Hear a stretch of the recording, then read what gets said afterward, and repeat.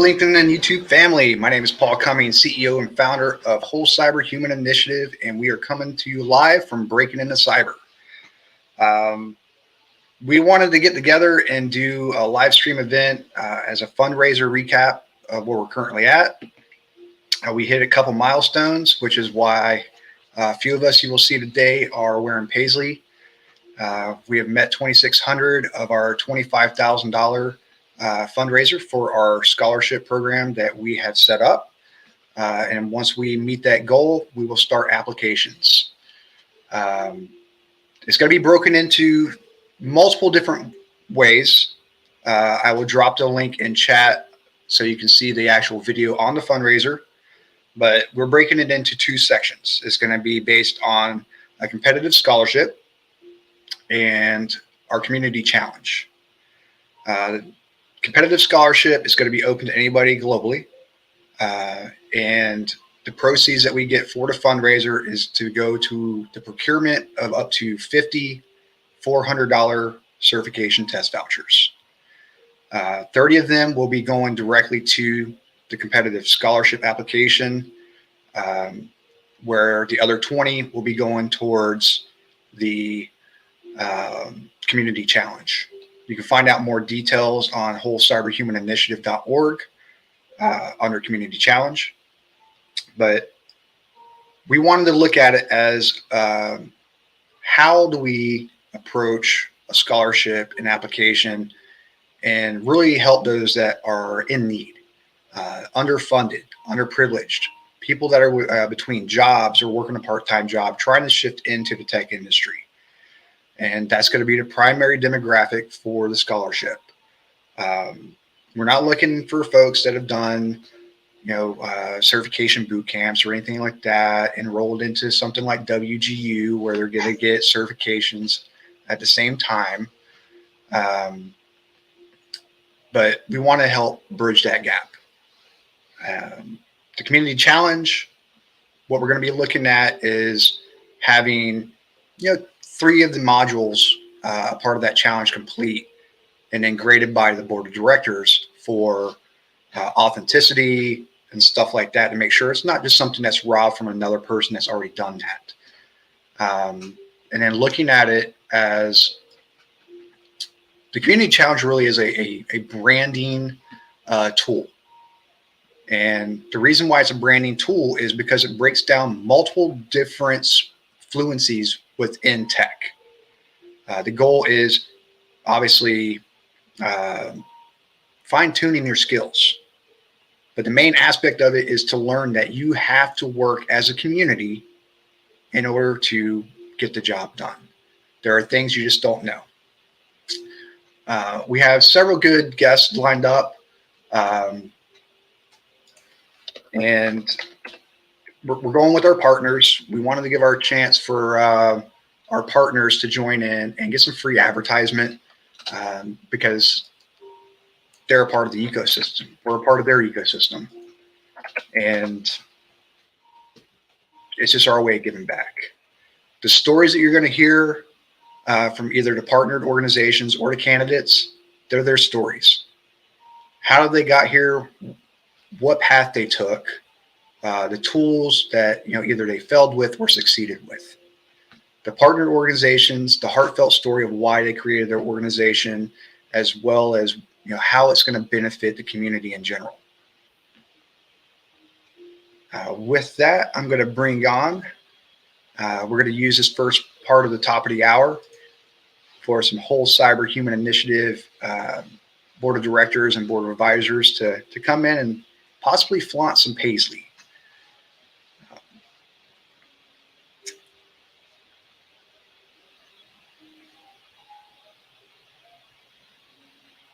Leah, are you there?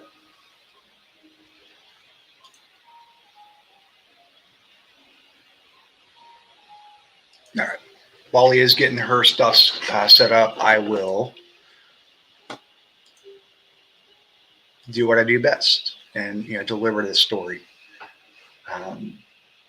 But each partner organization that we have, when they built their organization, they had a reason. We want to get that reason out there in front of everybody. our candidates. Each candidate that's going to be coming on and talking, they all come from a different background. You know, we're all different human beings. Whole cyber is about bringing the human back into the element. No longer looking at the job descriptions just based on their, you know, the salary or the different statistics on salary. In tech, you really have to love the role that you're doing to flourish, to grow, to want to continue to be a technician. And that's really the goal. But the fundraiser. So we started off there, you know, looking at a few different things. When we first started, I really wanted to create a scholarship. Not like the scholarships you see on Twitter, Facebook, LinkedIn, but a real scholarship, one that's going to be on scholarship.org, you know, that houses, you know, degrees and stuff like that. Because, you know, scrubbing it, I've never seen anything that offered an actual, here's a scholarship for a certification. And, you know, we just wanted to really start off right and formulate how we wanted to do that. So obviously you can see the ticker scrolling. That is our direct link. I will put that in chat. That is the quickest way to donate to the fundraiser. We are on Amazon Prime, or Amazon Smile, sorry. Amazon Smile is one of those easy ways where, you know, you choose us as your 501c that you want to donate to, and 0.5% of your purchase ends up coming back to the whole cyber community. And I say community because that's where the money goes. Whole cyber doesn't get paid. This is not my paid job. Currently, I'm actually looking for a new paid job, but it's it goes back to the community, whether it's helping somebody with a voucher for Try Hack Me or Range Force or anything like that. We want to be 100% transparent that any proceeds that we make go back to the community. And a part of the proceeds, obviously, to keep the community alive is to pay for overhead, which is why we were looking at that $25,000.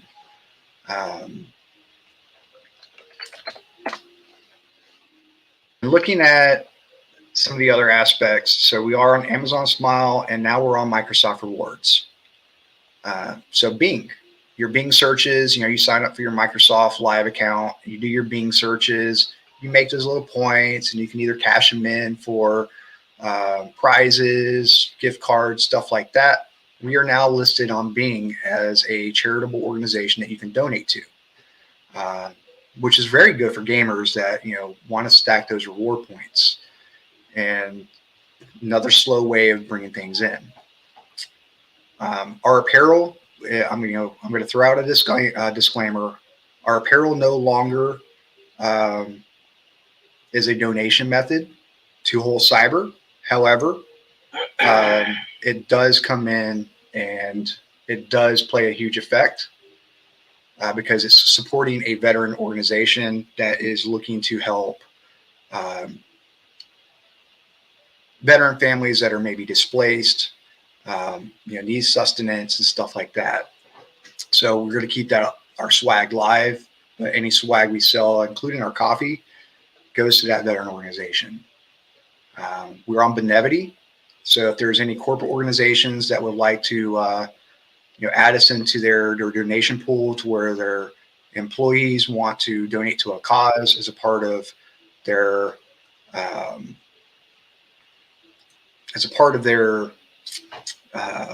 giving back to the community, you can find us on Benevity. We also have a event on the 27th that is sponsored by CPF Coaching. It's going to be our first shot at standing up our own virtual con. Several amazing guest speakers coming out, a lot of new speakers, a lot of people that just want to really give back to the community. We'll be posting that in chat as well as speakers come on and we give them the floor. But outside of that, I will open it up to some questions as we prepare for our first speaker.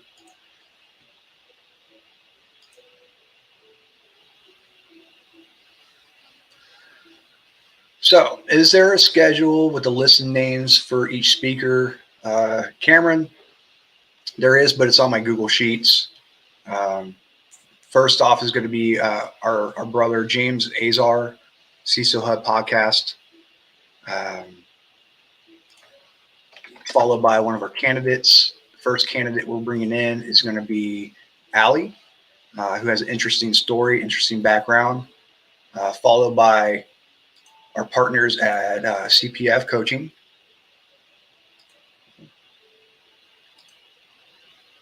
Oh, Allie's having some issues here, or Leah's having some issues here. So every 15 minutes, there's going to be a new speaker. So it's going to start off with James, CISO Hub podcast, Allie, who is not only just a candidate of ours, but also our legal research volunteer. Chris is going to come on, talk about CPF coaching and how that may be able to benefit you. Omar is going to be hopping in, who is also not only just a candidate, but he's also one of our content curators and volunteers. Followed by Justin Pearson, who Mission Box. Oh. Where's my echo coming in now? Okay. Yeah, Mission Box Solutions and Proper Patriot, talk about his brand and why he created those. We're going to have a double stack candidate with Joel Pichardo and Eric H. Follow that at 3:45. Both are candidates. Both have really awesome stories as well. Followed by our family over at CYBERUP. Tony Bryan is going to come on and talk about CYBERUP and the apprenticeship programs and things that they have planned for 2023. Followed by Nick Perkle. And then 4:30 open time slot for us to get some pre-recordings from some partners that weren't able to attend. And swing that into Benita Fall, who is a candidate who also has her own initiative that she started, which is very nice, beautiful story behind it. And then wrapping up with Keith Wilson at 5 p.m. with our family over at ATTACKIQ. Followed by Taj Hussein, who's over in Australia, one of our candidates, one of our kind of back and forth volunteers, depending on time. And he may or may not be able to come in based on them having some storms down there right now. If not, we will open that time slot up for questions and go from there. Coming in at 5:30, we have Kevin from KEVTECH. Love everything that he does over there. Love the community he's built. Everybody knows that there is a level of professionals out there that just don't understand tech, that may need a place to start. KEVTECH is going to be that primary place that within our organization and within our ecosystem that we like to share with, because a lot of free content, a lot of free training. Our last candidate is going to be Matt Anderson to wrap us up. He's also our SharePoint admin in the background, and it's looking like it's going to be an awesome 5-hour stream. Let me see if Leah is ready to hop in the background.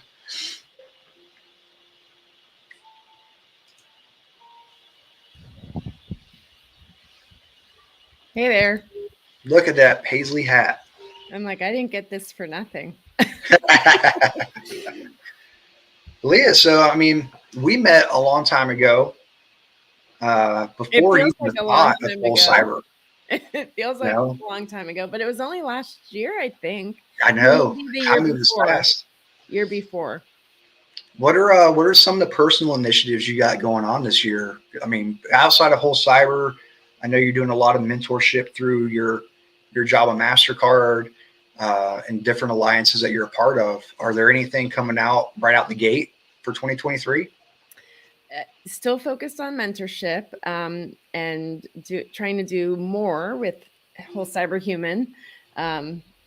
Also, I mean, I just have some personal initiatives going on, which is probably why I've been a little off the radar lately. But but that's, you know, career advancement, upskilling, really the big thing that I have to get very soon because I actually have a sponsor now is the CISSP. So that's a big one. Oh, you got a sponsor now? Yeah. Nice. Very nice. So it's like I have everything, right? I have the study materials, I have the sponsor, I have the support. You know, now it's time to get down to business.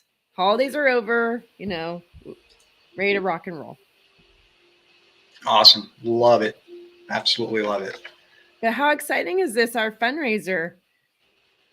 It's doing well. I mean, I thought it would have done better. You know, we did that initial poll back in October about a virtual 5K option.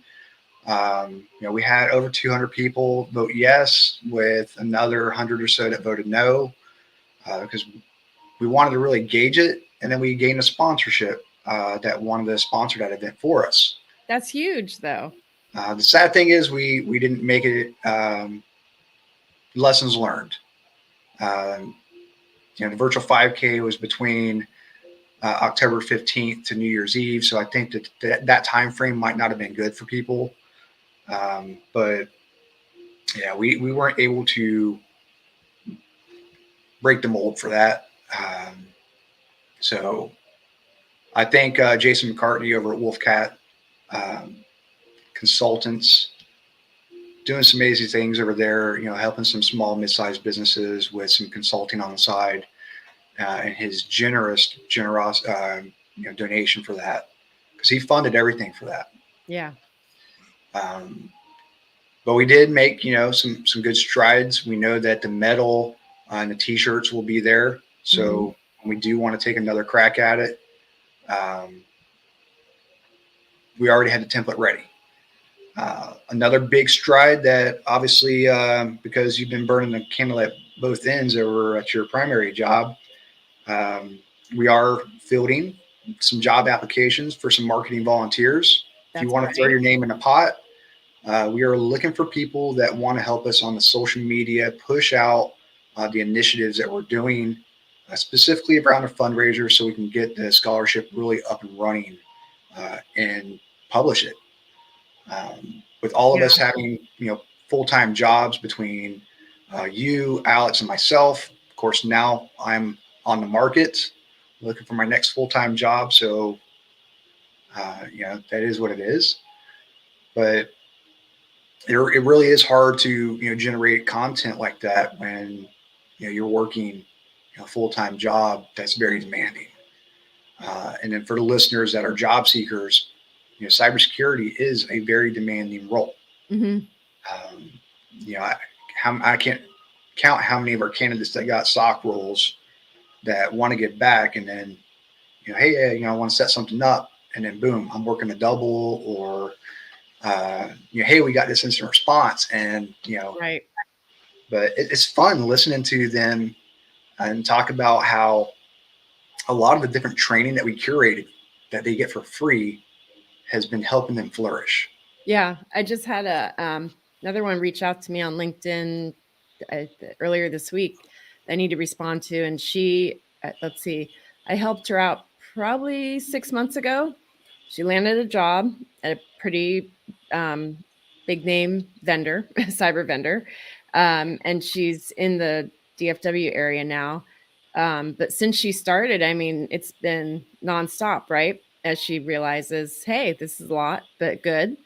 And so 6 months later, she's like, okay, can we finally meet in person? I think I've got the hang of things. But it's great to hear that, right? It's like going from not being in cyber, not having a job, to full-time employee somewhere, you know, doing good, doing well. Yeah. And like Paul said, we're looking for anyone who's interested in helping us with marketing efforts. It's a great way, albeit it's kind of a volunteer role, if you will, you know, nonprofit we are, but it's a great way to really get, you know, involved in the industry, to meet people in the industry, to, you know, build those relationships. And speaking of the 5K, I registered, but that's another thing on the docket. I actually need to run it. So I will probably run it before March, because it starts to get too hot here. Yeah, you nailed it. And I think, looking back at it, between the shared mentees that you and I have, a lot of it, a lot of their success is really driven around the fact that, part one of our program, Yeah. soul searching those real roles that resonate with you as a person. Because we've had, a few candidates that just they jumped on the grenade as they were starting the program, and they've already told us, hey, I really don't like what I'm doing here. It's not the company. It's just I didn't expect this, and I think that it shows that when you bring the human element back into it,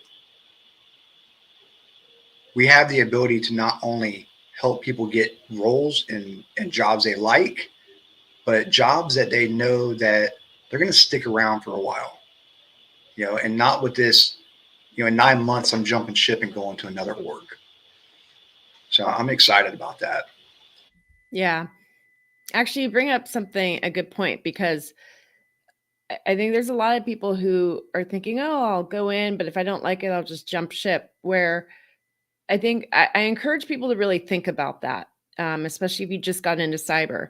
Because if you get in somewhere, say it's a bigger company, not a startup, not mid-size, and maybe you're not entirely happy with the exact role, but one, get the experience, right? Stick in it for at least a year, year and a half, two. Get the experience, find out what they have to offer for any funding, or if they'll, pay for your training, or, other courses or certifications, because that's valuable, right? That's a huge thing. And then if you don't love that specific role, but you want to move within cyber to another role, figure out if the company offers that, because the most important thing in your first year or two of a company is understanding the business. And once you understand the business, you're that much more valuable to a company.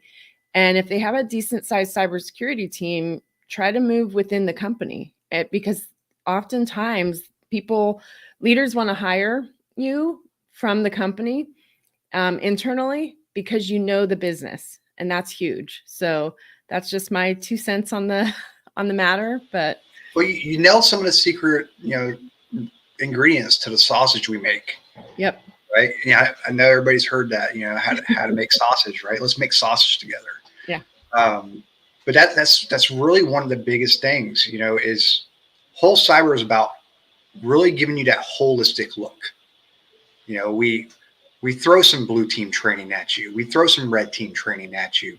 We add industrial control system training to you. Why? Because look at the job market. Hell, Dragos was on a hiring spree for how long? Because ICS and SCADA and OT technology, or OT out there, it's growing in demand.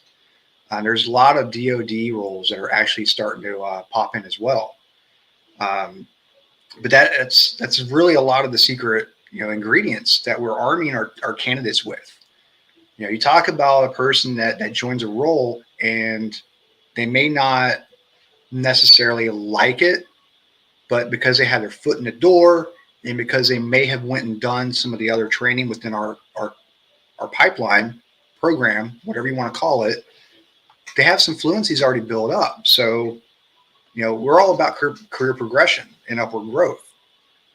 Maybe you need to start as a SOC analyst in order to jump right into malware, or maybe you want to jump right into malware and they have a role. But keeping it to where a company that either wants to approach our talent, approach our candidates, we have a donation-based sourcing that we're open to talk to any organization about, to help anybody out there that wants to stand up their taxes, tax write-off. Was it Schedule 2, Schedule A? Schedule A, I think. Yeah. So, but it comes back to that money comes back to the ecosystem. But it's that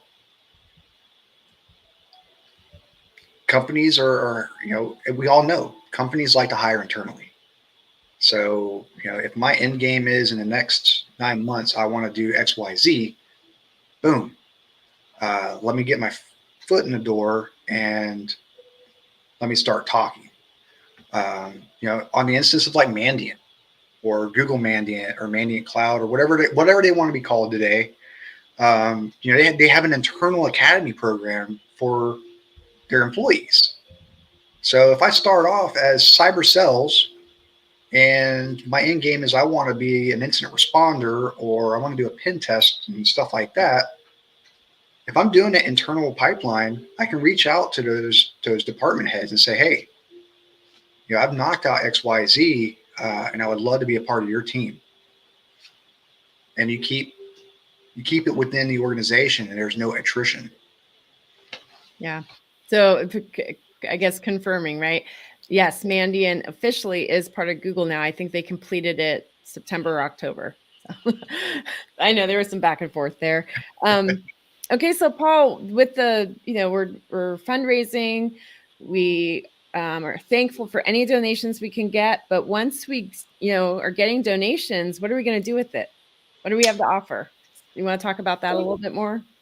So, reminder to folks. The donations, they're going towards the whole Cyberhuman Initiative Scholarship.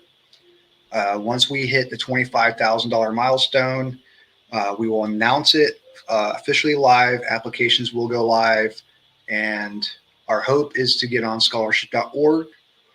The premise is we are going to be screening applicants that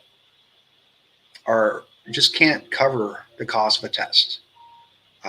So the money goes to the procurement of up to 50 $400 test vouchers. Now, if you are one of the ones that wants to take the $1,200 CEH, we will gladly, cut a cashier's check, and that will help go towards the cost of that. So now you have a chunk of it knocked out, but it won't exceed $400. Any excess that we have, with the overhead that goes back to, pay for upkeep, website maintenance, stuff like that. The residual of that goes into us procuring stuff like HAIKU vouchers. So the world of HAIKU, you'll hear from Jerry in a little bit about that. Or maybe GRC masterclass, or maybe you're on a path for Pen Test Plus on Try Hack Me and your membership lapsed and you just need that extra nugget. It's all about strengthening the community. Or maybe, we started this virtual con that CPF Coaching is hosting on the 27th of this month that a lot of people got these two confused with. Right. But it helps us, build out those licenses and give some giveaways to some people. But that's really a bulk of it. And our first guest is coming in now. He probably needs no introduction, but it is our brother over at the CISO Hub podcast, breaking into cybersecurity, CISO Thursdays alumni, very well known around the community. And as I bring him on, please give a welcome to our brother, James AZAR. What is happening, Paul? What's going on, y'all? Happy Friday. Wait, I just want to say hi and then I'll drop. But no, don't drop. Stick around. I love the hat. Don't go anywhere. Well, where's your paisley? Where's your black paisley shirt? I was babysitting right before this, so I got to go put my paisley on at some point. But okay. I thought you were going to say Corinne already caught it on fire. I hit a few of my paisleys. I won't lie. From the last paisley challenge. You still got the one that our good friend John sent. Yes, John, I do. Yeah. Yes, that was the one I was going to wear in honor of John. But I was babysitting the baby, and so. Aw, how old's the baby now? I feel like it's he's 15 months today. Oh my gosh! I feel like it was just yesterday that you had the baby. It's funny too, right? Because you've been wanting to do BISO for a while, right? Yeah. And now you're getting the growing pains of a BISO. I'm loving every minute of it, though. I can't complain. I mean, little ones are a blessing in disguise, but he's so much fun, man. I literally I've been enjoying the time off for the last few months and just really kind of in transition. I've been more of a dad than I was for his first 13 months alive. Yeah. Fun. And he's probably, is he full of energy? That would be an understatement. Boys will be boys, right? Very, very, very much so. Full of energy, babbling, walking, running, you name it. It's good stuff. This is his first holiday season too. Where he understood everything, yeah. Hanukkah was really weird for him. Our next door neighbors are like big Christmas people. Like I'm talking like their whole front yard's full of inflatables and they got a big Christmas tree and then you've got Hanukkah, which Hanukkah always loses to Christmas, right? I had to show him like the South Park episode of Hanukkah with the dreidel song and You're indoctrinating him in early. and Stan's Lonely Jew on Christmas with, you know. Yeah. But and I'm thinking the Griswolds now too with your neighbor. yeah. I'm it's similar to me. I have a couple neighbors that it's like I just would never be able to compete. My house would light on fire if I tried. Yeah, my wife wants to put a big old menorah like on our front yard, and I'm just like, no, we're just not gonna do that. Oh, why not? I just gotta honor the holidays. I put menorah, you know, I do that, but yeah, I mean, it's you can't just put a big old menorah, you know. It's Christmas is just better than Hanukkah. Like that's just something, you know, we all have to just admit, and then just, you know, don't make it what it's not. It's not. But you have a really, really nice house where your roof is actually facing that whole cul-de-sac. So what about like a candled system, menorah on top of your house, and then every day a new light gets turned on? So I'm not putting anything on my roof. Not when I've got 40 and 50-foot trees all around my house. One bad storm knocks a menorah into a tree, and well, you know, try to keep it safe here. You know what I noticed this year though? Different. Well, probably because I hadn't been traveling until this last year, like I had before with the pandemic. But corporations, large, big name corporations, they decorate it, and they actually represented all the holidays in the lobbies. So they had their big Christmas tree in display. Then they had the Hanukkah menorah and everything else. And then they had Kwanzaa. So I don't know. I think that menorah in the front yard sounds better and better. Represent. Corinne's going to watch this at some point and she's going to be like, see, next year, a big menorah. And I'm going to have to post a big menorah on my LinkedIn page for the first night of Hanukkah. That's inflatable. And, there. Yeah. You can do some Christmas classics with it too. Put freaking Abominable behind it, like holding it. I check it out, right? Have like a snowman. Have a snowman holding a menorah. Have Frosty the Snowman holding the menorah. With Santa's elves putting it together. Because after all, you need Santa's elves. By the way, my double espresso coffee cup cheers, y'all. Coffee cup cheers. I get you with the monster Java. I can't help it, man. I love double espresso so much. I almost wish they weren't just 4 or 8 ounces. Like I wish I could get like a 30-ounce espresso, but that wouldn't be an espresso at that point. It'd just be a heart attack. True. So okay, well, I'm gonna jump, and you can have James rock and roll. Bye. Bye. So let's talk CISO Hub podcast. Let's talk about it. This was one of those things, it was kind of like, obviously I was adopted into the family of breaking into cyber and, got to geek out some, but, an alliance and partnership with the CISO Hub podcast right out the gate was something that was very humbling to me. What was kind of the drive of wanting to really be a part of the ecosystem other than, obviously advisory board? I'll put it like this. So I've got 2 podcasts. We've got the Cyber Hub podcast and the CISO Talk podcast. I like how you say the CISO Hub podcast because it really is. You know, there's a bit of both in there.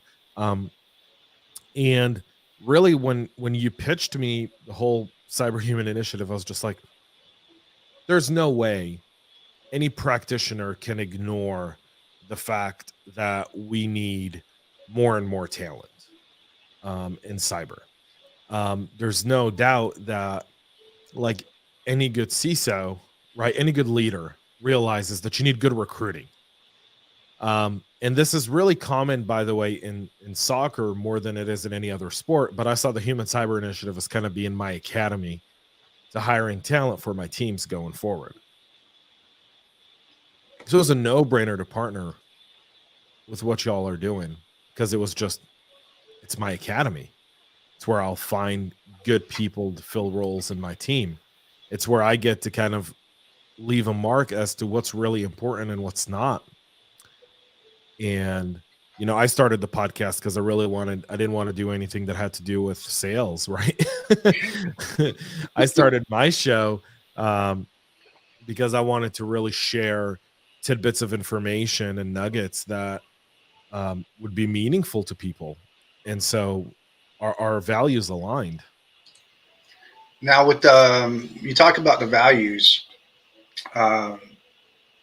obviously you were on the first 20 group that I created, right? I originally was like, I was fed up with it all. I wanted to create like a steering committee, because let's just face it, you know, you got some hiring managers out there, you got recruiters out there, and they've been in a technical aspect, and this might be their first gig. And it's just that hurtful word that there's a talent shortage. You and I both know we talk to talented people every day. It's about how they convey their message of what their talent really is. And so, I think, go ahead. I mean, give you a prime example, Paul. You know, when my previous company, when it shut down, I started looking for a new role, and I've been kind of, you know, here and there looking for new roles. And people think it's hard to break in as a new guy. Think of trying to be a CISO applying for different positions.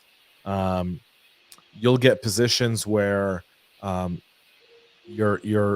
requirements for CISOs are just not even nearly realistic to the role. The amount of responsibilities they want to give you versus the amount of compensation is crazy. And then the issue isn't with non-talented people. It's however many people apply to a job, right? And then how well do you communicate your values? And it's very hard to communicate your value to a company through a piece of paper, right?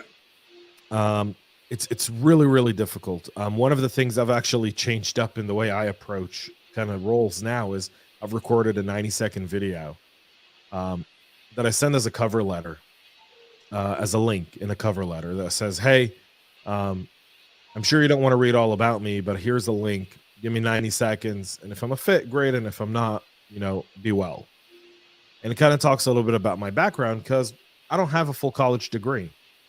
So, you know, by all means, you know, that's the first thing some companies look for in the C-suite is, you got to have at least a bachelor's. You got to show us that you went through college. Well, I didn't need college. You know what?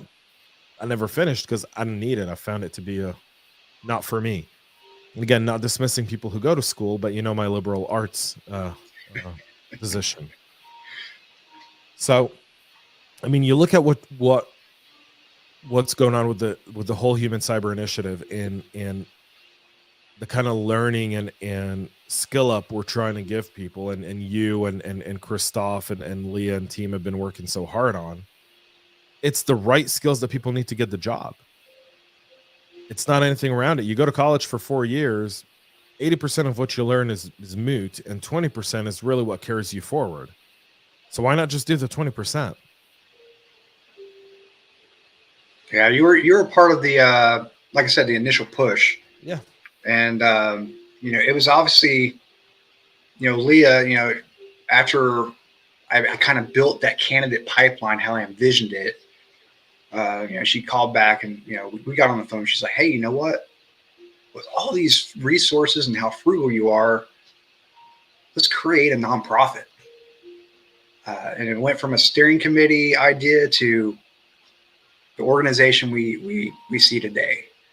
And it was really nice to see that, the nice foundational, National Institute for Cybersecurity Education model that we use for hands-on fluency was so well received from the initial advisory board founders that I really didn't have any edits other than I'm from Florida and I can't spell.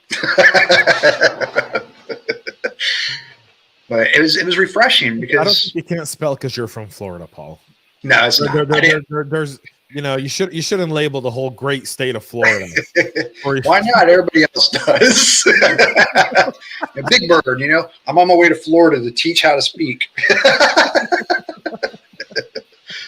But it's funny. It's with my background, and I'll probably go into it during our plug of why I kind of formulated it. I talked to Jeff Fields, a mutual mentee of ours, last night. I was supposed to do, he just graduated. Right. And we were supposed to do his live stream, or not his live stream, but his recording for his outro. So for those that don't know, we are doing recordings for live testimonials based off candidate's graduation. Every candidate, no matter if they like us, they didn't like us, whatever, they're going to get their story told. And it was as I was getting ready to push record that I got the phone call that, hey, budget sucks. You're one of the first people we're calling to let you know tomorrow. Yeah, you got to start going through all the layoff termination steps, and it kind of sucked home, right? For me, I looked at it as kind of like a checking a box from a bucket list. Through the military, we don't get fired. It's kind of the opposite, right? You fail up in the military. You fail up. You suck at something. They're exactly. Like, exactly. We're going to give you more responsibilities, and we're going to force you to grow. Now, unless you do something heinous. Screw up, we'll promote you again. If you're great at your job, you're stuck. I'm still kind of like sucking it in because it's all these new kind of emotions I've never felt. Because my entire adult working career has been military. So how are you dealing with it? Pretty good. I mean, it's coping mechanism. So as you know, we've talked on and off quite a bit. A lot of the reason why I'm so involved in the community is because, without going into details, my life, the stress that is my life is a black hole. For me, volunteering, charity, that is my way to re-energize and take my mind off of what my reality is. So this, everybody was, I had a few people ask if this was even going to happen. I was like, absolutely, right? Because I'm getting energized, and it actually gets me to the point where I can talk about the value of networking. So I'm still going through tabs. Let's pause there for a moment, because what you're sharing is a feeling that tens of thousands of people have been feeling for the last 4 to 5 months as the layoffs kind of really started hitting home, right? And I was a victim of that too. I was a CISO at a startup that we launched. You were well aware of the work we were doing. We built what was a world-class security program, and I woke up the morning of my birthday to a company town hall on my birthday, and was laid off. Said, hey, there's no more money, so you're all going home. 185 full-time employees and another 100 and some odd people that were contractors. They were obviously notified differently than we were as employees, but we're nonetheless notified that their work is done, and some of those contractors had to lay off those employees because they didn't have any projects waiting for them, right? So the grand scheme and the effects of it are really pretty significant. And I'll tell you this, Paul, in times like these, networking matters, but what I would say is beyond networking is there's a whole lot more to looking for work than just looking for work. You got to make sure the company fits the culture of the company fits you. No one wants to go to work at a company they don't want to be a part of, right? You've got to interview the company just like they interview you. Expand your skills in this time set. That's what I'm doing. That's actually a perfect segue to our first candidate that's coming in next. Yeah. You know, she was just released because of budget cuts. But, you know, there's also that, you know, you've been in positions too, even before you were a CISO, that you were talking about prior of, you know, you got to hire your replacement. It's like, what? Like, I got to do what? There's nothing, but there's nothing wrong with that, right? I think, you know, the one boss I'll never work for is the boss that is the boss that is afraid that I'm going to replace him. And I think anytime you take a job, whether you're an entry level, if you're working for a boss who's going to keep you under his, that, you know, that's going to keep you like hold you down from progress, that's not the boss you want to work for.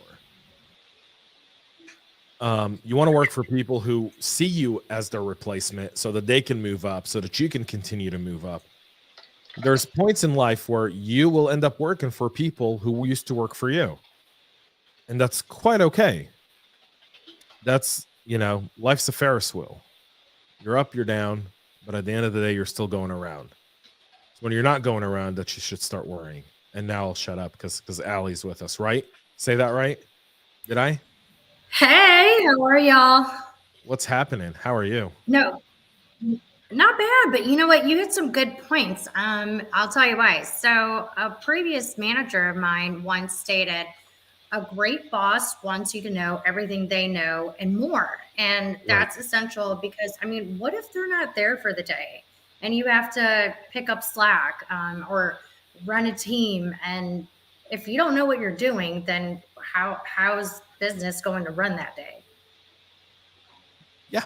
I mean, people want to go on vacations, right? Yeah. If you're the only person who knows how to do something, then there's some really serious problems with your management skills. If I ever hear an employee say I could never go on vacation because I was the only one who knew how to do something, I'm probably not hiring that person, because chances are they couldn't find anyone to pass on those skills to.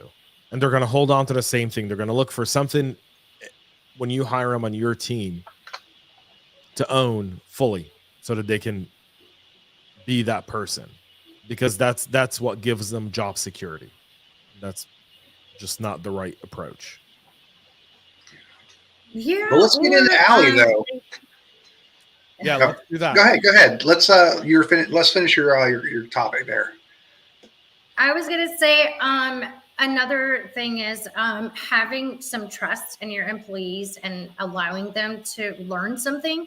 I think that goes a long way with passing down, delegating tasks. If you don't trust your employees, why are they even employed by you? So you can put on your CV that I had 15 direct reports that did nothing, but I managed 15 direct reports. Yeah, I guess so. But that's not, I don't find it as an effective way to run a proper business. There should be a certain level of trust between employer and employee to where everything works together in a great and I guess harmonious way, if you want to put it like that. And that's a problem. A lot of people, some employers just don't trust their employees enough to, or believe in them. And it kind of makes it hard on an employee. It's like, why am I here? So that kind of leads into a lot of the conversations that we had as you were joining, you know, with us with whole cyber. You know, and you got a very, very interesting background, which is, you know, phenomenal. And you know, I'd like to really dive into that. You know, let's talk about your story. You know, you're coming in from a paralegal aspect. right? You're very big on privacy, data privacy, specifically for minors. Hey, Later, Paul, I'm gonna brother. drop Ali. All right, thanks, y'all. Good luck. Bye. Hi, My, James. you know, data privacy, especially on the kids, right? And I think, you know, that was the first thing. I was like, hey, you know what? I need somebody that can help me do some legal research. And boom, I hit you with a curveball right off the bat. Hey, you know, we want to start helping these high schoolers really get ready for the job market in tech. And because I don't know how many schools that I've talked to or students I've talked to that they don't know about LinkedIn. You know, they're still on the tickety talk and Instagram and Twitter, old people book. And, you know, you really looked at it and you drove home with an article that we were happily, you know, promoted on our website, on our LinkedIn. So if you go into our LinkedIn, go into articles, please feel free to read Allie's research paper that she also had candidates help with that were from law enforcement background and military OSINT background, and drove it home. So what was your real push for wanting to really pursue the cyber industry?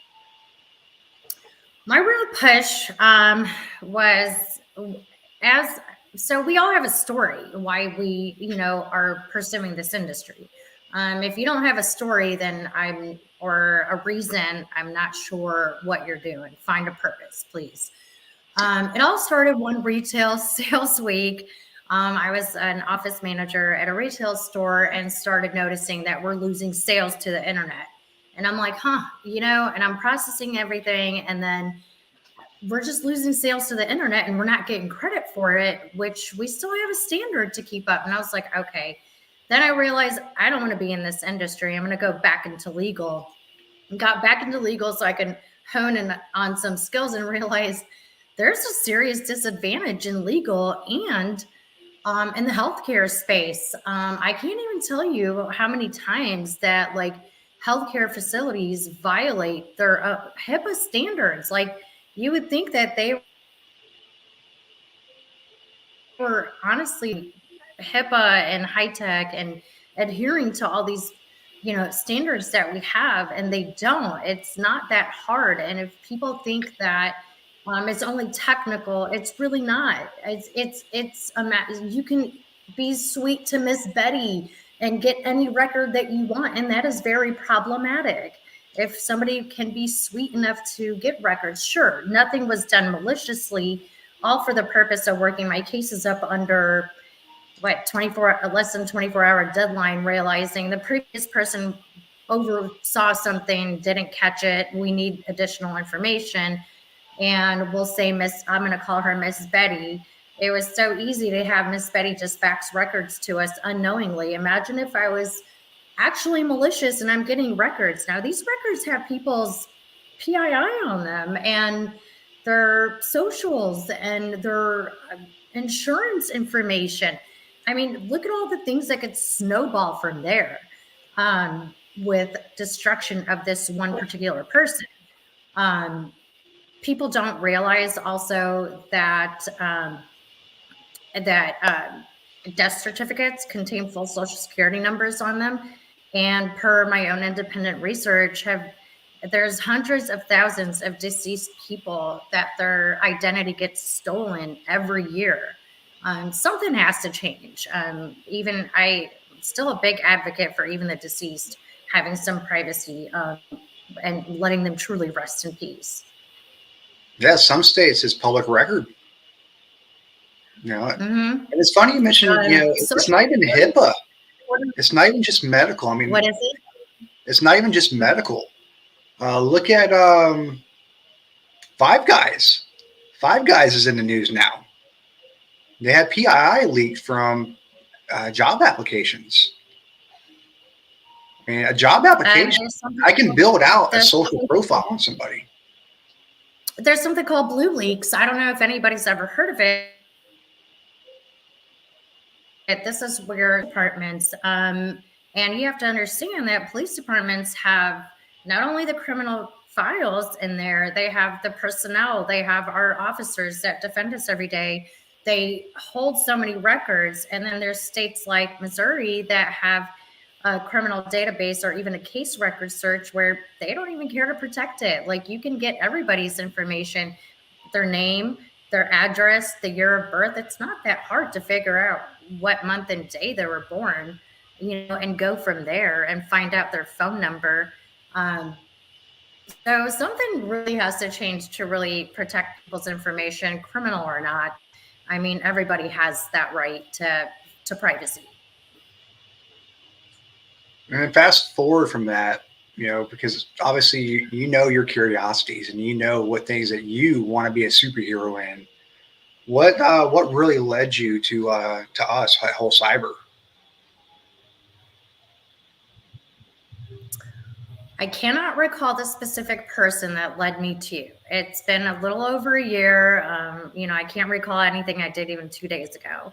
However, my curiosity to be able to be a part of Whole Cyber, and whenever you do task me with a research project, I research the statutes, combine all the complex information into one simple to read document for you. You're more technical than I am. So I need to be able to put it in layman terms to where you can understand it. It's very, very well said. And then, it's funny, right? Because we talk about Whole Cyber as it's a 100-hour plus, program. And the reason why it's roughly that is because, on paper, each of the orgs that we use for training list out the time it's going to take to complete. But we all know that people get stuck and stuff like that. And, within your first 2 weeks of actually getting into the program, you already looked at it and was like, I gave this one a shot, and like, no, homie, that is not my cup of tea. Sure. I will attest to, I don't like red teams. No, I tried it. I felt like I wanted to throw my laptop across the room plenty of times. And I tried and I mastered some of them. I didn't want to give up on just quitting that because I'm not a quitter. I will keep pushing myself and researching and asking. But I did realize I don't like red team. And when I initially wanted to get into tech, I was like, all the hype you see on media that's like, ooh, pen tester. I was like, oh, that sounds like, pretty cool and badass. I want to do it. But then when I actually started immersing myself in it, I was like, I hate this. I don't like it. Yeah. What kept you around? Like, what kept you wanting to? What kept you? Yeah. I love challenges. That's what kept me around. I like a good challenge. I like to push. So myself our challenge to keep pushing at you, huh? Keep pushing at me. Keep throwing at me. What do you if you could go back, to the moment that you had the inclination that you wanted to pursue tech, knowing what you know now, what are the top 3 things that you would tell yourself that day? Recently I just did a personality test to find out exactly where my true strengths are, not just, on a superficial basis, like where I really would succeed. Matched myself up with my true strengths. I actually took a test for this. So, it tested me mathematically, comprehensively, and then figuring out like, don't try to go completely outside of your comfort zone. You could always build on yourself. Stay with something you're comfortable, but also push yourself to something uncomfortable and build on yourself from there to get to your end goal of where you want to be. Very well said. Very well spoken. And that's actually, a very big, I think, opening for our next guest that we all know and love, Chris, who's on multiple different channels. He's got Breaking into Cyber, Breaking into Cyber's leadership series. he started his own personal brand, CPF coaching, that I humbly am proud to be a part of, as far as, getting that first look at the master class. And without further ado, Chris. Oh, wow. Hi, Chris. Hi. I put on my Paisley shirt for this fundraiser. Actually, it's not that bad. I think I like the Paisley. So yeah, I started with the Breaking Into Cybersecurity podcast because when I was coming along with my journey, lots of folks helped me, and they shared their stories, and by hearing their stories, I could pick up tips and tricks and other things along the way. And I was responding to LinkedIn threads the same time Renee Small, who's my original podcast co-host, and we wanted a way to scale. And responding here and there to LinkedIn posts wasn't going to do it. So we had to find a better way to do that. And I dreamed up of a podcast at the time. I was trying to figure it out. I didn't even know how to do it. So it was research, it was figuring all that out and just jumping into it. And as you could probably see from some of our first episodes, we were flying by the seat of our pants, but that's what a hacker does, right? They figure out how the system works, how to jiggle it around, and then what you can do out of it. And my role was just to interview people like Ali or Paul and hear their journeys. It really wasn't about me. It was about amplifying the journeys of veterans and underrepresented so that others could say, hey, look, there's a role model of myself that I can see, that I can come into this industry. And that's what Breaking Into Cybersecurity was all about. So yeah, but I've met some amazing people like Paul along the way.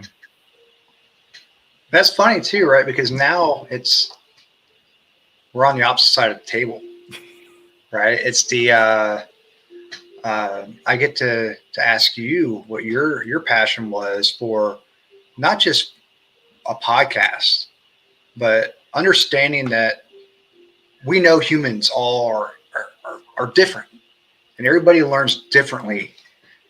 And what was the premise of CPF coaching? What was the story behind forming that organization?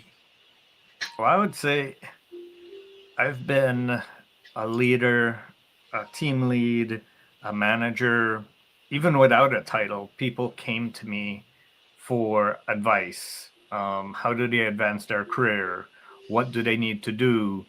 And rather than just telling them what to do, I kind of started asking questions to dig into what was driving them, what was their why, and come to find out that's called coaching. Throughout the years, I've developed my craft, I've taken additional training, but I wanted a way to focus on developing the cybersecurity leaders of tomorrow. Unfortunately, many in tech and cyber are unfortunately known for just being the people behind the keyboards, and maybe they're not the best at interacting with humans.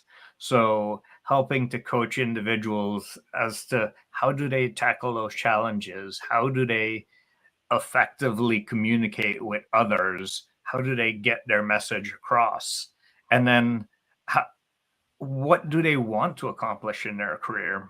So it's me driving them to achieve their full potential while molding them into the leaders that they want to become.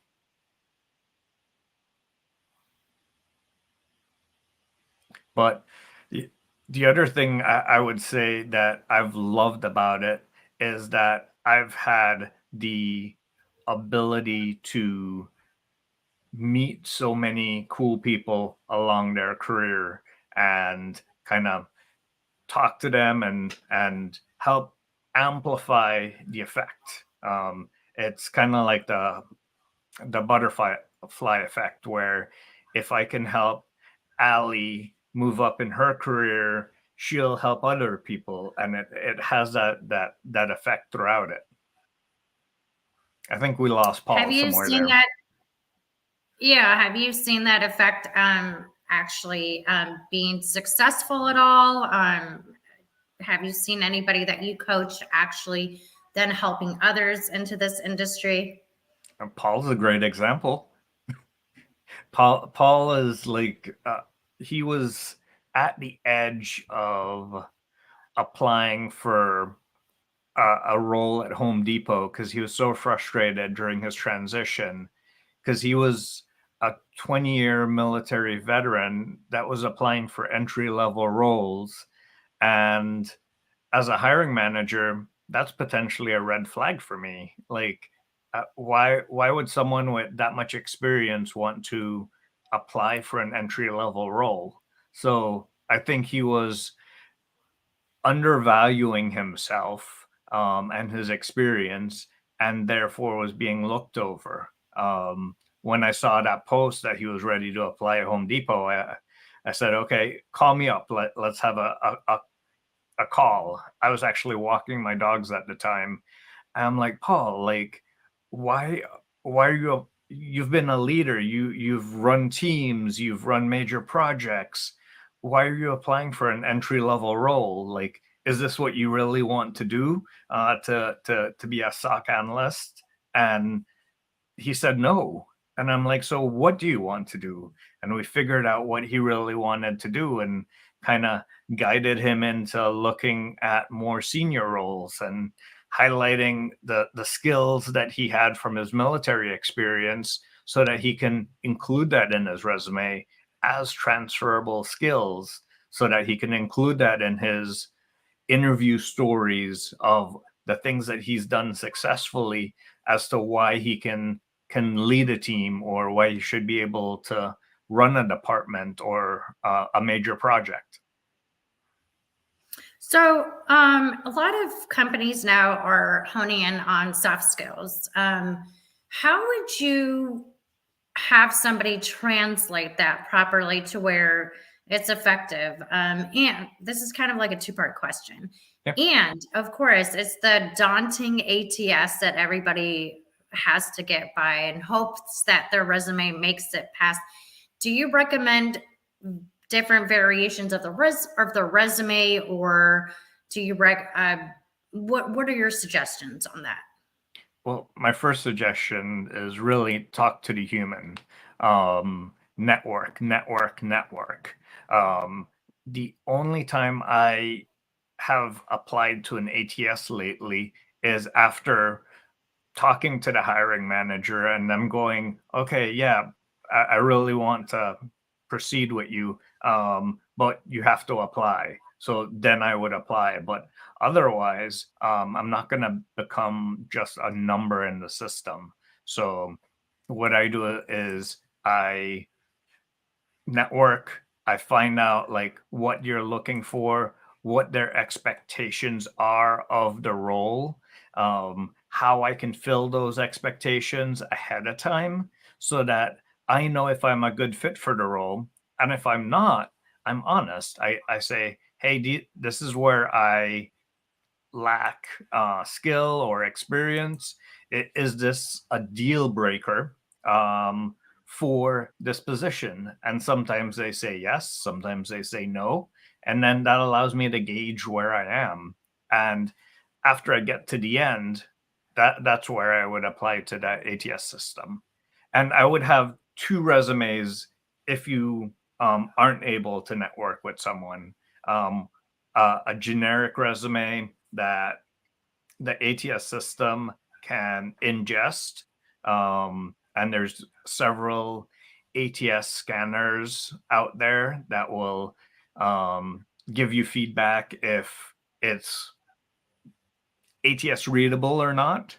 And then I would have a resume that when you go to a conference that you can hand out, that's more human readable, that has stories on there and potentially doesn't have as many keywords on there, but it allows them to see who you are. Okay. My next question to you is going to be about how many target companies do you suggest somebody have? I know that there's millions of companies worldwide. Do you suggest having at least 4 to 5 target companies and starting to, starting to network with people in that company? Or do you suggest limiting it down to maybe 3 companies? What do you say would be a good average number? So I'll actually flip that question around, and I'll Okay. share what I do with my coaching clients. And what that is we start out with self-discovery, figuring out what you, Ali, what you, Paul, want to do, what your drive is, what your why is, and then how you could apply that. So by doing that, you're already niching yourself down into a specific set of roles, and potentially even that you want to help healthcare companies, or you want to be in big tech, or you want to help a small business. So going through that self-discovery phase allows you to niche down and narrow down your target.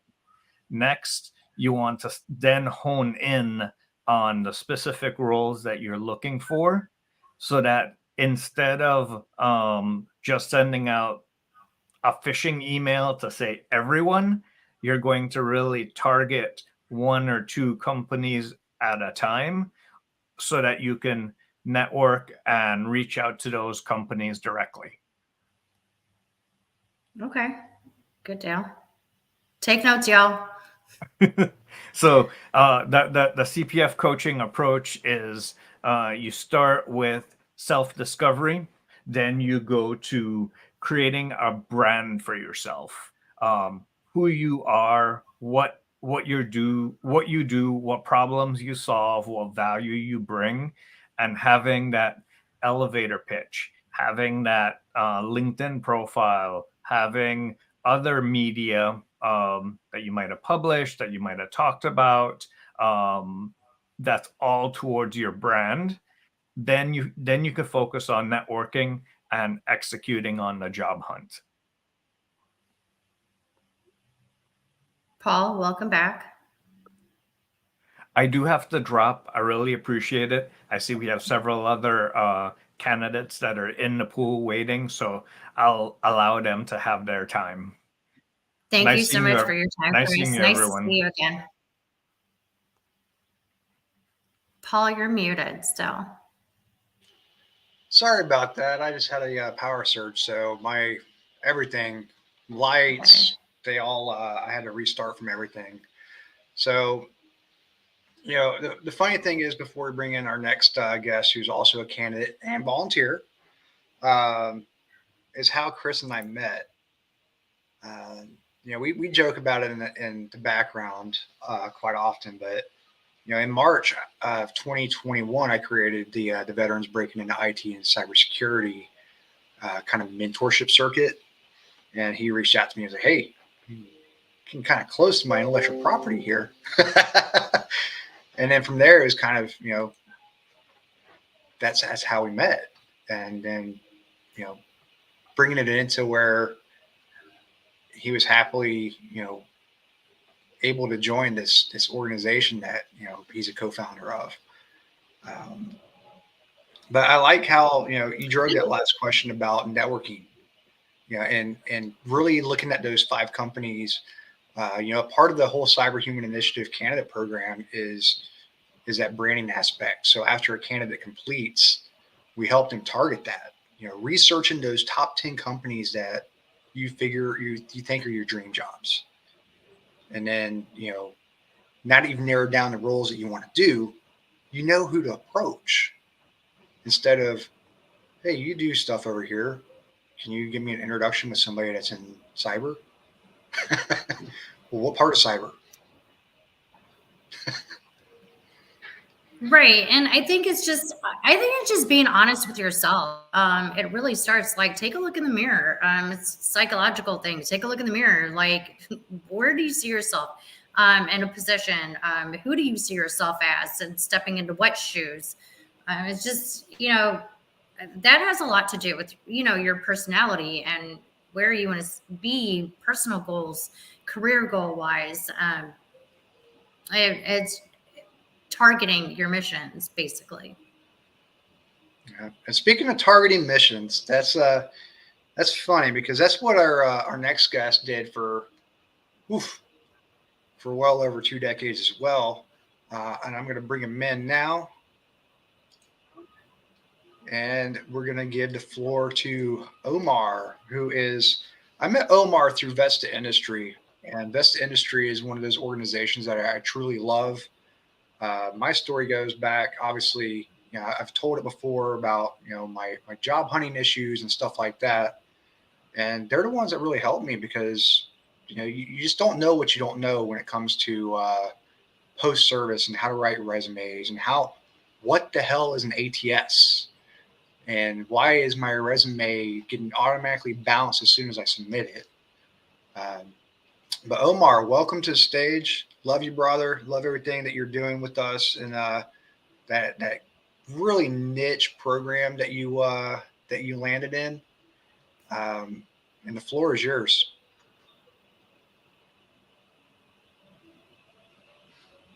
Omar, can you hear us? Oh. Omar is having connectivity issues. If you haven't been watching Florida news like everybody else does to find out, Florida guy or, Gator wrestler, we got some storms going on. So connectivity is in and out. There he is. Bring him over. Woo-hoo. Okay, all right. It's funny, thanks for bringing me up. I'm blessed to be surrounded amongst all of y'all, because after 20 plus years in the Army, I was like, okay, I knew I didn't want to do what I was doing anymore. It was fun, but I wanted a change in scenery. I still do some of it, with the nonprofits, helping out with the anti-human trafficking. I'll always have a passion with that. But I wanted to figure out, okay, what do I do next? So, coming straight out of the military, you don't really have any, you have to brand yourself and get the certifications, get everything right to the new career. Because what I looked at, based upon what Vets Industry does as well, and all the other nonprofits that they're talking about, was like, where do you want to live? Then, if you know where you want to live, what do you want to do there that's hot and popping? Or if not, if you're going to do something remote, and what are the companies, organizations that you see that fit your culture that you want to be a part of? So I started doing my research. I was like, well, I'm going to stay here in Florida. It's the best benefits compared to going back home to California. They're better and benefits were better for me. So I said, I'm going to choose Florida. And then I got lucky, and at the time, it was a brand new. I was in the second cohort through University of West Florida. They have the Cyber Skills to Work program. Cyber Skills to Work program is a phenomenal program for anybody who is a veteran, transitioning service member, first responder. So fit into any of those 3 categories, you're eligible to participate in this program. And there's so many different schools that are a part of it. It's not just one school that's doing it. I was fortunate just because I have a connection there with a relative there that told me about it, and helped me to get my packet, everything ready to go into the program. So I did the system administration program.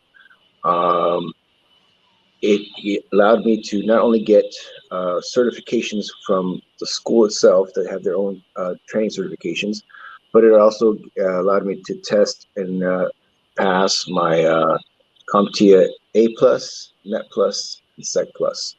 I did fail Linux+. That was on me. I was decent, but I wasn't the great at it. So it just lets me know that I need to study some more for that. great program. And also, I don't know, I haven't checked lately, but with Microsoft certifications before, I know every year they changed it up. I know they did another phenomenal for active duty. They had a phenomenal program where you could take a part of, and all you had to do was sign up for whatever test that you wanted to take, and then you take it for free. So I did take advantage of that, got some of their certifications as well. Fast forward to now, since I finished that program, I've signed up for another program, IQ4 out of Jersey. Really basic course. They have an advanced course as well, where more people can be involved. And as well as I finished through the Cyber Skills to Work, I finished mobile forensics down at USF, and I just got accepted to UWF's cyber defense program. So that's a few more local certifications that I will get. So there's plenty to earn and learn. It's all on you, what you want to learn and earn, to get the education. Now, when it comes to getting experience, yeah, I may not have all the greatest experience, but that's why it's all about volunteering with organizations such as this, because, I'm decently, have a decent understanding and practice of using SharePoint. So that's what I do for Whole Cyber Initiative as volunteer as the SharePoint admin, because I know how to do it and how to play with it. And I never broke anything, but I know how to put it back together and move things around, add things to it. So by all means, reach out if you have any questions to any of those programs I mentioned, or if you're looking for something different, that was my job in the military. I research, so I'm all about that. And if there's something you're looking for and you can't find it, let me know. I might know somebody that knows it, or there might be somewhere else you're not looking that it is there. Well, let's talk about that, right? So you talk about, your role of research. Obviously, when we talk about some of the stuff you do, we can't go into detail. I mean, I'm in the same position, right? That's been a roadblock for a lot of people that were in cleared roles, because DOD, we use what we call GOTS, government off the shelf. Yep. And it's hard to translate that. You know what? While I'm not 100% fluent in Maltego, I know how to use it. I just don't have anything to show you to prove it. Mm-hmm.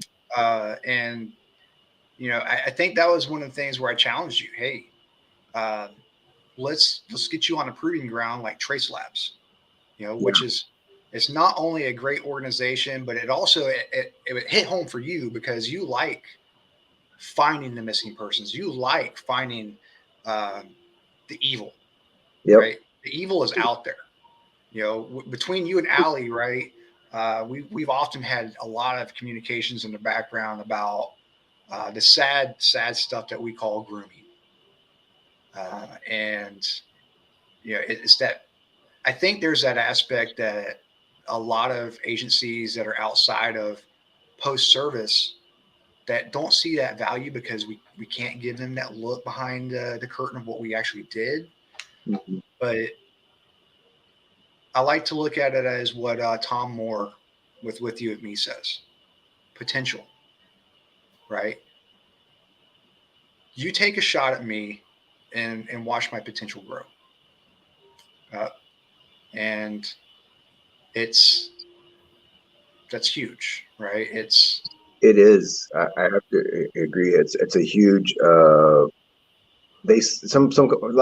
lot of organizations see that as a risk. They don't see it as potential. That's a shame because many organizations shot me down. I'm gonna tell you, I have some of the biggest organizations shot me down. I will never say no names because that's not who I am. But I was very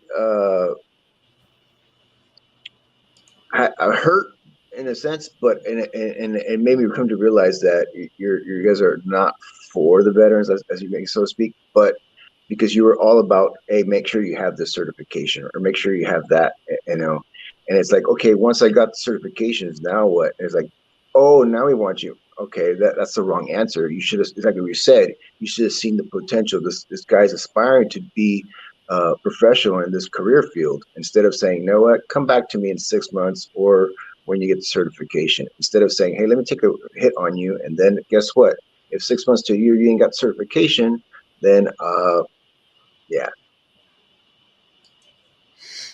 Yeah.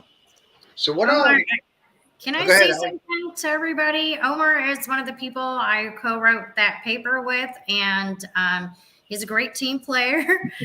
He's a great team player. It was good working with him. And Frankie, that's not on this call though. Very collaborative. Anybody would be absolutely lucky to have it.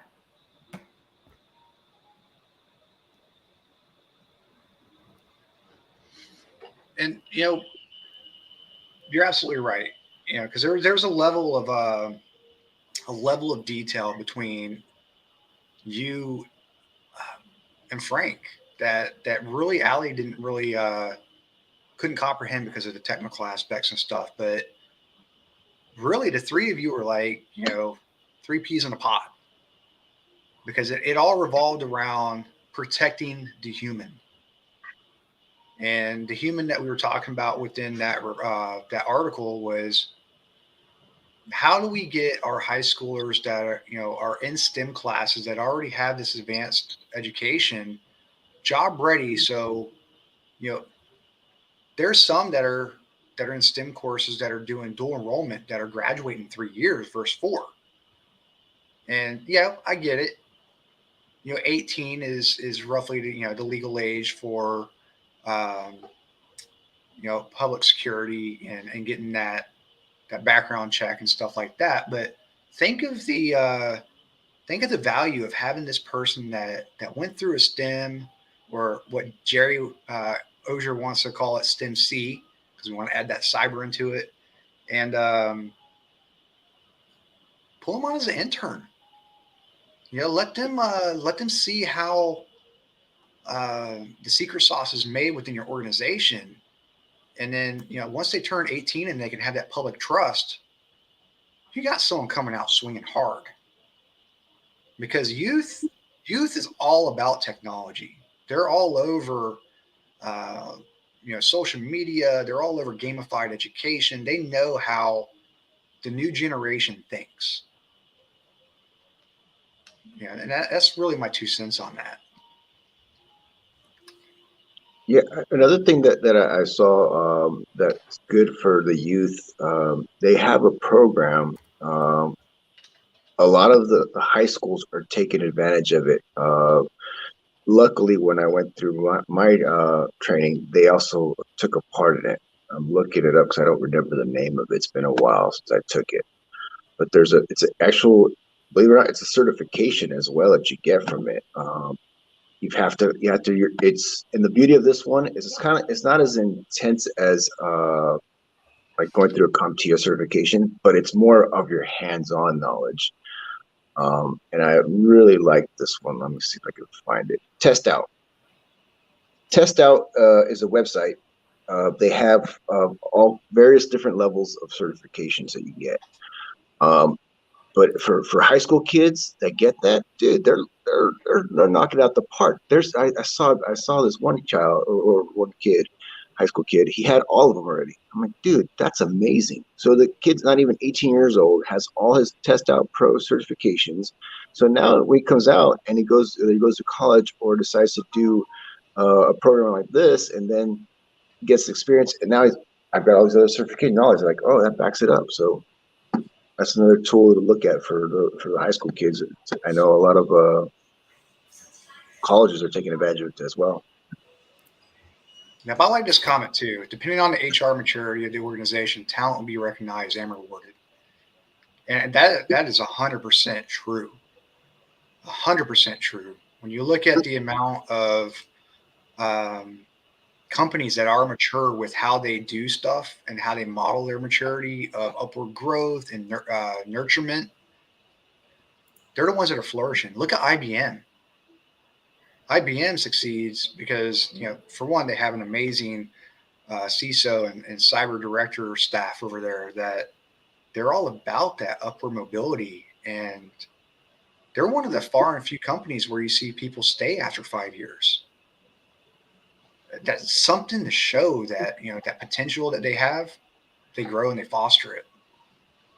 Another thing, brother, for any kid that's looking into this, it's free if you're in school, K-12, classroom access for teachers and students using it for the first time. So boom, somebody wants to use this program into the high school, man, talk to your teacher about getting it at your high school. It's free, or at least for the first rotation. So you get your first, certification, basic understanding of PC, which will help you to get your A+, which is what it did for me. There it is, free program. Cost after that, I'm not sure. All right. So Justin has some connectivity issues, but we'll be joined by Justin next. As we close out and we get ready for Justin to come in, looking at your 20 years, just going back at your decades of military, if you were to look at younger Joe Omar, right? Joe being Army soldier, what would you tell yourself about your transition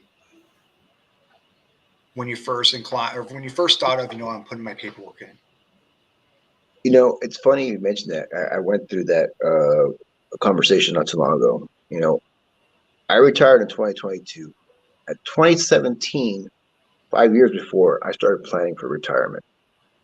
5 years I started planning for retirement. Everything from finishing my bachelor's degree, taking care of my medical, making sure I started getting the training certifications, networking, you name it. It's a process. It's not just that night and day. The one mistake a lot of people do is like, well, I'm going to get a job because I know so-and-so. Wrong answer. Wrong freaking answer. You need to make sure that you are doing your due diligence to get to know people within the organizations. I know Chris said it, about that. You start networking, and then you start getting the people at the companies, and then you start networking with them. And the one thing I heard, and it's not from him, I heard this, I can't remember who said this to me. When you network with people, don't network for a job. Network to get to know the people in the company and get to know about what they do there. And the job will come when it will be. That's why for me, you know what? At first, I was very upset, but when I heard that, I was like, you know what? It'll come when it comes, and I'm not worried about it. And that's a good segue, because one of our combined mentors and one of the organizations that we've grown to love is our next speaker. Omar, still feel free to stay, and help drive some of the communication. But I would like to welcome Justin Pearson. Again, he's a part of some organizations that we've grown to love, and we want to promote. And it's, again, one of the reasons why, though we're not getting a profit share with Proper Patriot anymore, we still want our swag to promote Proper Patriot and the stuff that they're doing with stuff like their Veterans Day retreat, to really bring back, that camaraderie amongst, service members, that you never know, you might come back and see someone that you ran into 20 years ago. Justin's got some connectivity issues, which is fine. Can you hear us, Justin?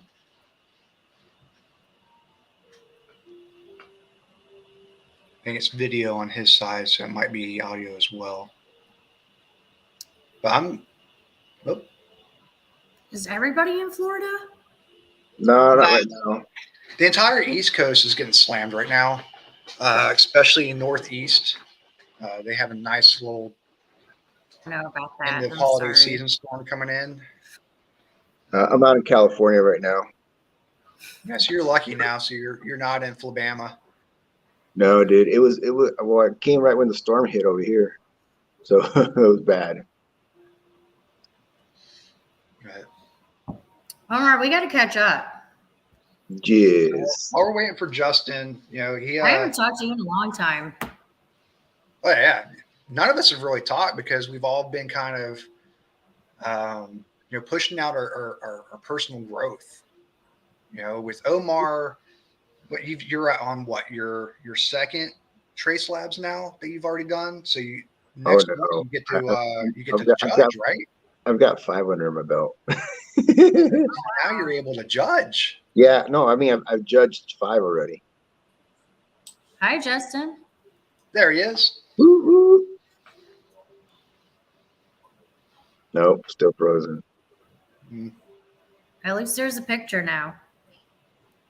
But it's all good. It's all good. I mean, again, we can help kind of illuminate some of the awesome things that Justin's doing. We talked about Proper Patriot. We talked about how a lot of the different initiatives that SWAG organization was doing to give back to the veteran community. But Justin recently founded Mission Box Solutions. So he's got a really, really interesting story. I love the story. And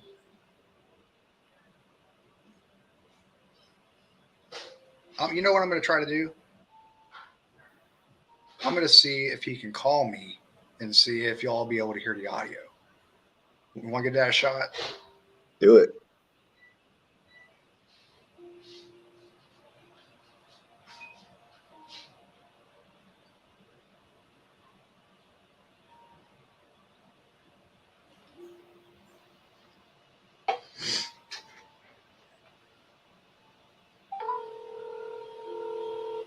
I hear that. Yep. Okay. Hey, Paul, Justin here. Hey, brother. So I'm going to put you on speaker. The audience apparently can hear the speaker. So Woo-hoo. we talked about Proper Patriot. We talked about how your organization that you built with that and the charitable contributions that all your proceeds go to give back to the veteran community. Now let's talk about, you've got an interesting story on why you created Mission Box Solutions. And I want to open the floor to you and give you that time to shine of what really Mission Box Solution is to you as a human being. Yeah, I would love, if it's all right, Paul, to start a little bit before that, I guess, to share a little bit more about my background and how both of the companies evolved, if that's possible, or if we're diving right into it to talk exactly about Mission Box and how we can help your community. I'm all about that. You give me the distance and direction, buddy. Jump in where you want to jump in, brother. If you want to start from scratch, that's good. Perfect. So I'll say, as I'm just blabbing away to everyone, at any point in time, if there's a question or a comment, just note it in the comment section, and Paul will relay to me. And at any point in time, I'll stop, answer whatever questions that you have. At any point in time, I love this free flow. It's pretty mysterious right now because I can't see you, you can't see me. I can't hear you, but you can hear me. So a little bit about me. I was in the Army for 20 years. I joined in 97, so yeah, I'm a little bit of an old timer. But when I left Montana, I wanted to get out and serve my country, do something extremely adventurous, and make something of myself. It was really hard growing up with the life that I had. We were very, very poor, and it was just a tough life, collecting pop cans and trying to figure out whose lawn I could mow next in order, to help feed the family. And ultimately, I joined the service, and at that point in time, I didn't realize, there was multiple generations of my father, my father's father, and his father that all served in the military, all as infantrymen. And at that point in time, like when I did enlist, it literally took me 3 or 4 times just to pass the ASVAB. So I was really lucky, to be afforded the opportunity to join the United States Army, especially as an airborne paratrooper. So in 97, I left from the farm. I took my first airplane trip down to the hot Georgia basic training lands of Fort Benning, Georgia, and then kind of started my military career there. So the first 10 years of my military career was infantry, combat arms oriented, types of jobs with weapon systems or deploying in support of Operation Enduring Freedom. And then the last 10 years was recruiting oriented, where I was a leader and a manager within the United States Army Recruiting Command, stationed down in Florida, as well as in Virginia, in the Washington, D.C. area. And then I finalized my tour in Central Texas. And those experiences as a leader, managing recruiting teams, I found just a lot of value in those opportunities, and being able to provide hope to young men and women that were joining the service across obviously a variety. I mean, I think there's like 143, 150 some different jobs in the Army at that point in time. It's probably much more now. But being able to help those young men and women in our communities find an opportunity, serve their country, and be part of something bigger than themselves, kind of similar to why I enjoyed the service. And through that process, being able to motivate your teammates, to be able to help those individuals, so that really, I guess, was the initial seed, right, of planting in the recruiting aspect and how that evolved into Mission Box.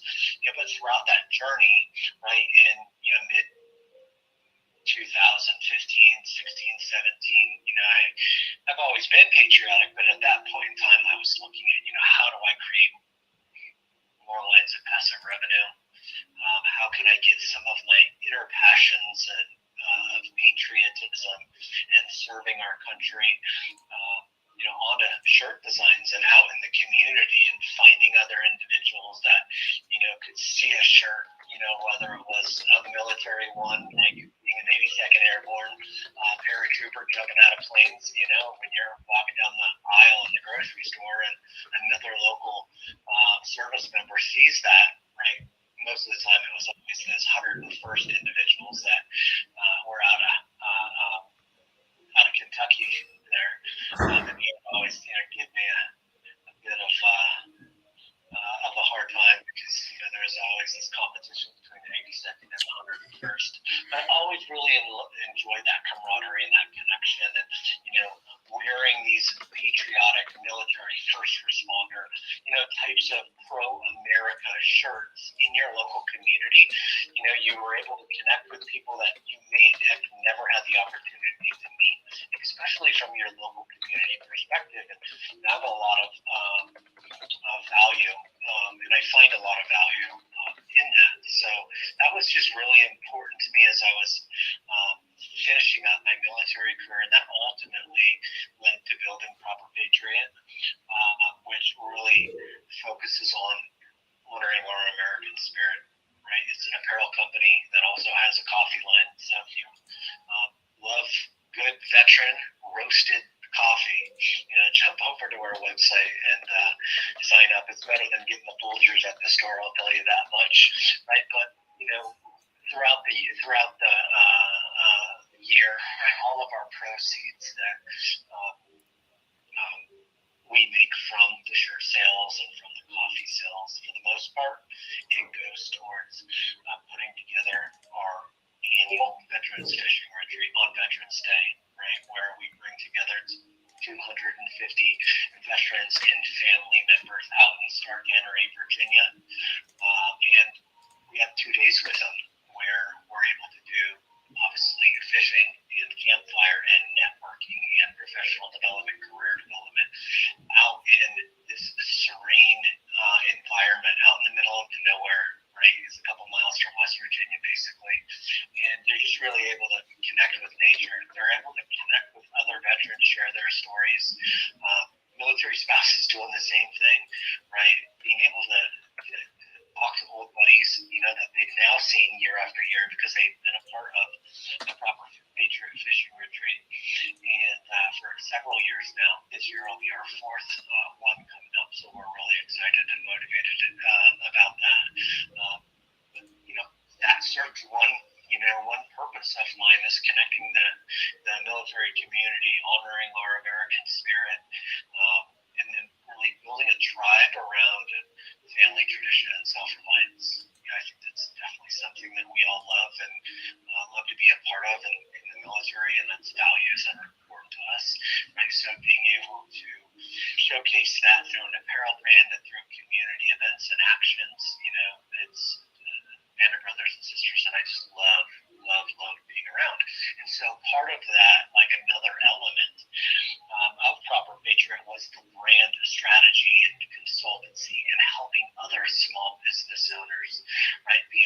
build their brand and get a nice look, as well as organizations like Whole Cyber, where we're able to provide them with print on demand capabilities. So they can have hats and they can have polos and they can have cool swag, right, to be able to provide to everyone that they serve, right? Being able to promote your brand is really important. As an individual that's wearing someone's brand, I love being a part of something greater than myself. All Cyber and that whole team is amazing, and Paul is just been the greatest of a friend to me over the last 4 or 5 years now. And so as that evolved, and I haven't even really talked about as I transitioned out of the service, but as that evolved, it led to the recruiting piece of building mission boxes of the solutions. And I know I fast forwarded really quick.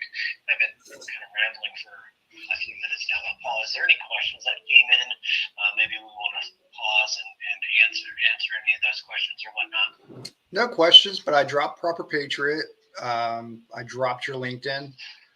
I guess the question I have, right? So obviously last year, the Veterans Day retreat was, it came kind of hard, right? You had to bite a bullet and cover a lot of cost.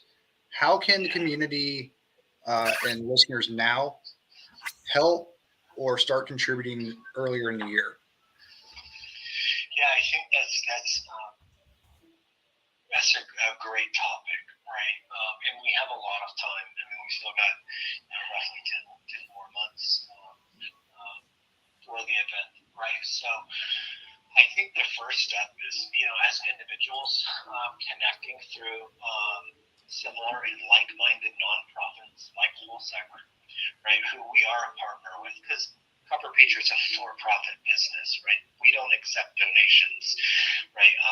And so I find value in all of the partners that I have, because who we choose to partner with is very important. They have to make a big impact, within the military space and community that we operate within, right? So this is a great time to start investing time into your local nonprofits that you believe in and get in the know with what are the upcoming events, right? So if you said, hey, yeah, I do want to be part of Proper Patriots Veterans Day Fishing Retreat out in Smart Henry, Virginia on November 11th and 12th of next year, and we know that Whole Cyber is going to be a part of that, right? You can invest your time, your resources, any financial donations that you want to put forth can be invested right into Whole Cyber, who then is a partner of ours and is able to be one of those sponsors, right, for the event to make the event happen. And in doing so, that's when Proper Patriot goes back and elevates all of the great things, as well as Mission Box Solutions, because both of my organizations are a proud partner of Whole Cyber Human Initiative.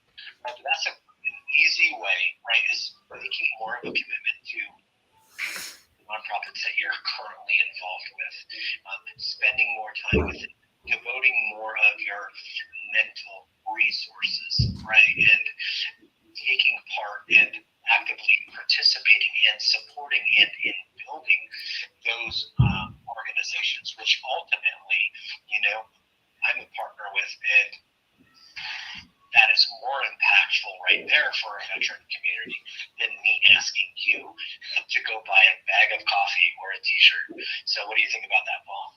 I love it. And that really brings in a good segue to our next two guests. I have a double slot only because one of our guests, Joel, didn't really know about his schedule. So I kind of double booked it, which is fine because we have plenty of time to come back and circle back to some ideas. And I thank you for everything you did and everything you've done with us. I'm excited with our operation agreement, both on the Proper Patriot side and the Mission Box Solutions side.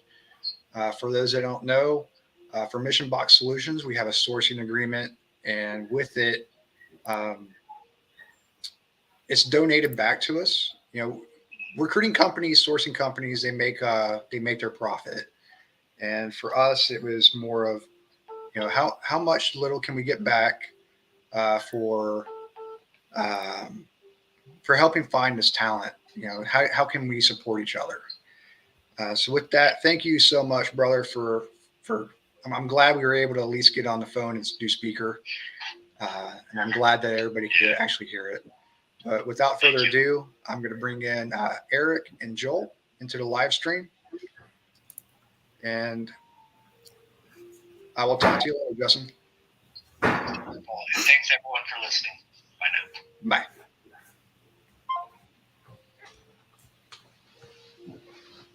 Hi, Joel. Hi, Eric. How you doing? Hey, everyone. So let's put it in Foursquare because, again, I did double stack this, and I kind of explained it on our Discord server why. Joel's kind of on a time crunch. So Eric, I love you, brother. I want to give him a couple minutes before he has to jump to his meeting. Have at it. Joel, so you've got one of the most unique scenarios out of all of our candidates because of specifically the organization you come from DOD. Right. We talk about the copious amounts of multi-million-dollar projects you have led, and with that, let's talk about your journey post service and post service and what led you into cybersecurity. Okay. Yeah, great. No, so first of all, thank you for having me here, and everything that you're doing for the community. I greatly appreciate all of that. So I guess going back to 2003 when I originally joined the Navy, I told my recruiter, hey, I want to join the Navy and do something with computers. And I was very vague. I kind of got thrown into the aviation technician world. It didn't really align with IT, which is what I originally wanted to do. So this is just, it's been a passion of mine for years, is what I'm trying to say, trying to get into the IT cyberspace. It goes back to 2003. And fast forward, 2018, I transitioned from active duty into the reserves, and that's when I really started hitting the ground running. I started looking into the CompTIA trio, what they call it, I think, the A plus Network plus Security plus. Started looking at how can I start, actually building up my resume, my experience in cybersecurity. Even though I didn't have that technical background, I went from aviation, went into special operations, became a SEAL, and then that has been my background. So I didn't really have that kind of technical background. So I was looking to how can I bridge that gap, and then I read online, forums, and started looking into certifications. So I ended up going that route. I was on track to, I was looking at opportunities in IT once I got my 3 certifications, and then I was recalled back to active duty. So I went back to active duty for another 3 years. Fast forward, now it's 2021. Last almost 2 years ago, I said, hey, you know what? Let me go back to my journey of trying to get back into IT cybersecurity. Now I work as a ServiceNow developer / consultant for Deloitte. It's more in the IT side as opposed to cyber. But nevertheless, I'm, very appreciative of the opportunity because I at least have a better understanding of the IT community now. And there is an element of cyber in what I do. And I've just been very grateful for the opportunity because I think it's really allowed me to grow as a, cyber IT professional, if you will.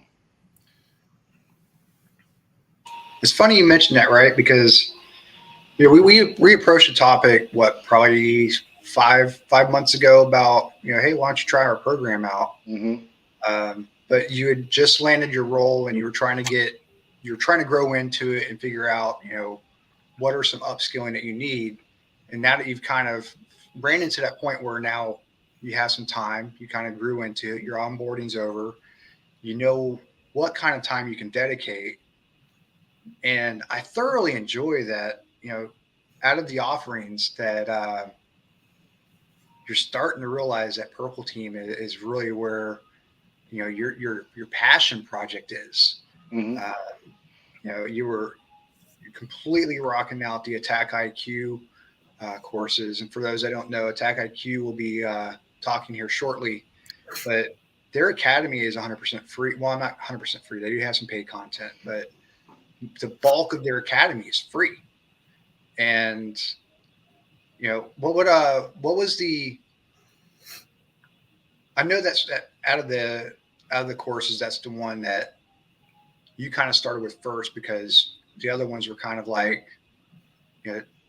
I've done it at a scale, but I want to focus on something I haven't done yet. Mhm. What has been your thoughts on that so far? Yeah, that's a great question. I think what attracted me the most about ATTACKIQ is that it is an element in ServiceNow, trying to integrate MITRE ATT&CK, the framework, in with the security operations product that ServiceNow has to offer. But I guess like I never really actually got exposure to MITRE ATT&CK as, going through this course that whole human cyber. It is actually giving me like hands-on experience in actually working in the framework, learning the layers, learning how to configure them, gaining a deeper understanding of what Purple Team does, which is awesome, by the way. I still lean a little bit, red team, but I think, and mainly because I'm, studying for my CEH and hoping to get my OSCP after that. But, I still like really enjoy, I think, like the element of, the element of working in a Purple Team where you're working in defensive and offensive nature and trying to just bring everyone to the same page so that everyone's reading from the same sheet of music.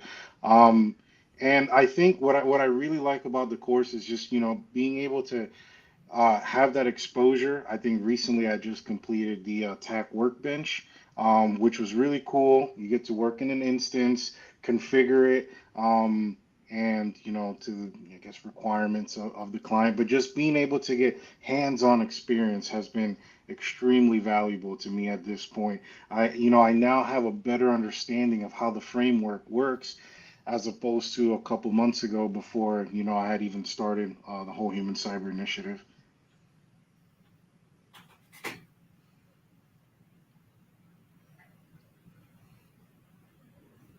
Oh, you're on mute, Paul?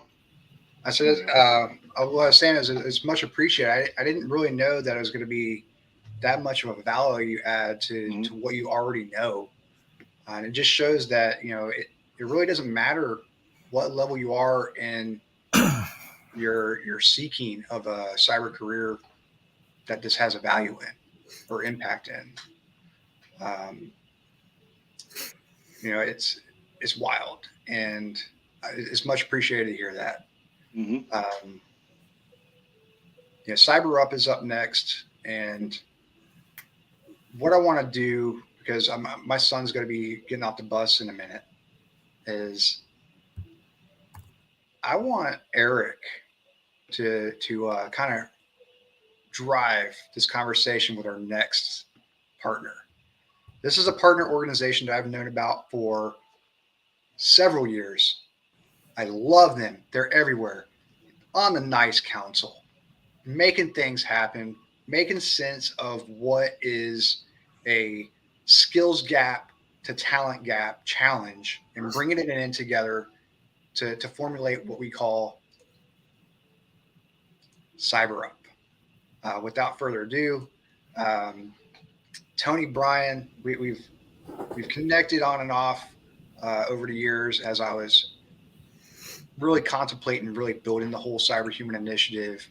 You provided a lot of good business analysis and business development insight from veteran to veteran. That's been invaluable, and it's much appreciated. And when I first approached you, I was like, hey, I want to do this live stream about our fundraiser, but what I want to do is I want to bring our partners in that want to get some time to talk about their brand, the passion behind their brand, and really what's in store for 2023.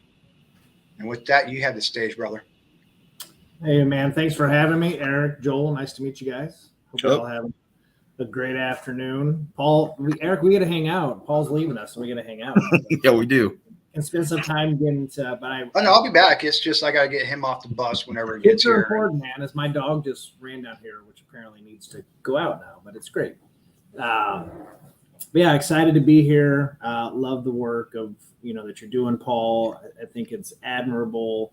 I'm always blown away by the team that you have pulled together, to drive the stuff that you guys are doing. I think it's awesome. Right. And so, for those that are out there looking to want to support things, I think this is a incredible cause and a great organization trying to provide free support and training to folks. And it's really, it's not that complicated, right? We want to help people. In order to help people, we need money, and with money, we can do more things. It's pretty straightforward. So with that, I'd love to, if I can, take a few seconds, talk a little bit, introduce what CYBERUP does. I'll even take a step back. I'll introduce myself, so at least it makes some sense of who the heck you're listening to. So my name's Tony Bryan. I am the executive director of CYBERUP. I have been with the organization since the beginning, so almost 7 years in February. I have, it's amazing. I've had the incredible privilege of running this organization, right? Like I take a lot of pride in that and the opportunity, because, the work that we do, much like whole cyber human initiative, right? Like it's really just about helping people find career pathways and get into roles that we all know pay really, really well, right? And that's an important piece. And beyond just that aspect of a human, right? When you look at it in a big picture, the magnitude and scope of this industry as a whole is important. I know I have a tendency to lose sleep on things like this around national security and corporate security. Like that's a big deal. So, and I think it's one of those things that all too often has a tendency to go unspoken, right? Like we all know, we see the things around training and certs and this, but like at the end of the day, the importance of the things that everybody does that's in this industry are critical to a lot of things for companies in our country. So CYBERUP, we are headquartered in St. Louis, Missouri, right downtown, a couple blocks from the Arch. We do have a national focus. Our organization is really focused on looking at this talent pipeline, both from a short-term and a long-term perspective. The long-term idea here is that, students, middle school, high school students, even elementary school students truly are important in this, right? Whether they decide to choose a career path in cybersecurity or not, nobody's going to be worse off under getting blocks of instruction and understanding just how to better protect themselves. So, we do that through school outreach. We engage industry professionals to go in and sponsor classrooms and provide, kind of quick, low-tech blocks of instruction to those students to get them excited, right? Things like online safety, cyberbullying, digital literacy, all important for a second, third grader, right? Students or, parents. My kids are a little bit older, but like it's really easy to say, here's an iPad, go crazy. And if you don't have, certain controls, you never know where your kid's going to go or who that your kid might be talking to. So we want to make sure that there's a good positive experience there. And then as they get older, we want to talk about things like skills paths and competitions and show them like there's a lot of great ways for you to go and do that stuff. So short term, we've all seen the numbers, 700,000 plus roles that are open in our country. We've been doing workforce development from the beginning and leaned into this idea of apprenticeship for the past 6 years. I was on a call this morning with the National Initiative of Cybersecurity Education, NICE, our apprenticeship community of interest this morning. I think it was said there are 390 programs now in the country, right? And that's, we've been doing it for just a little bit over 5 years. So that just shows you the magnitude and scope of growth that we have here within the program. And it also shows just the need that exists. And those programs are, man, they're all over the place. They're, all over the place in the country, all over the place in just how they're run. There are programs that are in community colleges and 4-year programs, and boot camps, and there are company-driven apprenticeships. So there's a lot of different ways in which you can cook your egg, right? Some like them poached, some of them like them fried. Apprenticeships not that much different than eggs. Well, they're a lot different than eggs, but so in our world, right, what we spend our time doing is we really in kind of 2 core components, right? Regardless of how somebody gets into an apprenticeship, I think it's fair to say that everybody needs a particular set of skills, much like Liam Neeson, right? Where they get some training and support and they're able to step into a role at a common baseline of skills and actually be a productive member of that team, right? Sprinkle that baseline of skills with the right attitude, a little bit of tenacity and grit and passion and hunger. That person's generally going to be set up for success within their path. So we have a pre-apprenticeship program that we offer free to individuals. That program runs the course of 17 weeks. And in that time of 17 weeks, they're in their CompTIA Security Plus. We focus recruitment for candidates on women, people of color, and veterans, right? That's where we've been from the beginning. If you're interested, shoot me a note. I can send you our statistics, but, I'm very proud to say that we've had incredible results in all 3 of those categories with a high focus in the veteran and military spouse over the last couple of years due to some very generous support from the Boeing Corporation. So upon completion of training, then every individual goes to our program, goes through our professional development track. That's covering resumes, LinkedIn, interview prep, ensuring that whenever they do have an opportunity to interview for an employer, they're going to be able to put their best foot forward and represent themselves proudly and maybe kind of help alleviate some of that imposter syndrome that I know everybody has fallen victim to at some point in their life in an interview. Once they are done with that piece, then in our world, they become ready to place, right?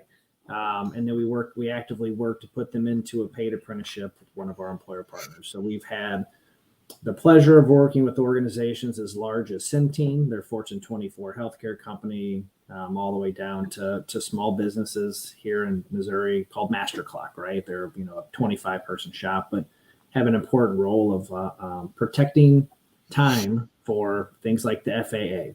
Probably a timely note based off of yesterday's incident with the FAA, but they protect time. So as we look ahead at 2023, I was listening. I've been listening to this the whole time through LinkedIn, and there's a lot of uncertainty, right? We've all seen the news and the layoffs and all of this stuff that's kind of happening. I guess the good news is I think most of those tech jobs haven't necessarily been cyber centric. I feel like there's probably some more development type of roles that have been victim in some of those layoffs. But the time is now for us and corporations to really take a deep dive in the ways that they hire and the ways that they retain or even potentially upskill and reskill folks. If cost is a factor in which they're hiring, there's no better way than, to look at entry-level hiring and find smart, bright people in a new, unique way that hasn't existed before. And I'm also just excited around just the national narrative, right? So the programs have grown. We had an apprenticeship sprint that the Department of Labor and the White House ran in 2022, had some really good results. I've seen a positive uptick in large government contractors starting to think outside the box, right? Like that's a whole world that's really hard to navigate, right? Like the Booz Allen Hamiltons of the world, right? They have hiring, they have people they have to hire, but they also have parameters and restrictions that are put upon them by the government clients that they serve. And those things are really hard, right? Leading with a security clearance is a hard thing to get and generally kind of a vicious circle, right? You can't get a job without a clearance and you can't get a clearance without a job. So it's cyclical.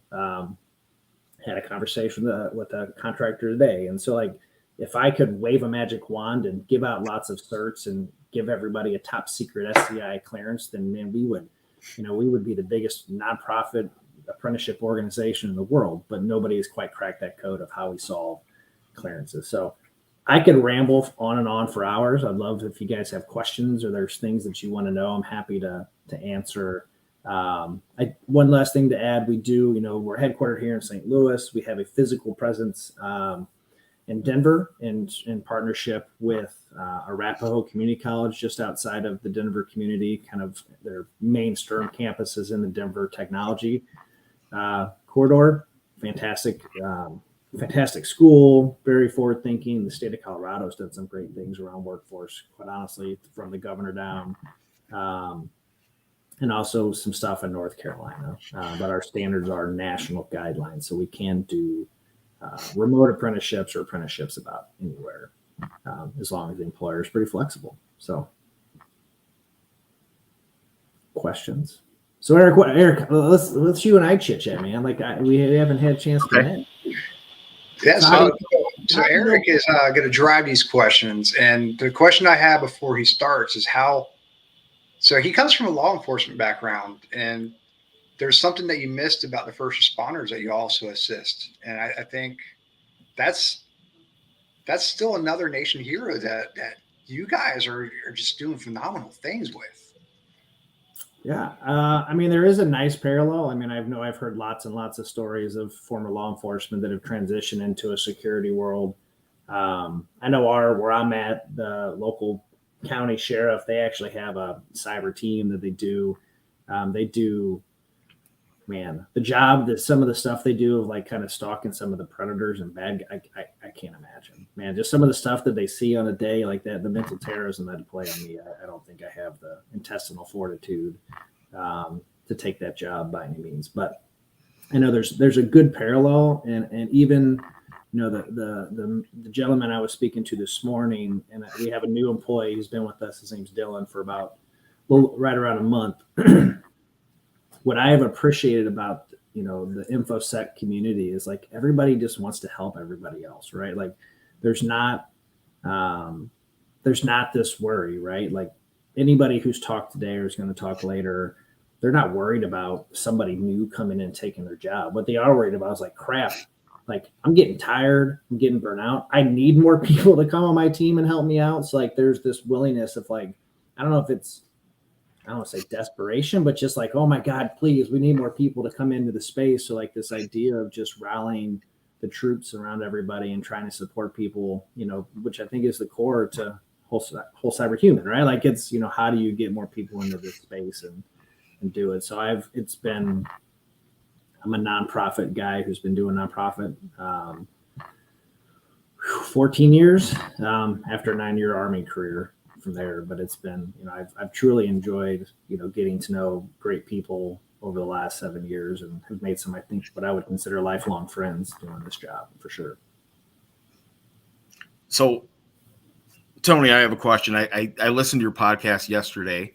Oh, thank you. One of them, it was pretty good. And you had Gary Chan on. Gary's awesome. Yeah, he's pretty hardcore the way he interviews people. And I guess, what is your number one tip for interviewing for someone like me, a second, say like a second career type person? Yeah. So for everybody kind of tuning in who maybe hadn't listened, shameless plug, Level Up Cyber. This year we actually started a LinkedIn live show. We're going to air every Monday. Gary's actually scheduled to be on the show again on January 30th. And we're going to, the topic of that day is interview best practices. So Gary is a CISO of a local hospital system, and here also happens to be a magician, by the way. So he goes out and does like a security mentalist show. That's kind of keynote and security fun, which is great. But I think what attracted me around him and just his kind of perspective is he does ask, to Eric's question, like really hard questions. But what he also does in the same flip of that is he, if they don't know the answers, and he doesn't ding them for it. It's not like, oh my God, you're out of this running. So he challenges them and gives them some homework, right? To like go back, or he's bought many books for folks that have come into his interviews and said, here's a book, go read this thing, come back to me with the answer, right? And what he found is like 95% of the people that he does that for never come back, right? So like that's a problem, you know, and it's really more so than just the answer for Gary. He's really just trying to see, does that person have the gumption and their tenacity and grit to want to go and do that stuff? Because that's the person he wants to hire who's going to go above and beyond, right? Like it's a good indicator. But from interview advice, I don't know, man, authenticity is always appreciated, right? You know, so I think, you know, in line with just the InfoSec community, you know, if you're working for a small team, like I want to know, right, is Eric a person, if I'm going to be in the trenches, right, or if you and I are cops together and the poop hits the fan, do you have my back and I have yours, right? Like that's one really kind of core component, because that happens in the sector, right? Like you might have a really bad day. I think the second part is, you know, that, you know, does that person, I don't know parameters, what you can and can't say in LinkedIn Live. I don't want to get us like blacklisted for saying something bad, but this might be the longest slew of words I haven't cursed consecutively in a long time. So, you know, I'm going a long way. You know, do I want to drink a beer with you after work? Like, are you going to be a good culture fit within an organization? Because at the end of the day, somebody can teach you all the stuff, right? Like I can teach you how to use Metasploit or Splunk or Fortinet or whatever other tool we use. Like, are you the type of person that I want to actually invest time and energy to teach you those things, right? So I think one, be authentic, try to be, you know, true to who you are, and like just be a genuine human. If you get a question where you were like stumped, right? I think a lot of times, and I think it came out in Gary's podcast, is people want to like stammer and kind of drone on, like pretend to make things up, right? People like Gary are smart. They know if you're blowing smoke or if you like actually know the answer. You know, they would prefer you to say, I don't know. I don't know the answer, but I will go back and look for it and come back and do it. So that, in my mind, illustrates to the individual, you know, that you're going to take time and invest. And I think, you know, an important aspect of the industry is just like honing your craft, right? Like, are you a lifelong learner? You know, I heard people talking about different certifications they want to go do. Are you going to commit to that level of just ongoing learning to get better and better and invest into yourself? And then, you know, in a perfect world, that employer does that investment for you, so you're not paying oodles and oodles of money out of your pocket. Yeah, and send thank you notes, like that stuff. And it's you know, it's 2023 and it's easy to like write emails, but call me a boomer, I guess. But you know, thank you notes and that kind of stuff go a long way, and it sets you out amongst your peers, right? Like, oh my God, that person took time, and it maybe I think even adds a human element to yourself, you know, rather than not. So, but good question. Did I anything I missed, man? I don't think so. I think you hit it. I see a couple questions here in the comments. Let's see.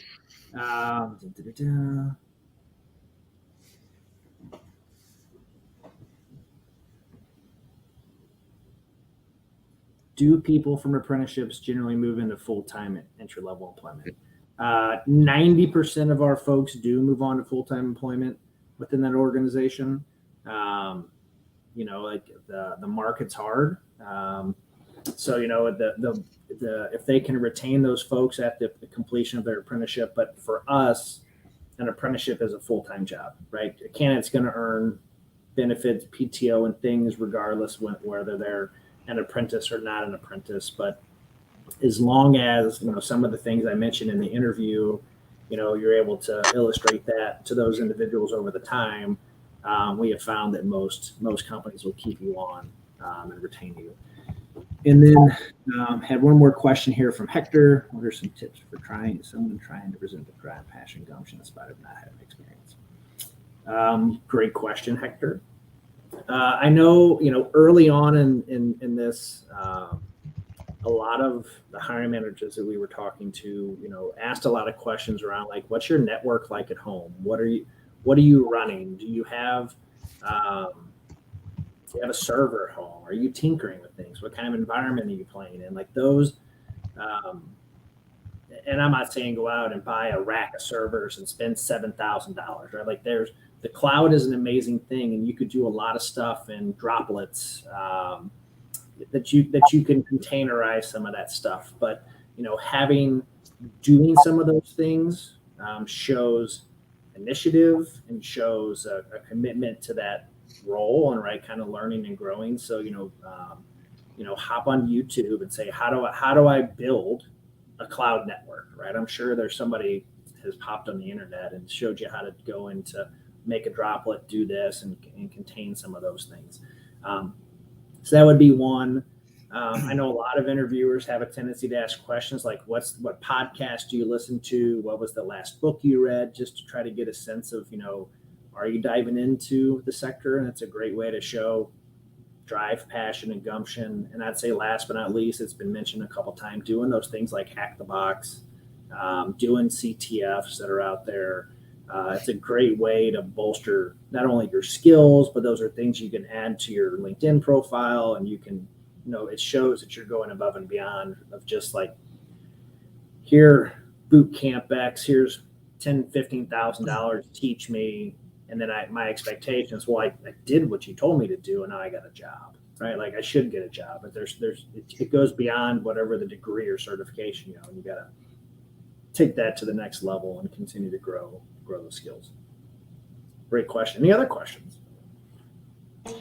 I think that was it. And that leads into some good stuff, with Eric. Eric's got a very interesting background. I mean, we all know Leos and anybody that's in first responder, they all have, stories and stuff that guide them into what they want to do post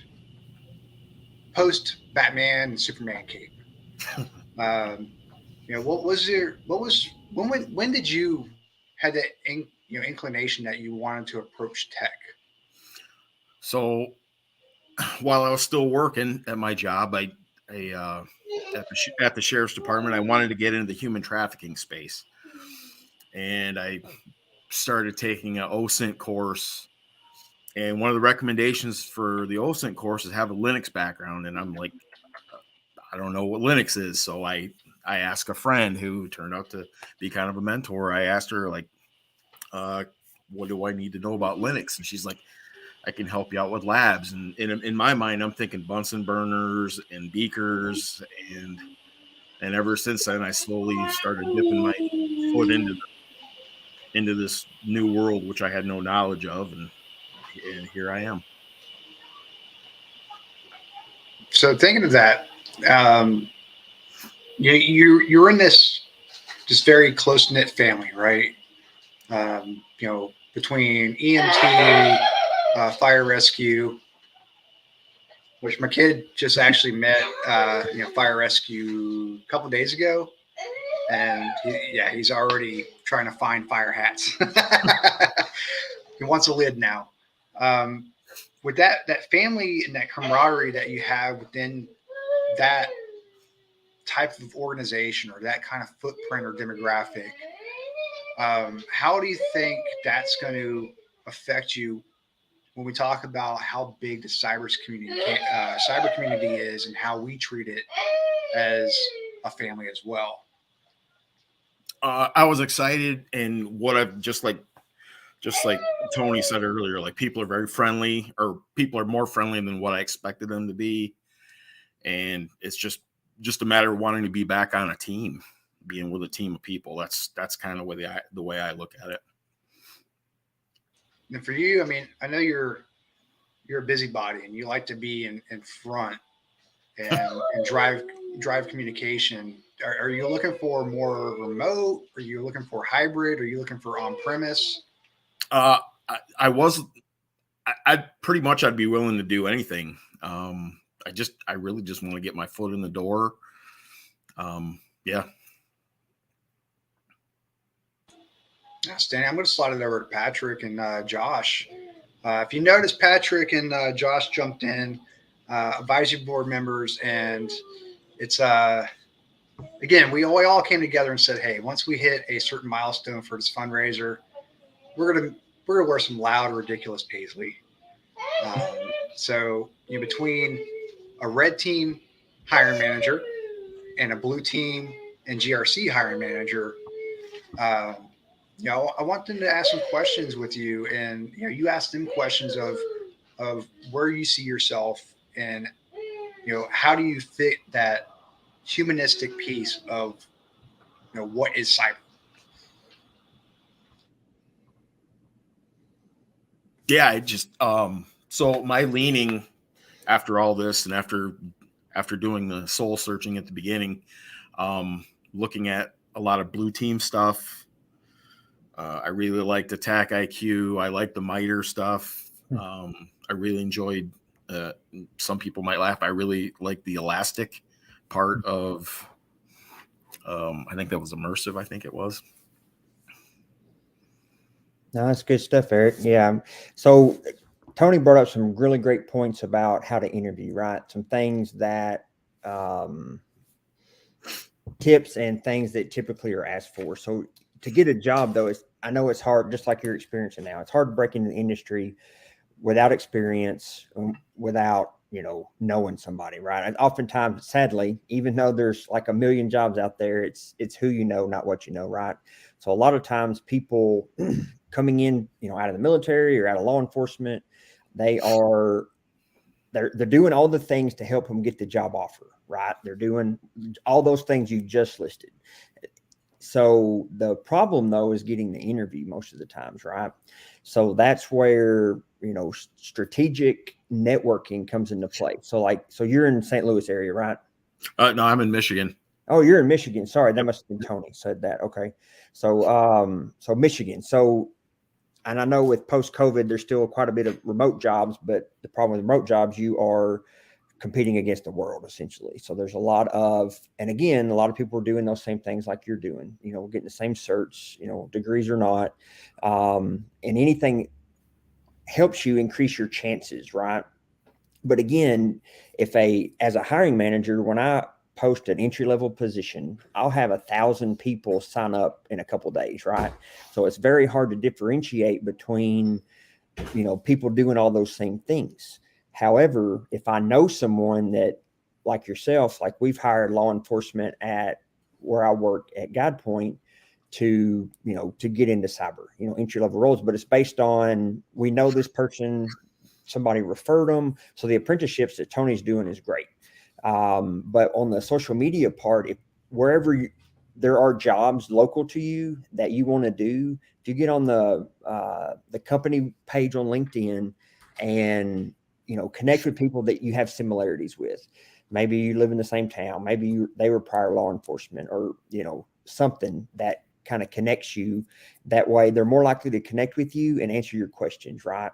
And then the more people you do that with, eventually they're going to know a spot or their company's going to have a need, and they're going to say, hey, I know a guy that can, do that role, be trained. And because with all that training, you're still going to learn a lot more on the job, right? Once you start doing that. So, but even then, with the jobs you look at online, there's news articles about it. Betterati has statistics on it, where the jobs you're seeing on LinkedIn and Indeed, they're only 20 to 30% of the jobs getting filled.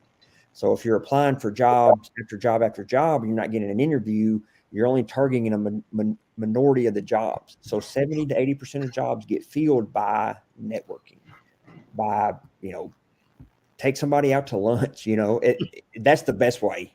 If you can do an apprenticeship, learn as much as you can from that hiring manager, somebody on the team. That way they know you're a go-getter, you take initiative, those sorts of things. And I'm in a rural area in Arkansas, so the people I mentor here, they can't take somebody out, right? So that's where they have to, strategically, bring value to people, post, comment on their posts, kind of stay connected with people to do that. Let's see. Allie has a question. Eric, can you describe how your LEO skills translate well into tech? Well, some of that is just, I guess for me, part of the LEO side of me looks at a problem like an attack or an attacker trying to hack into something, is catching them and getting those aha moments when you get somebody locked in or you figure out where an attack is coming from. That attracted me. The 26 years I spent in law enforcement, 23 was in leadership. I was a supervisor. for all those years, and I was hoping some of the good things I learned at the department would transfer over into another career. Gotcha. Good question, Allie. And then she also asked, what soft skills can you transfer over from law enforcement? I think just being observant.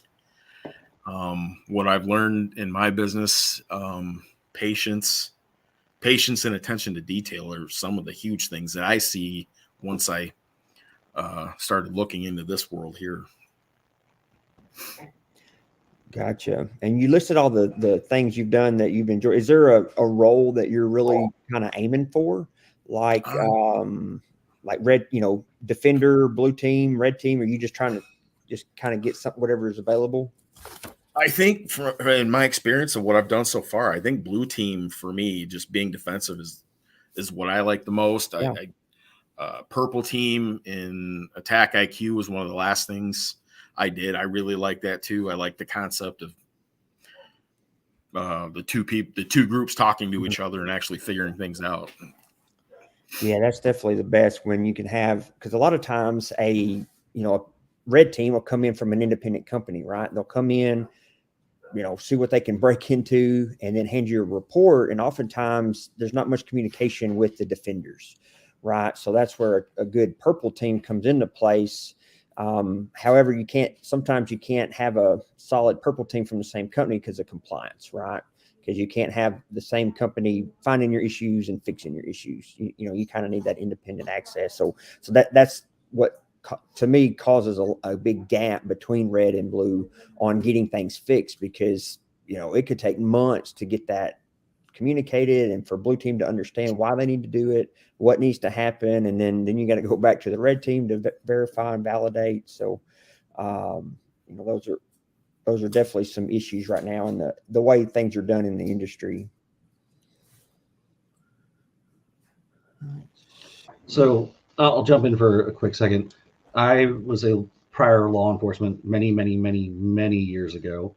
And one of the things I found with folks that I'm interviewing, that the ex-law enforcement folks are absolutely great investigators. They make great SOC analysts, they make great incident response folks, because they have that mindset already built and trained to let me see what the sequence of events is. Let me find that kill chain of where this occurred and how did that link to this next piece, and how does that link to the next piece, because it's literally the exact same process that they were using when they're investigating crime, when they're doing any of those kind of typical law enforcement things. Plus, when you talk incident response, they understand the criticality of things like chain of evidence, things that you're going to have to be able to do and show when you have to take something to court if you're going to pursue that kind of relationship, because you have financial damage done to your company, or it's a case of espionage, and you have to have that accountability of those things. And folks that are prior law enforcement absolutely have a unique skill set and understanding to transfer over to that security, cybersecurity side. And they make excellent blue team folks because they already have that defender mentality. They're not out to go attack anybody, but they're looking and scanning and making sure that, I have the best perimeter around myself, my organization, the people I'm protecting. And that mindset is a 1-for-1 transfer.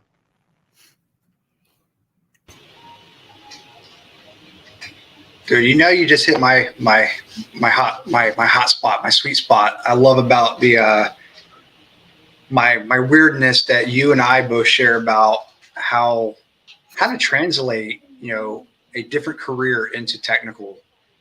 And one of the other added values that, especially coming from the military side, we do a lot of local and co-op engagements, especially within law enforcement. How to launch a local and co-op investigation. There's a lot of incident response commanders that they just don't have that they have to go on a few things before that clicks. So I want you to think about that, because I would call that a hard skill, because that's something that's been embedded into you for over 27 years now.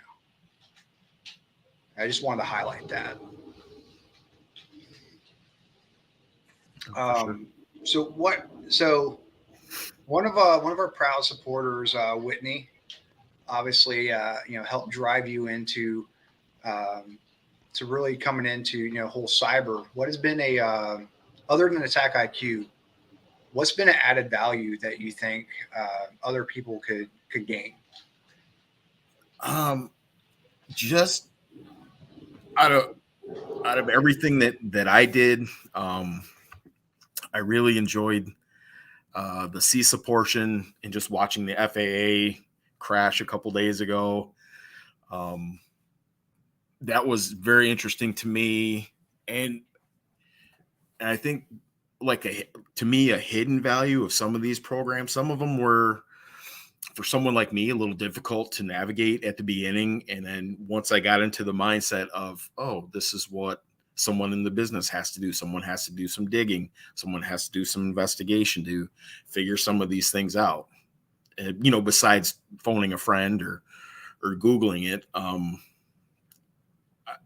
I think just the challenge of getting through is a huge benefit to people. I know it was for me.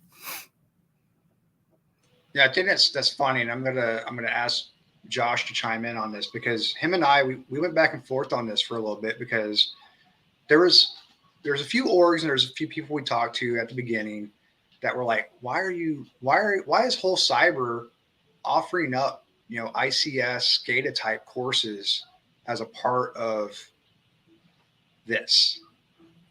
And Josh has been a big push and advocate of that too, because in the military, it's already a critical infrastructure. We already have to protect what we're working on, whether it's aircraft, a ship. So Josh, thinking of the copious amounts of roles that are open within OT cyber now, with his law enforcement background, where do you think, what are some added values and places that you think he could look at right now? Well, that's one of those things. When you look at OT, you really have to look at where are critical infrastructures and things that are kind of outside the box, like ports. Ports are huge in the United States. You do not understand how much of the goods that you have go through ports. And ports aren't just in the coastline. There are ports on major rivers throughout the entire United States. I live in Shreveport, Bossier City, and there is in fact a port here in Shreveport, Bossier City. And that law enforcement background definitely gives you kind of the right mentality to start looking at the OT related things for that, because there's all kinds of equipment related to tracking, monitoring, moving equipment that are all connected. So it's massively huge. You look at things like state of Texas now, a year ago, when they had the great blizzard that knocked out the power grid for the state of Texas. That was all OT. Having those investigative backgrounds puts you right in the forefront of being able to look and see what the causalities are, be able to kind of weasel your way in. Plus, it also gives you that mindset where, how would I do this? How would I get into this if I was a bad guy? Because that's what you do as a law enforcement person. You're looking at something from a perspective of, how would I do this if I was a bad guy? So from a blue team, especially for OT, definitely a very good congruity between those things. The pipeline hack was a very great example of, using OT as a potential vector into your IT. We have lots of soft, squishy OT things out there that, aren't being protected necessarily the way they should. The pipeline was a great example. All these water treatment plants that are getting, attacked, those are usually connected into your IT. Hospitals are a fantastic example of that, where you have, an X-ray machine that is running Windows XP vanilla, can't be updated because it has to be approved by the FDA to do any kind of modification to it. But that machine is connected to your regular internet, your whole network, because you need to get those X-rays that you're taking off onto a legitimate connected network to go to a radiologist that's halfway across the country because it's a centralized, remote position now. And now I have that as a vector. I can just go search, a Siemens MAC address using something like Shodan, and get up that list and start pinging out and go, oh, look, this Siemens X-ray machine is connected to that Windows box that has every vulnerability known to man, and then use that to kind of pivot, hop, skip, and jump into those more squishy networks where you have all the privacy data, all the HIPAA, and kind of have that. And cops are a great resource for that because they have the ability to think like a bad guy. They have that training to look at it from that perspective. So thinking about that, Eric, what are narrowing it down, because you did like the CISA stuff. Have you narrowed a focus since so Josh, Patrick, something that I didn't mention yet is Eric just graduated from the program. So, I mean, grueling, he actually knocked it out a fairly decent amount of time. I think that's because, he's trying to figure out what he wants for his second career. So he has some time, but do you have you narrowed your focus now? I mean, thinking of Josh, right, and thinking of what you said about the FAA. Have you thought about something like TSA? I know you don't. Well, do you have any ports up in Michigan? I mean, Great Lakes. I mean, obviously moving things back and forth through Canada. Not a whole bunch, but I do live basically in between two nuclear plants here on the lake. So there's always that going on here, and energy plants. Like they're pretty decent facilities nearby. Big one. So nuclear, right? When we talk about some of the critical infrastructure roles that are out there, there's been a lot of job postings that are counter security specialists, right? They're the ones that go in and they do internal threats, right? Because there's a level of confidentiality and sensitivity that each employee within a CI has. You got different sectors, you got different parts of a facility or a plant that some people just shouldn't have access to. One of the low-hanging fruits that I've been thinking of in the background, just off the top of my head, since you graduated, was looking at like a physical security type area within one of the power plants. When you think about the fact that, again, how to launch an ERT, an emergency response team. You've been around industrial complexes, so protective, PPE, your protective equipment. Looking at just the sheer fact that you can look at it again, think evil. Man, if I was walking through the passage one day and I seen this PLC, programmable logic controller, it's got a port wide open for me to throw in a USB or something, right? That's the level of scrutiny that the critical infrastructure industry needs. And hopefully, that's something that you want to probably pursue. I mean, it's another state job, so it might be one of those things where you already have some probation time that can get added to your pay scale. Maybe. Josh, Patrick, your thoughts on that? So, Eric, just in case you didn't know this, there are over 38 commercial ports in the state of Michigan alone. So, very underappreciated system. And they have U.S. Customs there. So, being able to leverage some of that law enforcement background, absolutely there. And then, Paul's absolutely right. There is a whole lot of things that you're able to kind of look at. I absolutely recommend folks look at, state agencies. State agencies have a massive debt in cybersecurity professionals. As someone who's worked law enforcement, you can absolutely kind of understand the mentality of working with a government agency and be able to transition into that relatively smoothly with, the ability to kind of understand where that's coming from, working with, organizations like, depending on what state, what they call it, Department of Public Safety, departments of transportation, departments of agriculture, those are all things that are kind of still within your wheelhouse because you understand, all the government isms, you understand how budgeting works, how those things kind of intertwine with the actual work.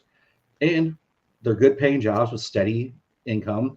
You're not, tied to the economic up and downs of a company that, overshot what the projection was and now is going to lay off a bunch of people.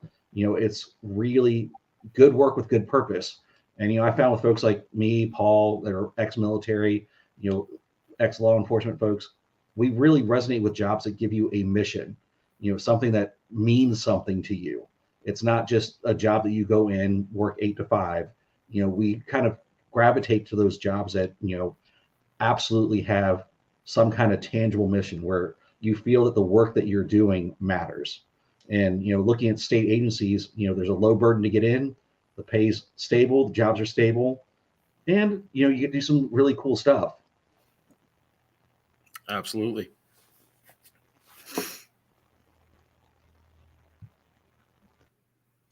It looks like our next guest is having some connectivity. I know she's following the chat. Oh. Yeah, I know she's in the chat. And it's so because she has some technical difficulties, I'm trying to get her to come in. Benita, she just commented now. Are you able to jump in for a few minutes, or are you still having that horrible everything that we're witnessing on the East Coast kind of weather causing technology to just not want to work today?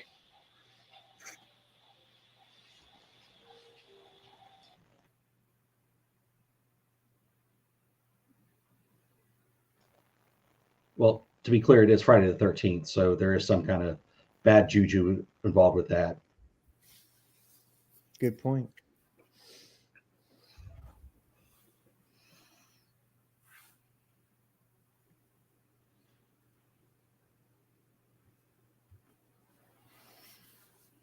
Paul, I see your mouth moving, but you're on mute.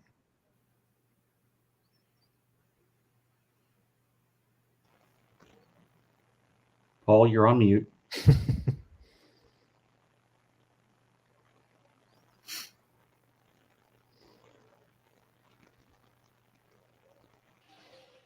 I was in back channel on YouTube, or not YouTube, on Zoom to bring in the next partnered organization.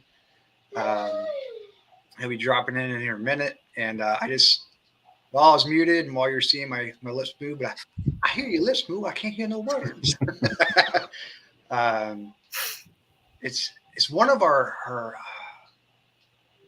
It was weird, right? So with this organization, it was originally we were looking at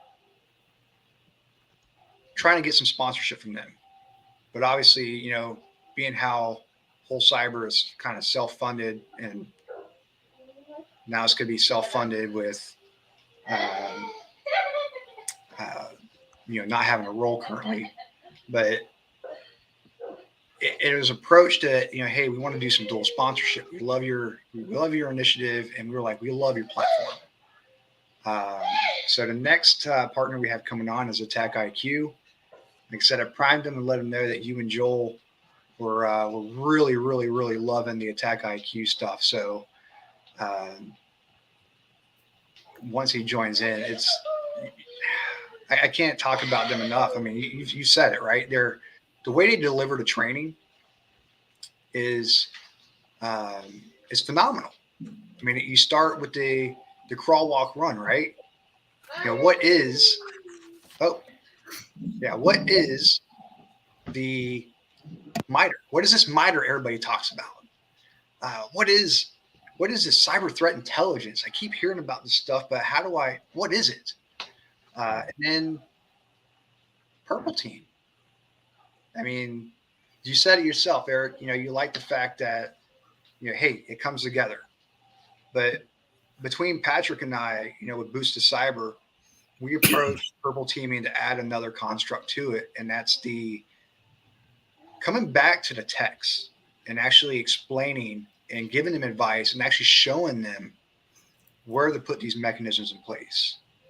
Was there an NVR that was just not turned on? Did the license expire? Is that what caused it? Or, hey, I came in here and knocked some holes in because XYZ as a red teamer, and then the blue teamer comes in and is like, hey, your sensor's way in the wrong spot. So this is why you didn't see a red team. Right. So it's that fine tuning moment. And, I'm letting, because Benita couldn't come in and Keith was really supposed to be at 5, I want to introduce Keith. We kind of met through Sales Channel originally, because, again, we were looking for some kind of sponsorship, and it happened to Purple Hat Con. And it was phenomenal that we were able to do some co-partnership and co-sponsorship on that, and dual marketing with it. But Keith is the lead over there at the ATTACKIQ Academy. And without further ado, brother, please tell me about, or tell the listeners about this awesome academy you built. Sure. Thanks, Paul. I appreciate it. Yeah. So ATTACKIQ Academy, for those that aren't familiar with it, we started at the beginning of the COVID-19 pandemic, when we realized that, lots of people were going to be at home now, and training was going to be the thing, right? Like, we saw a lot of movement towards people wanting to educate themselves online, ramp up their professional skills, whatever it was, cybersecurity, didn't matter. Just a lot of online learning was happening. And at the same time, we wanted to be able to provide value, not only to the community, but to our existing customers as well, right? We talk about this gap in cybersecurity, and the gap's getting smaller, which is good. But we wanted to help play a part in that as well. And we decided to do that by giving away free classes in cybersecurity. And we tend to focus more on a practice called threat-informed defense, instead of just broadly in cyber. Although we do have some new courses that are being worked on right now that are coming out. So I'm going to tell you guys, I'll give you guys some exclusives here about what's coming out in the next 3 or 4 months. These are the next 4 classes that are imminent. I'm not going to give you their titles, but I'll give you kind of what they're about. The next one most likely to come out is one on the micro emulation plans by the Center for Threat Informed Defense. So if you haven't heard about that, we're going to teach it to you. I'm going to teach it to you. I actually recorded the class the other day. It's being edited right now. So that look for that one like the next couple weeks. Next one coming out is a class on continuous security validation. That's a workshop that we teach to our prospects and our customers even, and we're putting it online for everybody to take. So it gives you a really good chance to get hands-on with the ATTACKIQ platform. It's a breach and attack simulation platform, right? But we give you the opportunity to get hands-on with the platform and walk you through some different use cases that we have with it. Again, it's something we like to put our prospects and our customers through, but we're going to open it up to the general public. Another one that's coming out is a class on securing during digital transformation, right? So that's another one that's going to be part of our leadership series. So how do you maintain security? What are some tips? What are some things you'd look to do or not do during digital transformation? What is digital transformation? We get into all that. And then finally, we've got one of our partners from Alchemy Consulting. This is going to be one of our first partner-led classes, which I'm super excited about. And he's going to talk about securing supply chain. And that's a topic that's come up many, many times, and many, many people have requested for it. So we're finally getting around to talking about supply chain security. If you're not aware already, we have 21 classes that are online. So these are just 4 more that we're adding to the catalog. If you haven't registered, it's completely free. You can go to academy.attackiq.com and sign up. You can take all the classes online. Some of the benefits that we offer: CPE credits. Whenever you take a class, we're going to give you a certificate at the end that has a CPE credit number on there that you can use for validation that you took that class when you're reporting your CPEs. If you're a member of ISC Squared and you give us your ISC Squared membership ID, we will automatically report those CPEs for you to ISC Squared. So you don't even have to do anything with that. We will automatically do that for you. That's a partnership that we have set up with them. Again, 100% free. And we also offer Credly badges for almost every single course that we have. There's a couple that are part of a learning path hierarchy badge that you might not get a badge specifically for that class, but most of our courses have badges. And those are on Credly. If you're not familiar with digital credentials or digital badges, it's better than having that paper certificate because it can't be, you can't fake it, right? It's tied back. You can even have it set on blockchain, so you can validate it so many different ways, right? And we partnered with Credly since the beginning to offer badges. It's I think it's honestly one of the best decisions that we made in terms of ATTACKIQ is working with Credly for those badges, because now we have employers that are actually recognizing them, right? So we're giving away free classes with badges that employers recognize. It's important, especially our foundations of operationalizing MITRE ATT&CK course. That applies across anything, any job in cybersecurity, and it's not specifically to breach and attack. Another cool thing that we've got coming up this year, and Paul, you were at our live event in DC last year where we did Academy Live. So we're doing Academy Live a little bit different this year, and this is me kind of asking a favor at the same time. I know you guys are trying to raise money, so I hope you don't mind, but I'm going to ask for a favor at the same time. So we're doing Academy Live a little bit different this year. We're working with local ISACA groups or just local security professional groups and working with them to run the logistics and space for the classes. So we've got a couple coming up in Atlanta. If you're in the Atlanta area, we're working with the Atlanta ISACA group. We also have one that we're working on. We don't have a date for it or anything, but we're trying to work on one in San Diego. If you're a member of these groups at all, and you'd like to see us come and do our show for you, I'd be happy to come out live. Just send an email to academy@attackiq.com. Please be somebody that's in like a decision-making position too, like somebody that can actually do something about it. Just email me, academy@attackiq.com, and we'll work it out. I'll be happy to come out and teach the class that I'm teaching this year. I'm in the middle of writing it. Actually, I was writing it before I hopped on this, and I've spent 3 hours writing it. It's going to be an incredible deep dive into MITRE ATT&CK. In fact, I'm calling it Mastering MITRE ATT&CK, and it's taking our foundations of operationalizing MITRE ATT&CK course and turning it into a 6-hour lesson on everything you can possibly do with MITRE ATT&CK, all the different parts of the framework, examples of the framework, what the CTID is doing is as far as projects that they're putting out, and different tools. We're going to walk through all the different tool usage that you can use to interact with the framework. And I mentioned the CTID projects. We'll walk through a handful of the emulation plans that they did as well. Now, some of the content is already online. We've pieced together a lot of that, but this is really a master class. We were updating our MITRE ATT&CK to be version 12. I think we're at version 10 in our course right now. So we're also updating it to be at version 12. So that's what we've got in store for this year for Academy Live. So if you're a part of a professional group, you'd like to see us come out, please reach out. And again, how are you guys doing on this? You know, again, this is a fundraiser. So how are you guys doing? Is this working? Am I making you guys money? I mean, a lot of listeners obviously couldn't chime in because I mean they're either listening from their phone or something like that, because we are doing this obviously during working hours, right? So there might be more value on the restream, obviously, but yeah, I do have a couple emails from PayPal saying that there were some donations sent in, so I'm definitely loving it. I'm definitely gonna love going back through and finding out how much this impact raised. Not just for us, but again, for our partner organizations. I love the plug that you mentioned about the roadshow, and I would have stopped you if I didn't want to let you promote that, because that tabletop for the roadshow was phenomenal.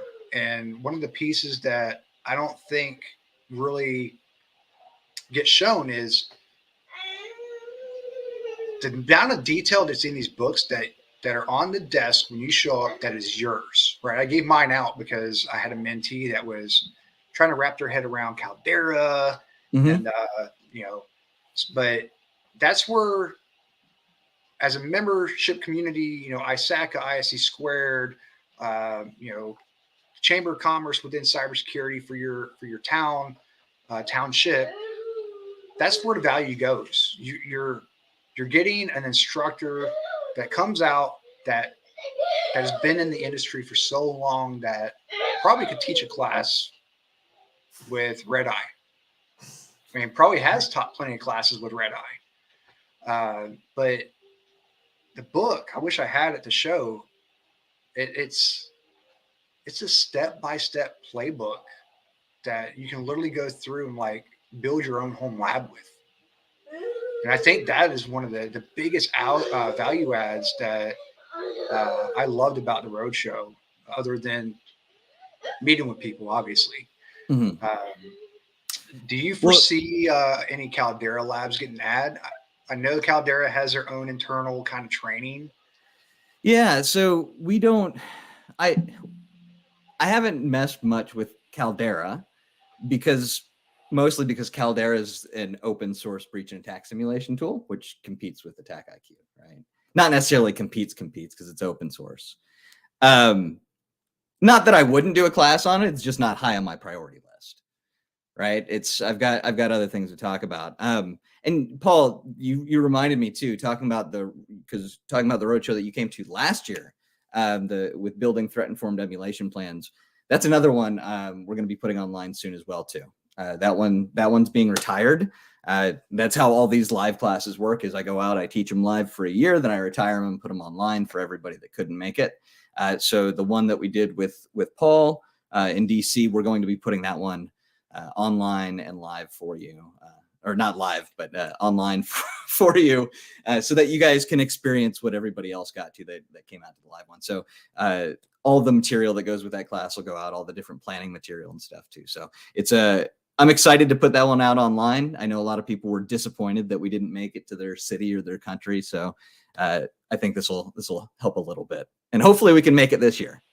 I mean, it was a good thing it was good to scale down, because I was looking, talking to Jenny and Julia, it's like, or Julie, how much effort goes into it, and not knowing what really the sanctions for each city venue is going to be for exiting this so-called COVID. Oh, I mean, yeah, I mean, I couldn't do this live thing without a team. Like, I've got an incredible marketing team behind me, and they do all the logistics stuff. I write the class, and then I kind of walk away. Like, I get to breathe once I've written the class. I get to walk away for a month or two, and then I just got to show up and give the class, and I just do that. But our marketing team, they do all the logistics. So they book the location. They do everything from booking the location and catering to making sure that I get there on time. Like they want to be sure that everything goes swimmingly for everybody involved, including me, but mostly for our students and everybody that shows up. So yeah, it takes a huge team effort to pull off something like that, which is another one of the reasons why we want to partner with local groups too, so we can share a little bit of that effort. I'm going to open it up to Patrick and Josh. I mean, Patrick is a purple teamer at heart. Josh, obviously, he likes to deliver to the client, the customer, exactly, here's your steps of how to remediate this. What are your thoughts on, trying to gather up some of your, because I don't have CISP. I got an ISACA, but I don't have CISP, right? What are your thoughts on how your community can, create a value add out of this? So a lot of times, from what I've seen for purple teaming, it's often different organizations, and we kind of talked about this a little bit ago. There's a lack of communication sometimes between red and blue, right? On what needs to be fixed, the reason why it's an issue in the first place, or companies paying an MSP to do the fixing, and then they argue or say, no, that's not really an issue. you know, that can go on and on for weeks or even months sometimes. So yeah, ATTACKIQ brings a great platform to kind of integrate that for people to understand both sides. Because now you're, you know, if you have an IT staff that can understand red team, they can start implementing that themselves, especially for smaller business that can't afford both. And then same goes for red. They can help understand and translate why the blue team needs to fix it, right? And sorry, Keith, I've never actually used ATTACKIQ, but a lot of my mentees do. And of course, those going through whole cyber, but I actually met with ATTACKIQ. We're hoping to partner with ATTACKIQ soon with Boosted Cyber. So yeah, definitely for the purple team model, but a lot of times compliance dictates segregation of duties, right, on the red and the purple, you know, who's finding the issues, who's fixing the issues, those sorts of things.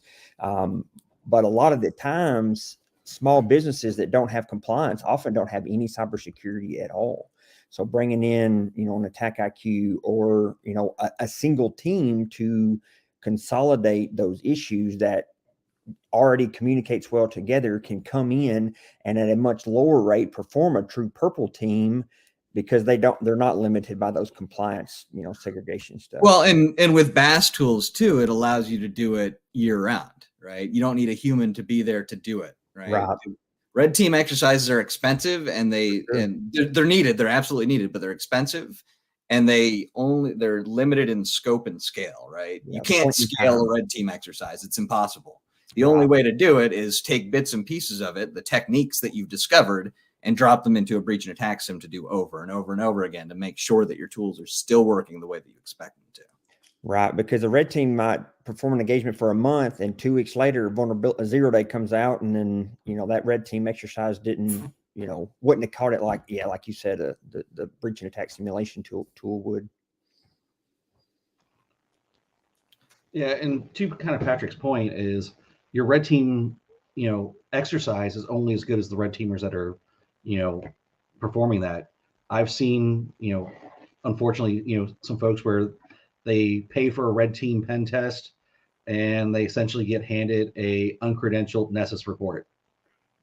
Ooh. You know, it was a red team exercise. They were doing, you know, white box scanning, black box scanning, but they're not getting real value. They're not demonstrating things. And you know, you're only as good as what you have been able to demonstrate.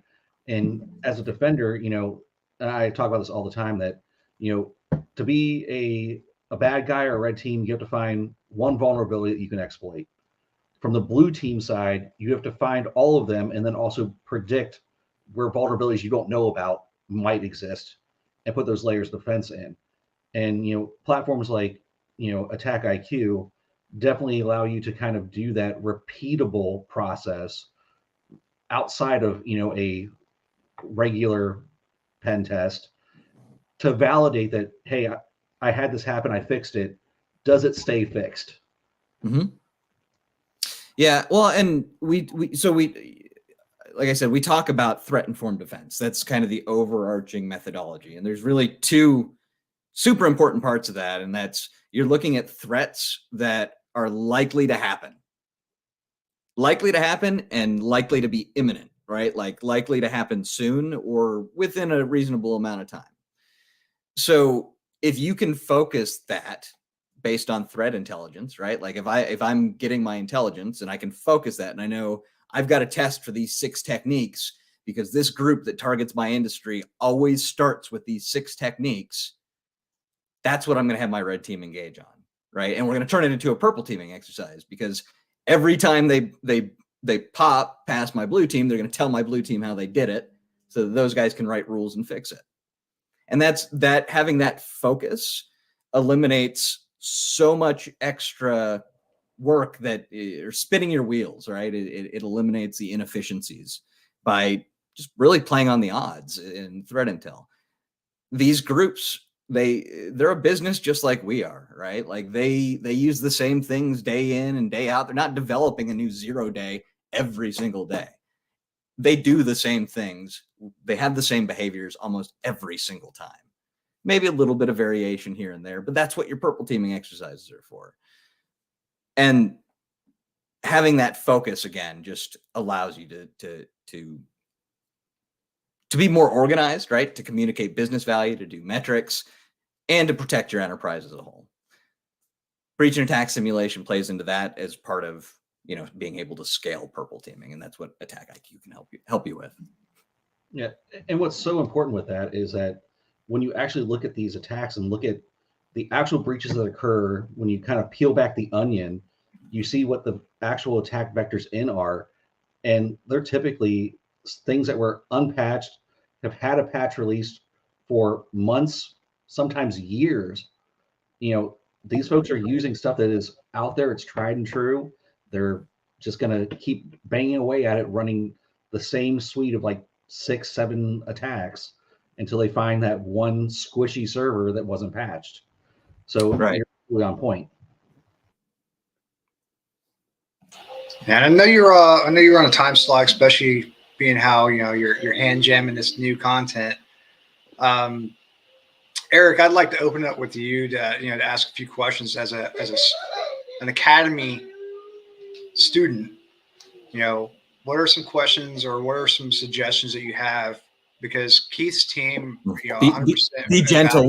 We just went through a rough LMS transition. Be gentle, please. You're on mute, Eric. Okay. The only comment I had was your platform was really easy to use, very, very easy to understand. I appreciated it towards the end of my program, so thank you. And you were talking about it before. My question is and I guess maybe you kind of answered it, but how often do you see an attack that's really like innovative, novel?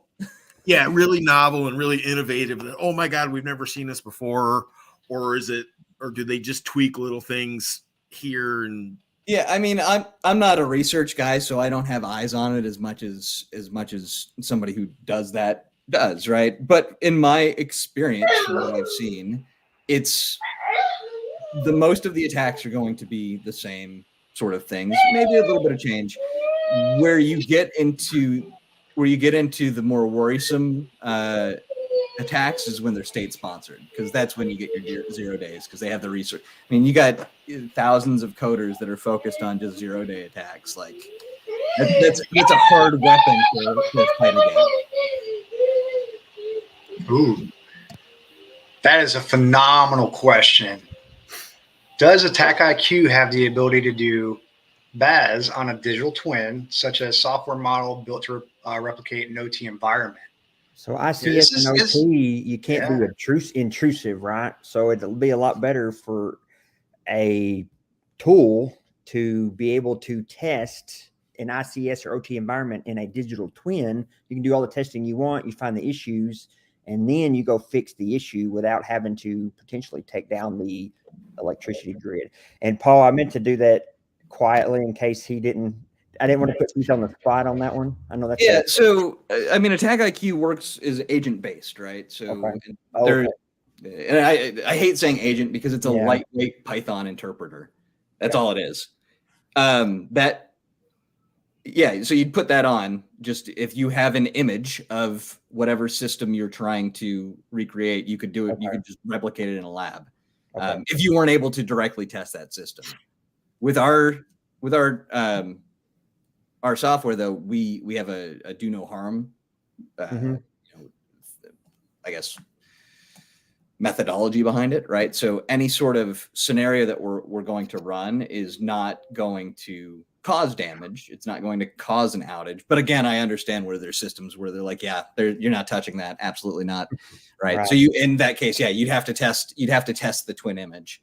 But you just put a new agent on there and be able to do it. All right, cool. Thank you. Well, I've got to drop, guys, but it was great being on. I hope that it was helpful. I hope to see more Academy students. And again, if you guys ever have any questions, drop me a line at academy@attackiq.com. Thanks, brother. Thanks. Link to ATTACKIQ dropped in chats on both YouTube and LinkedIn. So you heard it there. All the content is free. Look for the roadshow, especially with a lot of the organizations that are doing co-sponsorship. they do have the ability to pass out some vouchers to people that are going through their training to potentially do it for free. Show up to the roadshow for free. I am going to drop out real quick. I know Patrick's got a hard drop. Allie, can you walk us into Benita, our next guest? Then you're muted. Thanks for having me, Paul. I'll hand it over to you, Allie. Oops. Bye. Bye. Hi, Benita. Welcome. Benita, you're muted. Oh, hi. I was saying hi. Thank you, everyone. Hi, it's good to see you face to face, kind of. Yeah. We connected on LinkedIn a few months ago, and you've actually made some great progress. Yes, definitely. I mean, I like to type everything, comment on things, but I just wanted to come and bring a face to the to the comments. So I'm glad to be here. I didn't expect to participate today, so I just came from work and the connection was acting up, but I'm using a hotspot right now, so I'm cool right now. Totally fine. Mhm. Sometimes too. Yeah. So I have a question for you. I mean, this is kind of like a standard for everybody else. What interested you about the tech field? So, seeing how the world is going, everything's going digital. And I wanted to get into something that was meaningful. So, given that I have a social impact nonprofit background, I felt that cybersecurity was more in line with both technology as well as being socially impactful, meaning that you're able to secure businesses, secure organizations, secure the internet, for people out there, since there are um so many risks out there and vulnerability. So I felt that being a software programmer wasn't for me. Then I looked at cybersecurity and felt that uh, the thought process that goes into cybersecurity falls in line with how I think and how I evaluate certain scenarios. So yeah. I love it. We need more women in tech. So you started Paul's pipeline for whole cyber, correct? What are your thoughts about that so far? So I recently started, so I'm in the process of getting into the technical stuff, since I have a GRC background, and I feel like getting more technical experience will enable me to better work with other teams and other people and understand how things work. So that's my main reason for being part of the whole cyber human initiative. So yeah. Okay, good for you, because I'm trying to get into the JRC space. So we'll probably have to bounce ideas off one another. Yes. So let's suppose you had to look at maybe like your young self. What would you say to your young self? What would you recommend as far as like a career path and how to best go about it? I would tell my young self to firstly to do a lot of research. Are you there? I think you're frozen. Hello? Is it my internet again? Can you hear me? You're good. Okay. Okay, thank you. So I would tell my young self to do a lot more research to get to the field that actually matches me and what I want to do, and how I'm able to better provide some form of a impact to the world. So sort of soul search a little bit, because I feel like that's an important part when choosing a career path in the whole human cyber initiative. That's the the beginning of the process of soul searching and seeing where your skill set or your mindset or your personality fits into the proper branch of cybersecurity. So I would tell my younger self to do more soul searching, to see what career works best for me and my personality and every other determinants of the right career path to take. So there. Sure. And which career path are you leaning towards right now? Yeah, definitely. I want to stay in cybersecurity, definitely, but I'm also doing trainings in different things like Six Sigma, quality insurance. I just want to put myself into different fields and be able to provide value for any industry that I'm in. I could be part of the cybersecurity team, but it's important to understand the industry that I'm a part of. I could be in a cybersecurity team for a, a truck company or something like that.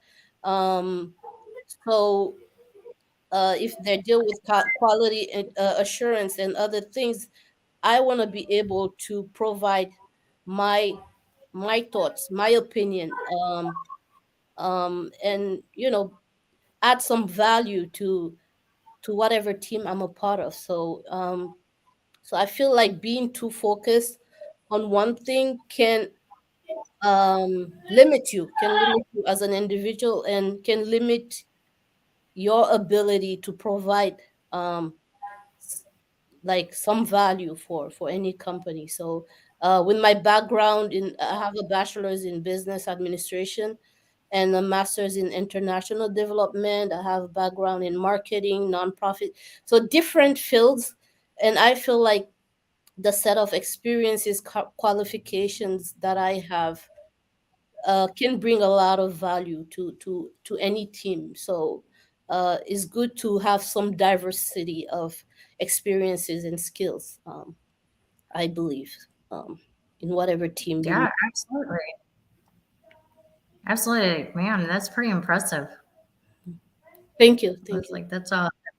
You're welcome, of course.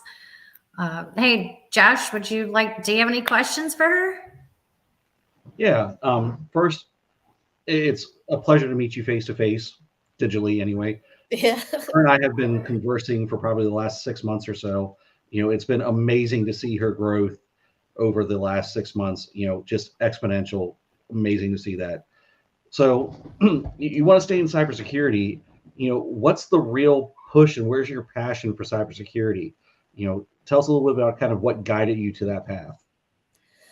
So I started with apprenticeships, and I also did an apprenticeship recently with Valor, which is a company, a private cybersecurity company. And I felt that my contribution to that apprenticeship was beneficial, because sometimes in the cybersecurity field, the professionals are kind of too focused on their lingo and their ways of doing things, that it creates a barrier, and that could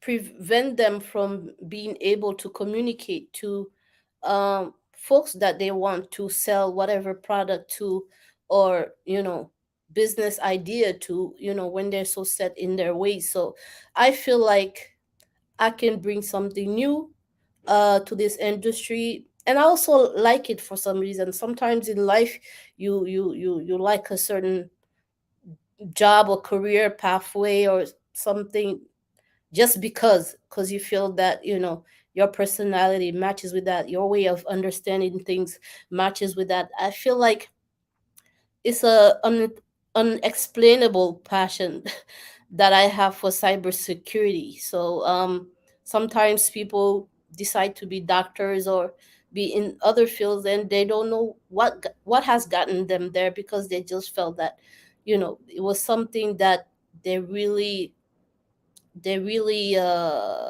admired.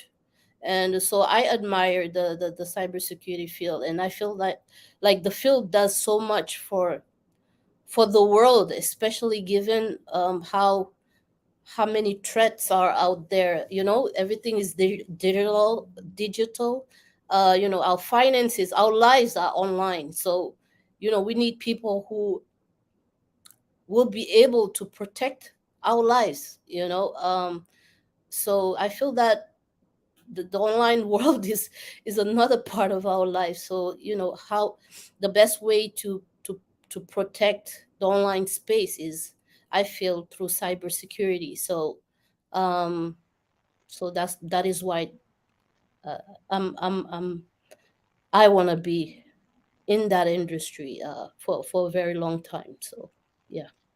So, because I've followed you for quite a while now, you've had a very non-traditional path into IT and cybersecurity. What's something that about that non-traditional path do you think that brings just exceptional value as somebody that's coming into the field versus somebody who's a, high school kid that goes to college, gets a certification, and just rolls straight into cybersecurity? Yeah, just like I mentioned a little bit of that earlier, is the fact that sometimes when you saw your career path, everything has been cybersecurity.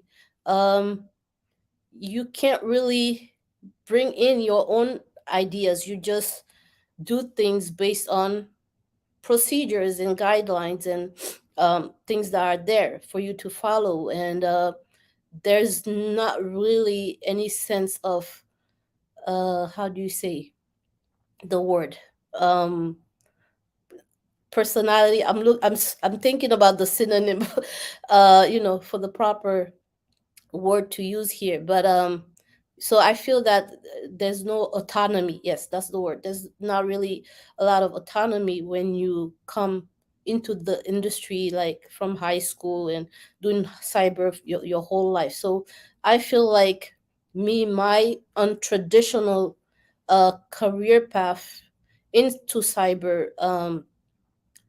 is very beneficial, because I feel like I've been able to experience different industry, different fields, private, public, nonprofit. And I have a way of thinking in that enables me to see how cybersecurity applies to those different industries, different businesses, different, so sometimes I put myself in the customer's shoes to really see, like, okay, as a cybersecurity business or company, how would you vocalize or communicate cybersecurity to the layman, to the regular person? So um so I feel like I have a lot to bring to this community, and from my non-traditional background. So yeah, I don't know if I'm answering the question properly, but yeah. Oh no, you did wonderful. So you're relatively new to cybersecurity. How have you found the folks that are already in cybersecurity when you reach out to them for questions, mentorship, and just generally interacting and networking with the community? Yeah, I'm very pleasantly surprised, because I think that is the reason why I feel so comfortable, commenting on LinkedIn and posting things, because I feel like the industry has been very open and very willing to offer that mentorship. So Mr. Paul, he always has my back. You, Josh, also, I appreciate your support as well, and everyone else. So I haven't felt really any judgment or I feel like everyone is there, ready and willing to listen and help. So I really appreciate that. I think, with any industry, you have to get a feel of the type of people that you're dealing with, to get a sense uh, as to, like, is this something I really want to be a part of? Like, if I'm a part of this industry, like, would people welcome my ideas? Will people welcome my personality? Would people welcome my way of thinking? Because some of us in some of our jobs or previous jobs in certain industries, like, you do what you're told, you do your job like you're supposed to. There's not really freedom to really contribute your way of thinking, which could be very beneficial for that company or industry. So I feel like any company that I would like to work for, or organization that I would like to work for, I would like that organization to welcome my crazy ideas or my crazy way of thinking, and things like that. So the cybersecurity industry, or people or groups of people that I've met on LinkedIn, have been very cool so far.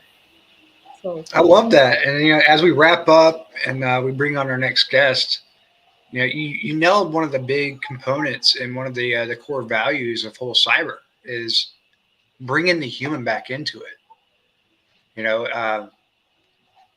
Yes, in IT or traditional infosec, it's do this, don't ask questions. Why? Because this technical advisory came out, and that's what you got to do. In cyber, it is. Let me think of what's the most cost effective, what's the most ethical, and what's the most valuable way for me to deliver this message. Because your idea might be that one that says, you know what, in my background, previous work experience, or even culture, right? Because cybersecurity has no religion, it has no color, it has no race, it has no creed. It's all organically, imprinted to be diverse because everybody thinks differently. Everybody does things differently. A SOC analyst and another SOC analyst sitting side by side is going to cyber differently and get the same result. It's just how that delivery is, to the client, to the customer, to an organization is really delivered. I thank you for your time. If you're not following it, follow #CyberBaby. Benita is always putting out some intriguing critical thinking exercises. There's been a few that I've scratched my head on that I had to hit her up and like, is this kind of what you were looking at? And again, thank you for your time, sis. Thank you for your time. yeah, I had to show up for you, Paul. So because I appreciate what you do, and yeah, I ask everyone out there who's listening to support this organization, because it's going to help a lot of people, definitely. So our next guest probably needs no introduction. I think probably because he just hit, I want to say 30,000 followers. But I want to introduce Kevin from the great organization that he's created and community of KEVTECH. How Brother, you doing? Let's see. You've got a wild background. It's retail, IT, how to give back to IT, and now cybersecurity with no traditional cybersecurity background. You skipped one. You haven't really checked out KevTech's profile. Kev did law enforcement at some point. That is correct. Yes, that is correct. So attention to detail. Yeah, I can't name everything all the time. Yeah, so so I hope everyone's having a good day. Hope everyone's having a good evening. Happy Friday. A little bit about me. My name is Kevin. Kevin Apollinario. I go on YouTube as KEVTECH IT support. I do like IT videos on help desk, IT support, desktop support, technical support. My background's a little weird because I've been working since I was 9 years old. I've been working for my whole life, pretty much. And I got into IT. But before I got into IT, let's talk about my restaurant experience. So I've been in a restaurant for about 12 years. I did 4 years in the NYPD. And then after that, I wanted to get into IT. But the problem is with IT is that they give you such bad information. Like IT is like you go and ask for information. They give you a plethora of information that's all over the place. And then I always tell everyone that if you're brand new to IT, create a plan of action and then figure out where you want to go, because I want you going with a plan of action. I don't want you going sideways, if that makes sense. So with me is I got my certification. I was told like, oh, go get this cert. You got to get a degree to get into IT. You got to be good at math to get into IT. I'm like, these people are telling me some misleading information. So I did my own research and I went and asked help from certain people, and I got my first job for the Department of Education as a field technician while I had my A+, and then I guess I worked my way up the ladder, and I worked different types of jobs from MSP to Apple products, fixing computers, fixing iPhones, a lot of executive support with C-level folks. And I guess through being on LinkedIn and just being super active and trying to help out the community, because I always tell everyone that LinkedIn is all about giving back. It's not all about me. And, just put yourself out there and try to get back to the community, try to help everyone else, because at the end of the day, like, you have to help other people. It's not all about you. So for me, it's like I've been giving back on LinkedIn, and that's the reason why my LinkedIn like just blew up to like 30,000 followers, because I'm all about giving back. I do not ask for money. I do not ask for anything. So because I network so much on LinkedIn, I was able to land my first cybersecurity job. So I literally only have 1 week in my cybersecurity job. But yeah, and that's pretty much a little bit about me. I do have a YouTube channel. I have about roughly 40,000 subscribers on YouTube. I guess 30,000 followers on LinkedIn. And I'm also a technical trainer. I do tech training on the side. And if you go online, like, you'll find me all over the place. I'm on like 40 different Discords. I'm on like 10 different Slacks. I'm on like 5 different Facebook groups. So I'm all over the place. But if you see me, like, I don't need any coffee because I'm always hyper for some reason. But that's pretty much me in a nutshell. And I wanted to come here and say hi to everyone. I wanted to come here and speak on Paul's YouTube channel and whole Cyberhuman Initiatives. I appreciate what they're doing. So I figure I'll come here, give some time back and try to help people out. And I always tell everyone that as far as getting into IT, a couple of common misconceptions is you don't have to be good at math. You don't got to be good at programming. It really depends on the job you're doing. Another misconception is you need a lot of certifications. You need to have a certain degree and all that good stuff. Obviously, it goes back to a lot of different things. So as far as getting into IT is concerned, I'm not going to give you a straight answer, because if I were to grab 5 people outside of the street that have a job in IT, they're all going to give you 5 different answers. I cannot give you this. I cannot give you a straight answer, because I know people that got jobs in IT just having a degree. I know someone that got a job just having a cert. I know someone getting a job just because of a reference or word of mouth or something like that. So everyone's path is different. I'm not going to come here and tell you must have this cert, you must have that cert. But obviously, with certifications, is some of these jobs require it. So at the end of the day, you wouldn't even get a job until you don't have a certification. So I would never talk bad about certifications, because some of these jobs are going to ask you, you need to have Security Plus, or you need to have A+, or you need to have something else. So it's just like, it goes back from company to company. It varies from company to company. That's the most important thing as far as breaking into IT, is figuring out the certifications you need for the role. That would be number 1. Number 2 for me is always going to be the resume. Like, at the end of the day is if your resume is horrible, no one's going to call you. You have to fix your resume. So the one thing I tell people not to do is spray and pray. Do not spray and pray your resume. You always want to tailor your resume and make sure you have a solid resume and it's tech related. Obviously, if you're brand new to IT and you're just starting out, keep that resume to 1 page. If it's like 4 to 5 pages or something like that, I'm going to be like, what are you doing, man? You're killing me over here. So obviously, make sure your resume is really good for that job that you're applying for. The other thing for me will always be make sure you fix your LinkedIn profile, make your LinkedIn profile professional, reach out to hiring managers, reach out to job recruiters, make sure your LinkedIn profile is tech related. Make sure your LinkedIn profile has a professional photo of you, like a picture of you with a, whether it's a suit and a tie, anything.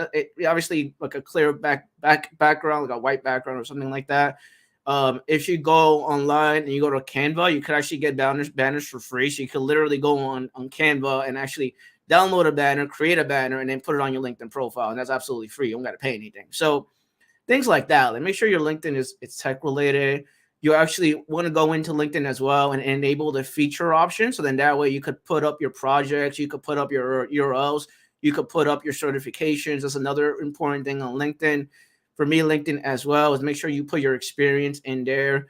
Make sure you engage with other people, because a lot of people are just, they just post something, but then you get no engagement, right? Like if you want to get followers on LinkedIn, if you want to build relationships with other people, try to help the community out. Try to comment on something. So like someone's having an issue with, I don't know, Security Plus. I can't find resources for Security Plus. Oh, I know Professor Messer has free videos on YouTube. You go there, you comment, you reach out, you tell them, okay, I have videos or I have resources that are free for something that you're looking for. It could be anything related to that or something else. Also, you could upload your projects or your home labs and stuff like that. So those things are vital to LinkedIn. I definitely will recommend you do that. Obviously you're going to ask for, like, you're going to get recommendations as well. If you're really good at your job, you may get recommendations on LinkedIn. There's other things as well, your resources. One thing I tell people that about LinkedIn, just keep in mind that LinkedIn is not Facebook. So you want to separate those two things. LinkedIn is not Facebook. So if you're having a battle with someone, do not fight that person. Don't cause any problems in LinkedIn. This is not social media for fighting. So social media for fighting, go back to Facebook for that. But for LinkedIn, no, don't do that on LinkedIn. People don't like that. People do not like drama on LinkedIn. So stay away from that. Stay away from other things as well. So just try to keep it more professional, because hiring managers do look at your LinkedIn profile. Job recruiters do look at your LinkedIn profile.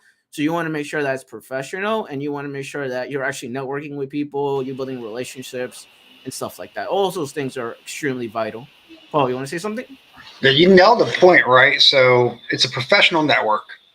So what you post could make or break you. And too often we see a lot of people that, they openly bash or they openly have self-doubts because they got ghosted. And then they are bashing recruiters. They're bashing, job sourcers. And it's like, do you think that's really what's going to help you? Because, if you're saying that, hey, I went through 90 rejections and I never even heard back from a recruiter, so it wasn't even a rejection, I got ghosted. That might not be the time to air it out. I would look at it as, hey, community, I'm getting ghosted. Can anybody help me and try to figure out what I'm doing wrong? Right? Because you said it, within IT, certain aspects of IT is pretty cutthroat, right? Because of job security. I'm not going to help you with certain aspects because that's my job security. But everything as far as, how to really articulate yourself in an interview, how you articulate yourself in your posts, and how you're really fine tuning those posts to the community. It's funny how, KEVTECH and Whole Cyber really became partners. It was kind of like, hey, what's your org about? And I was like, hey, you know what? I know your org. Let me tell you about mine. It's a huge value add to have you as a partner. I absolutely love it because you and I both know you have a lot of career shifters that they want to dive in deep right off the bat, and they don't know this core foundations. And in something as simple as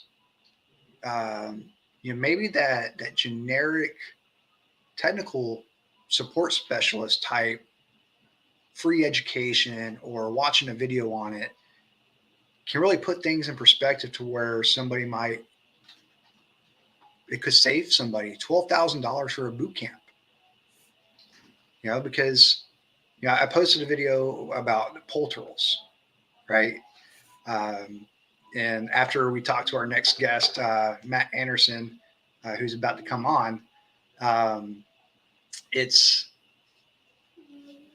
we're going to talk about the pole turtle. It's on the same aspect of the video I released about upskilling and growing.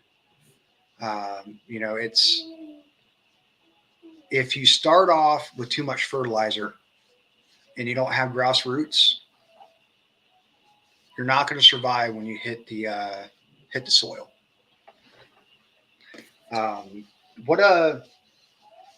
So you got a lot of initiatives going on right now. I know you're catching up with work. I know you know, you're just getting your feet dirty, you know, knocking out some fun classes that we were talking about on the side. When things settle down and the dust clears, what's 2023 for KEVTECH? Oh man, I want to go over a course. So I want to do a course. I am partnered with Rice's Cyber, so I do volunteer work for Rice's Cyber. So I do want to do some stuff with them. We have Rice's Con going on later this year, so I want to go and hang out with them and actually meet the team and meet everyone, because I'm a volunteer director over there. So I definitely want to work with them and create some entry-level courses for IT, whether it's A+ or something like that, something similar to that. Because the thing is with me is that just to talk about what you said about fundamentals, that I'm in cybersecurity now. Yes, okay, that's cool. But for anyone watching today's video that's brand new, is don't go over here, come down here, right? Because when you're brand new, you got to know fundamentals. Fundamentals is so important. Like when you build a house, it has to have a strong base. Otherwise, the house is going to fall apart, right? So you want to have a strong fundamental, strong base. So if you want to go into cybersecurity or these other jobs in IT, they're not going to make any sense unless you know fundamentals. So I'm going to go back to that. So I have to go back to that and actually teach that later on this year, because I have videos that are good, but then I have videos that are really advanced, and then people watch my videos like, I don't know what you're doing. So I have to go and actually teach baby steps and go over like fundamentals again for some people. And that's what I want to do. That's number one. And number two is I actually want to build some sort of a academic training. I think you saw this on InfoSec Live's platform. So I want to build some sort of InfoSec Live. I don't know. We'll see what happens, but I want to build some sort of academic training. So that's on my goals for this year. That's it. I'm not going to go all over the place because I don't like being all over the place. That's just how I am. So, yeah. I love it. And that brings in, you know, our next talk, or our next person. Matt Anderson, you know, someone that you and I both know. I'm bringing to the front stage now. He learned that pretty quick because, you know, he knocked out some advanced courses and was like, okay, well, I did it. What am I missing here? How do I put 2 and 2 together? So Matt Anderson, love you, brother. I'm glad you're a part of the whole Cyber Human Initiative. We've probably been talking for probably 2 years now, 1.5 years. It's been an interesting journey. You know, with how much school you've got under your belt, and you know how much that you've been really growing and showing that you do have that hands-on prowess. And you know, I think that shows that there's a combination of, you know, the huge synergies between KEVTECH and whole cyber that can branch things together that otherwise people would fall wayside. So thank you for joining us. And what is your story? You know, I know you're a veteran, but what's your story and how you rolled into the idea of I want to get into tech? Well, first off, thanks for having me here. It's hard to follow up, Kevin. So, but glad to. No, my history here in IT itself, of course, did start about 3 years ago. I actually had a good friend of mine who was a veteran who reached out to me one day on LinkedIn, and I spoke to him in, I don't know, 6 or 7 years probably. And he was offering me a help desk job, and it was in Germany, and I'd never even worked in IT. We were together in Fort Gordon, Georgia, doing satellite communication in the Army. And I told him, I said, you realize I have zero experience, right? And I said, you're talking to the wrong guy. And he basically said, no, I know. He said, we work together. I know exactly what you did in the military. He said, it's not, I'm not worried about whether you have experience right now or not. He said, I know that you can. He said, I know that if you take a job, that you're going to learn whatever it takes to do it. He said, that's most important to me. And at that point, that was a real eye opener to me, because a lot of my struggle over the years was more of a self-mutilation type of situation. I grew up when computers and everything were all coming apart or coming together. I wasn't born into this stuff. I got to watch it all grow over the years too. And of course, I was always attached to it. One of my first deployments, I remember we were linking laptops together on a local area network, playing Half-Life between trainings, and that was a long time ago. But it was my first exposure to what even a small network was, and I loved it. But I always seen it from the outside. It was something that I knew I had the capability to do, but the lack of resources, the lack of internet in rural communities was a big holdup. Of course, a battle a lot of other veterans go through is anxiety and depression bout that kind of held me down for years, as far as not feeling like I would be capable and to do something on that level. I've seen since then that was false, and I realized completely that, especially not only, but especially in the veteran community, is that they've all proven that they're willing to learn new skills in a matter of months and become professionals, well-trained professionals. You nailed one of the biggest pain points that a lot of veterans have, with imposter syndrome. We are hands down one of the most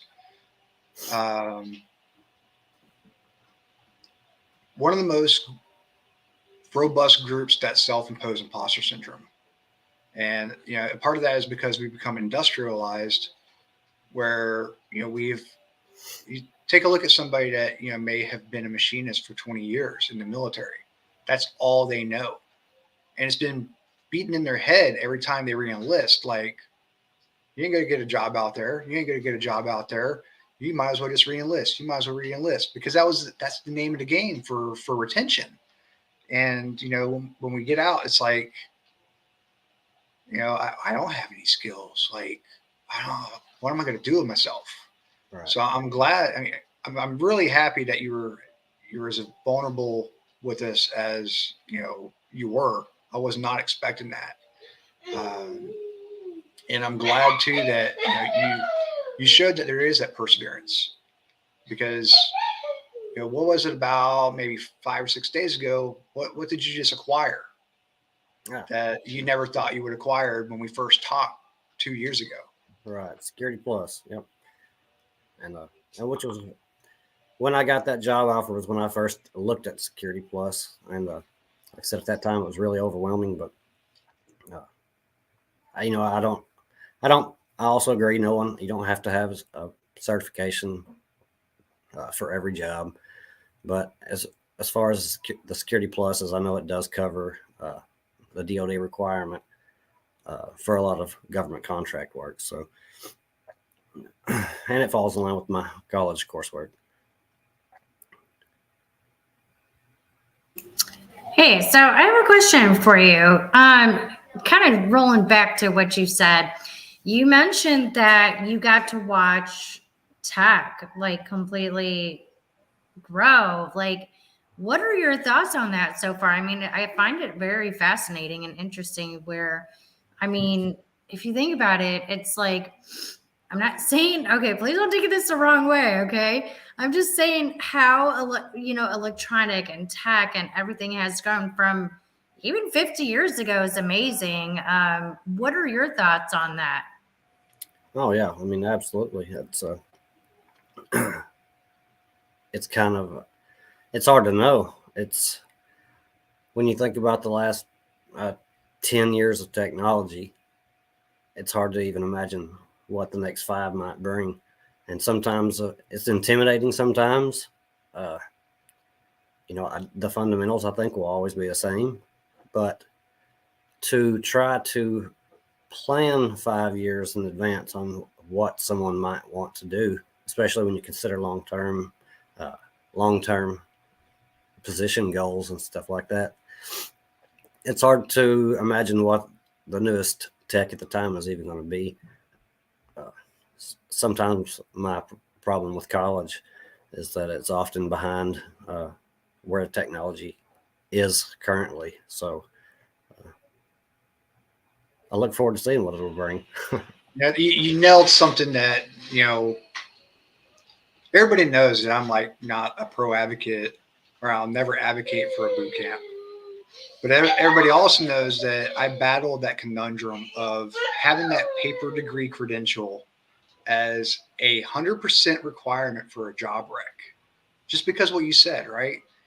And it really solidified back last year when I talked at Cyber Now Summit, and I had a couple provosts that approached me at the end of the presentation, and the struggle that they have is it takes anywhere between 6 months to 1 year to get a curriculum approved and hitting the street running. How much has already been updated, upgraded, or maybe a technology that's already been put on the shelf. So I'm glad that you put that out there, because that is something that one of the things, the whole cyber that we push is look at the free stuff first and realize where you want to be within tech before you go pay for something, especially when you're talking about $30,000 to $45,000 bachelors or $17,000 associates, because as you look at these different hands-on and free things that you can do, it'll help you also identify those degree paths and degree plans that may or may not make sense. Because for instance, I just graduated an associate's finally, 41 in my 40s now, and I finally got a college degree.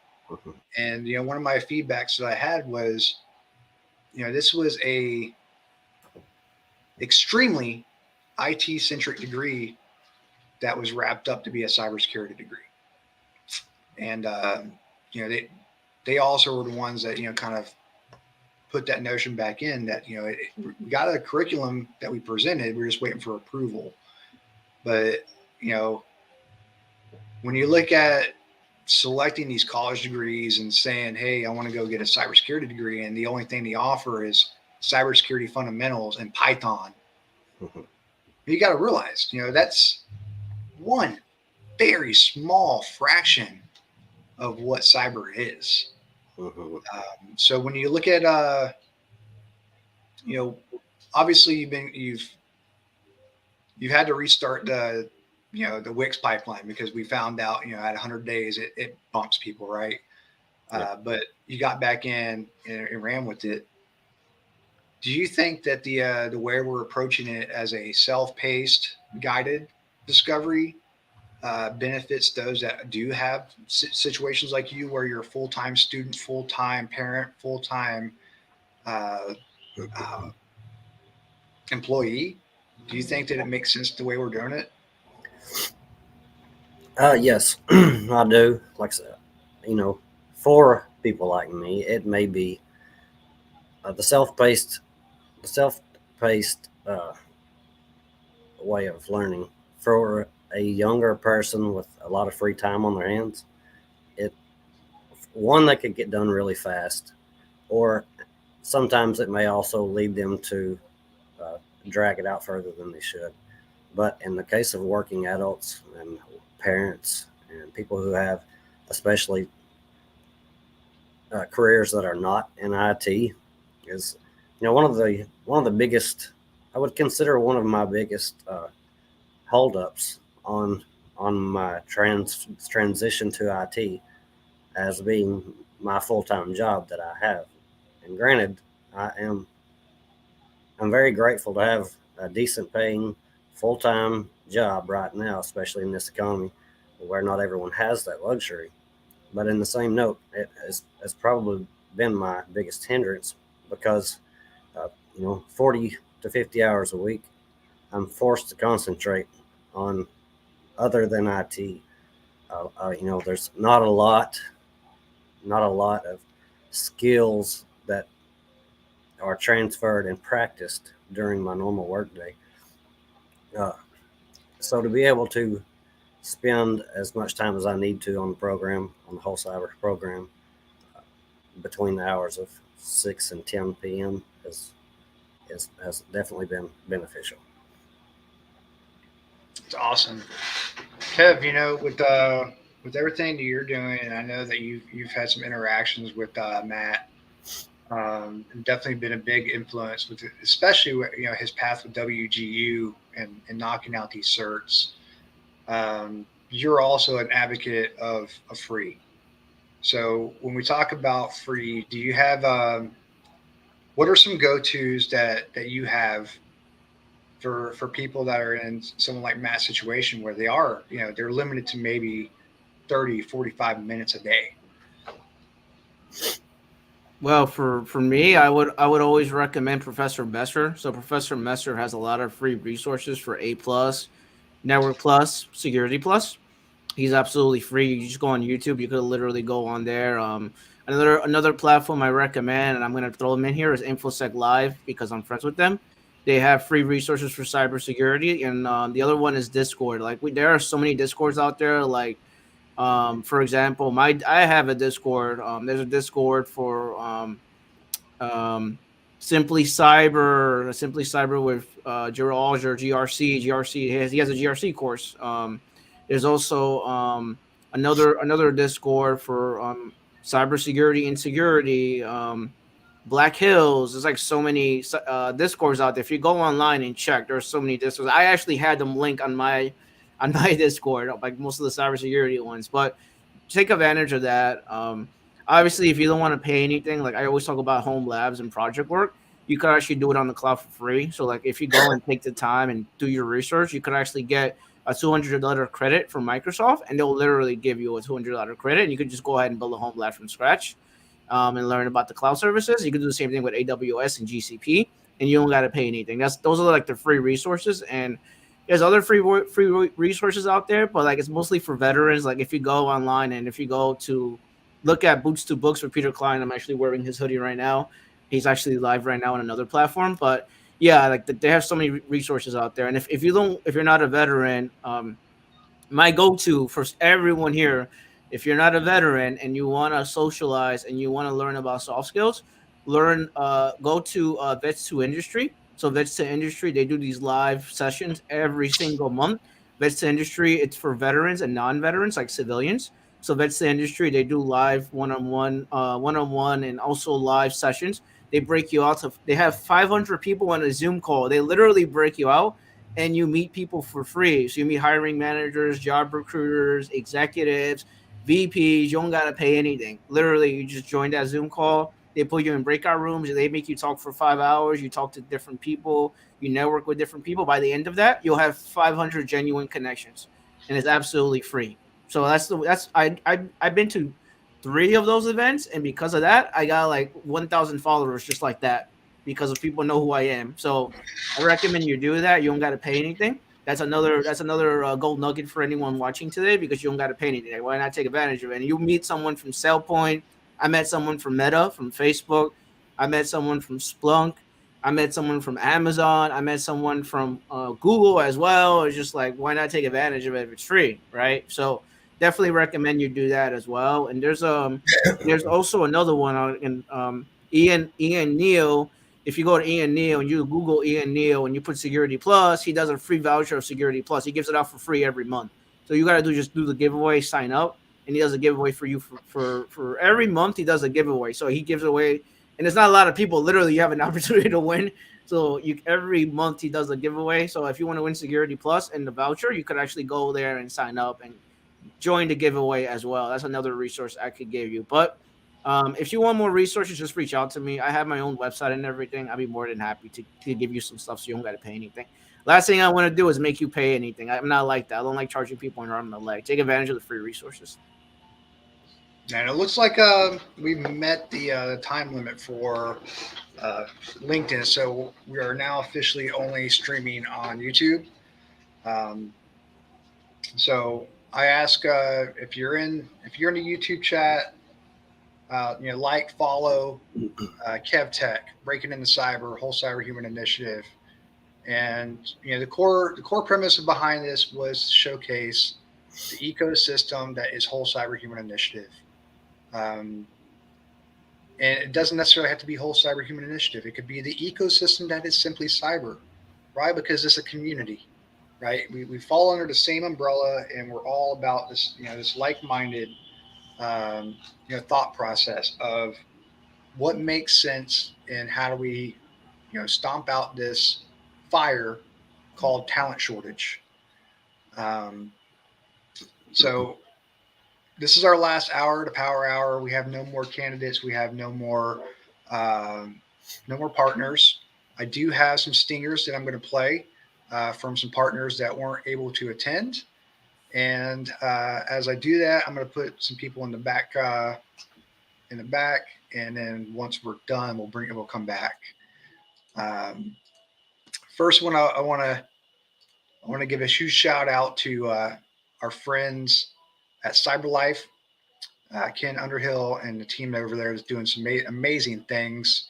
And without further ado, Ken Underhill here. I hope you're enjoying the event. I wasn't able to attend live, but I'm sure it's an awesome event. Paul and team are doing big things over at the Whole Cyber Human Initiative, and we're glad to be a part of that as CyberLife. So be sure to follow us, CyberLife, across social media. Check us out on our YouTube channel. We have some big things we're working on for 2023, specifically around cybersecurity certifications. So check out our YouTube channel. We're going to be publishing a number of free playlists to help you study for these different cert exams. And of course, we're going to continue on with our partnership with Paul and team over at the Whole Cyber Human Initiative. So enjoy the rest of the event, and we'll see you rocking and rolling in 2023.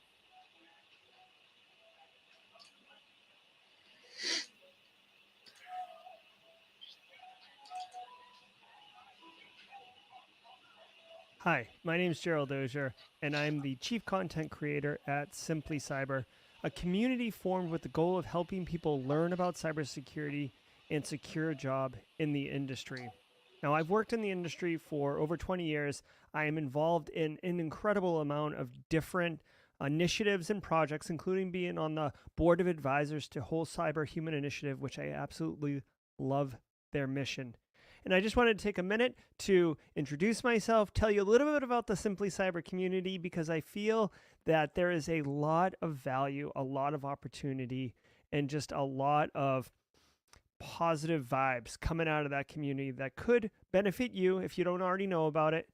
So this is Simply Cyber right here. Our community offers a wide variety of resources, including educational workshops, seminars. I do a daily cyber threat briefing every morning at 8 a.m. Eastern Standard Time, live with hundreds of cybersecurity practitioners or aspiring cybersecurity practitioners live in chat, helping each other out. Don't worry if you can't get up at that time because of your schedule. The videos are always recorded, and you can watch them on replay, which hundreds, close to 1,000 people a day watch those on the replay. Now, I want you to know that the goal here is to help individuals, just like Whole Cyber Human Initiative, gain the knowledge and skills needed to excel in the cybersecurity field. Believe me, we need all the help we can get in here. But we don't just stop at education, right? Our community also offers networking opportunities, connecting individuals with industry professionals and leading companies in the field. In chat, on the Daily Cyber Threat Briefing, on the Discord server, which you can get to by going to simplycyber.io/Discord. You can see right here, this is the website. If you go to simplycyber.io, right on the bottom, here is the Discord link. That'll drop you right in there. Thousands of people in there that can help you out, right? Don't like, it's all about networking. Trust me, that's one of the best things that you can do to help yourself professionally, both to get a job and to pivot around in the industry if you need to. Be the champion of you, and make it so if a storm happens, layoffs occur, you have to move for whatever reason, health, sickness, you'll be able to move and pivot much faster. Now, if you're looking for a job in the industry, Simply Cyber has educational content on things like how to fix your resume, how to tune up your LinkedIn profile, even how to interview successfully for the job.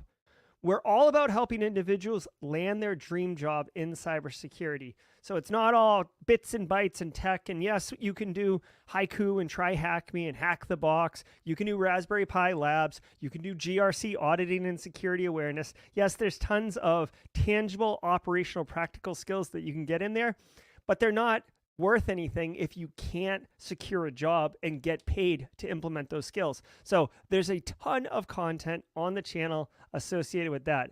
I also, since I got the website up here, I do want to point out a couple fun things.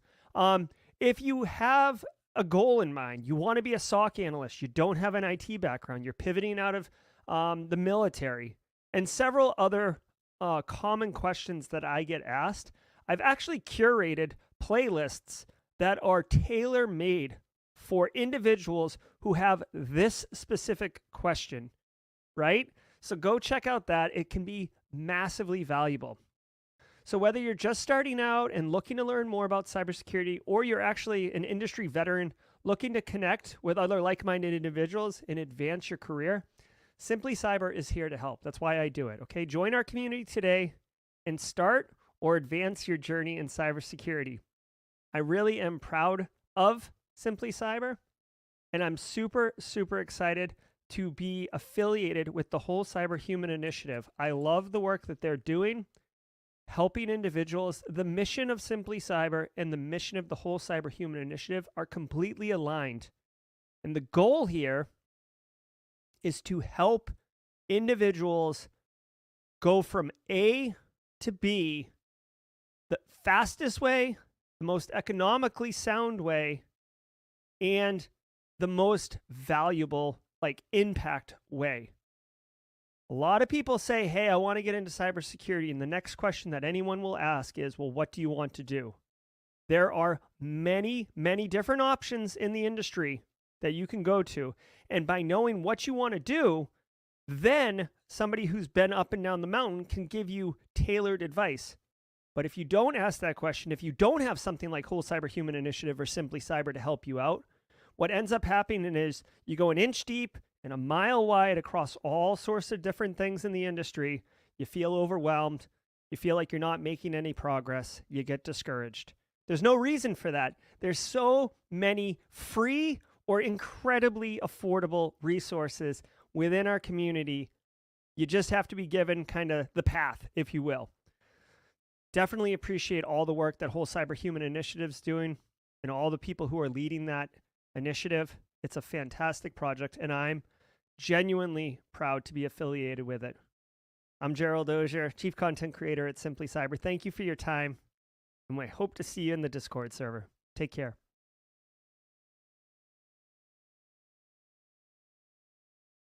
Hey, I'm Gerald Dozier. You may recognize me from Simply Cyber, but I'm also the Cybersecurity Content Manager at HAIKU Inc., which is responsible for the HAIKU Pro Cyber Range platform, as well as the World of HAIKU Steam-based game platform. And I wanted to take a few minutes to tell you a little bit about HAIKU, tell you a little bit about the value it delivers, and tell you how it integrates with the mission of the Whole Cyber Human Initiative.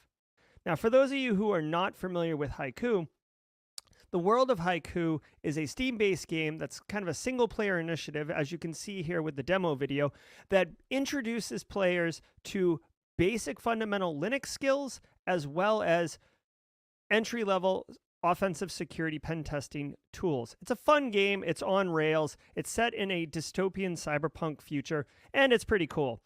Now, as you can see, this is a cinematic trailer, so this is clearly not what the game experience is going to be like, but I enjoy the heck out of it, and love that the world of HAIKU is set up to teach you essentially kind of how to navigate around a Linux console using basic commands like ls, pwd, cd. The whole idea here is to get you comfortable on the command line in a Linux environment. Now, you don't need to be a Linux admin or Linux expert to work in cybersecurity, but understanding how Linux boxes work is certainly beneficial, especially if you're going to go on to offensive security practices like you're going to be using Kali or Parrot or one of these other Linux distributions.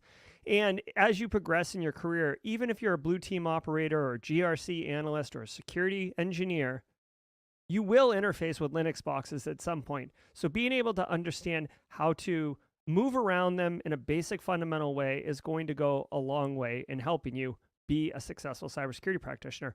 Also want to mention, while not a key differentiator on cybersecurity resumes, comfort on the console of a Linux box is something that is worth mentioning and sharing with potential employers.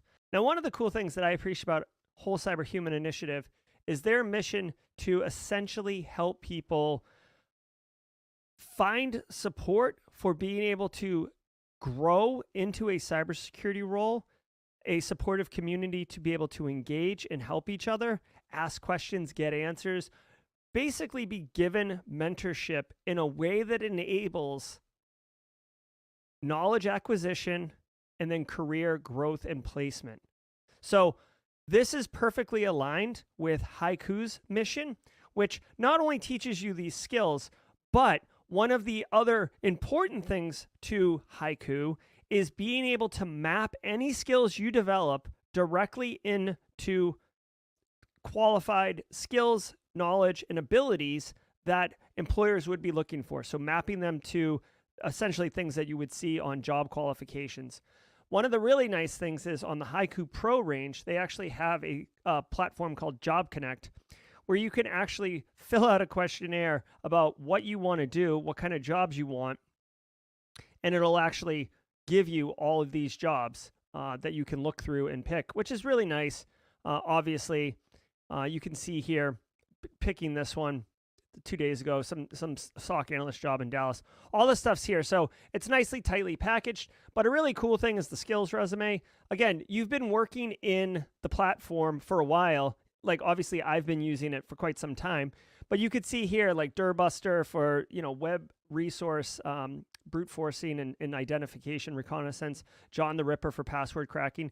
You can see it keeps track of how much time I've spent on it.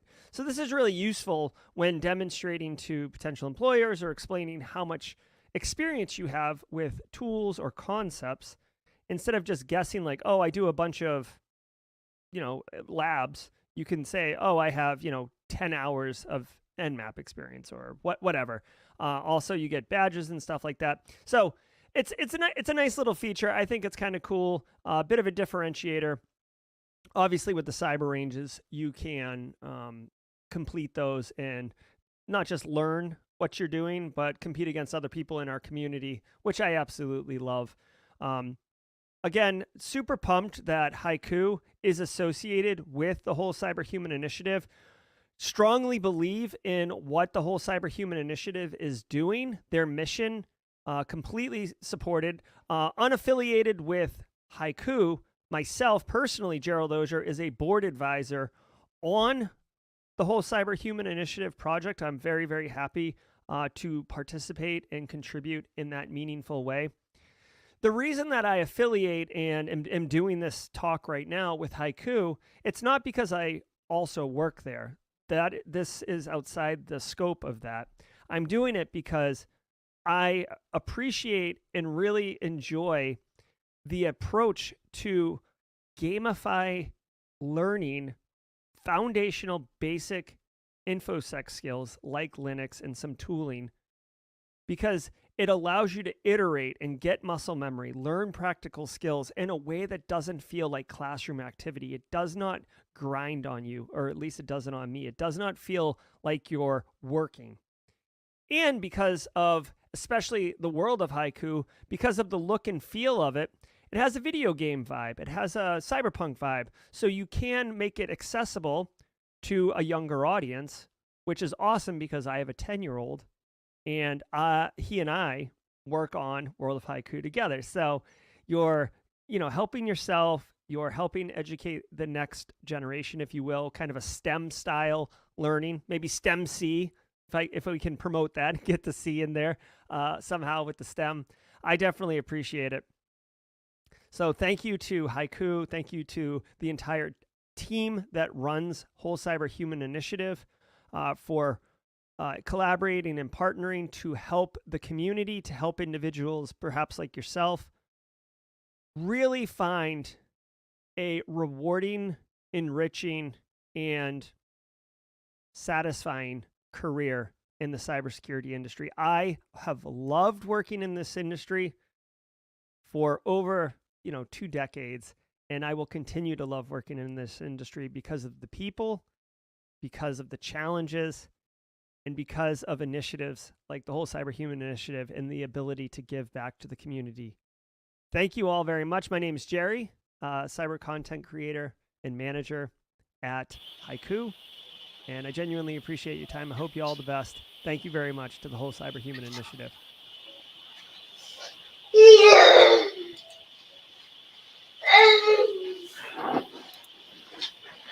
Wow, those are some well thought out videos. I love it. Simply Cyber is one of those resources that I used while I was trying to transition. I mean, having a place where it really breaks down some of the skills that you had, it really makes it, that much better, I think. Especially kind of stuff that, Kevin is doing over at KEVTECH with, translating the, maybe you've been in retail. Let me tell you how retail and IT jive together. And it's that's what we need more of, skill translation. It doesn't need to be, you need 10,000 certs and a PhD in astrophysics to freaking get a damn job. And there it is. I finally said, I finally used one customer. I know everybody was waiting. Paul, I know you're going to say something, but I want to thank you for everybody that has participated, everybody that listened. Again, obviously LinkedIn, we met their live stream cap.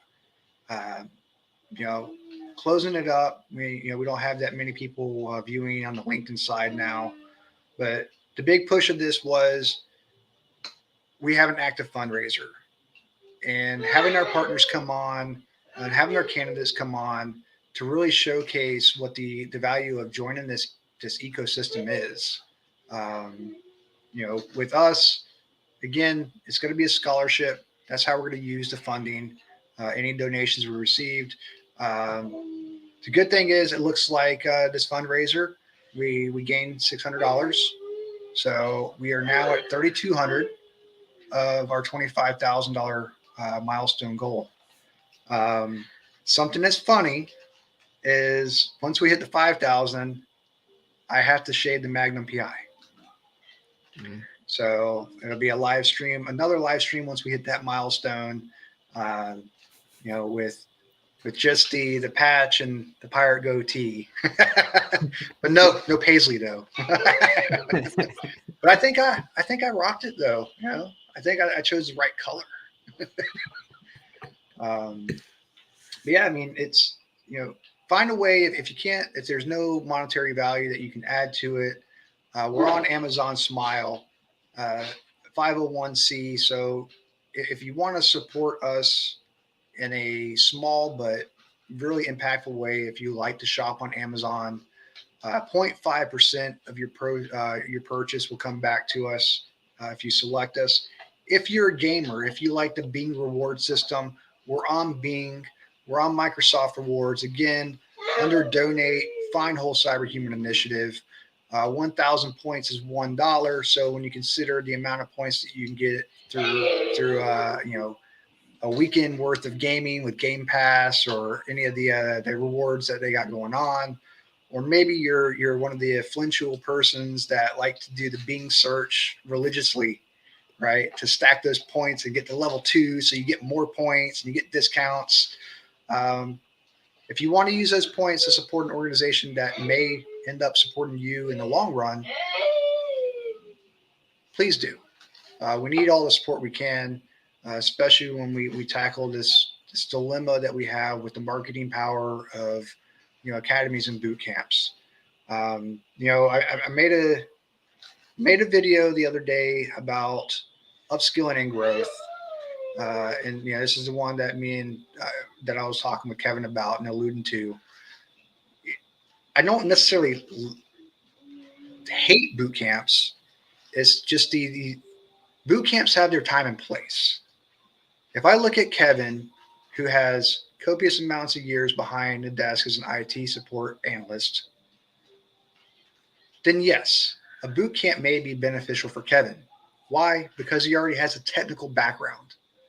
But if you are a career shifter, if you're a veteran that's never worked in the IT industry, if you're a kid going through high school or a young adult going through college, that's really looking for a hands-on approach to solidify those theory-based skills that you learned through college, look at the free stuff. Get on KEVTECH if you want to go IT. Get on a whole cybersecurity if you want to go cybersecurity. To benefit a whole cyber, and I'll end it with this. We broke whole cyber human initiative into two parts.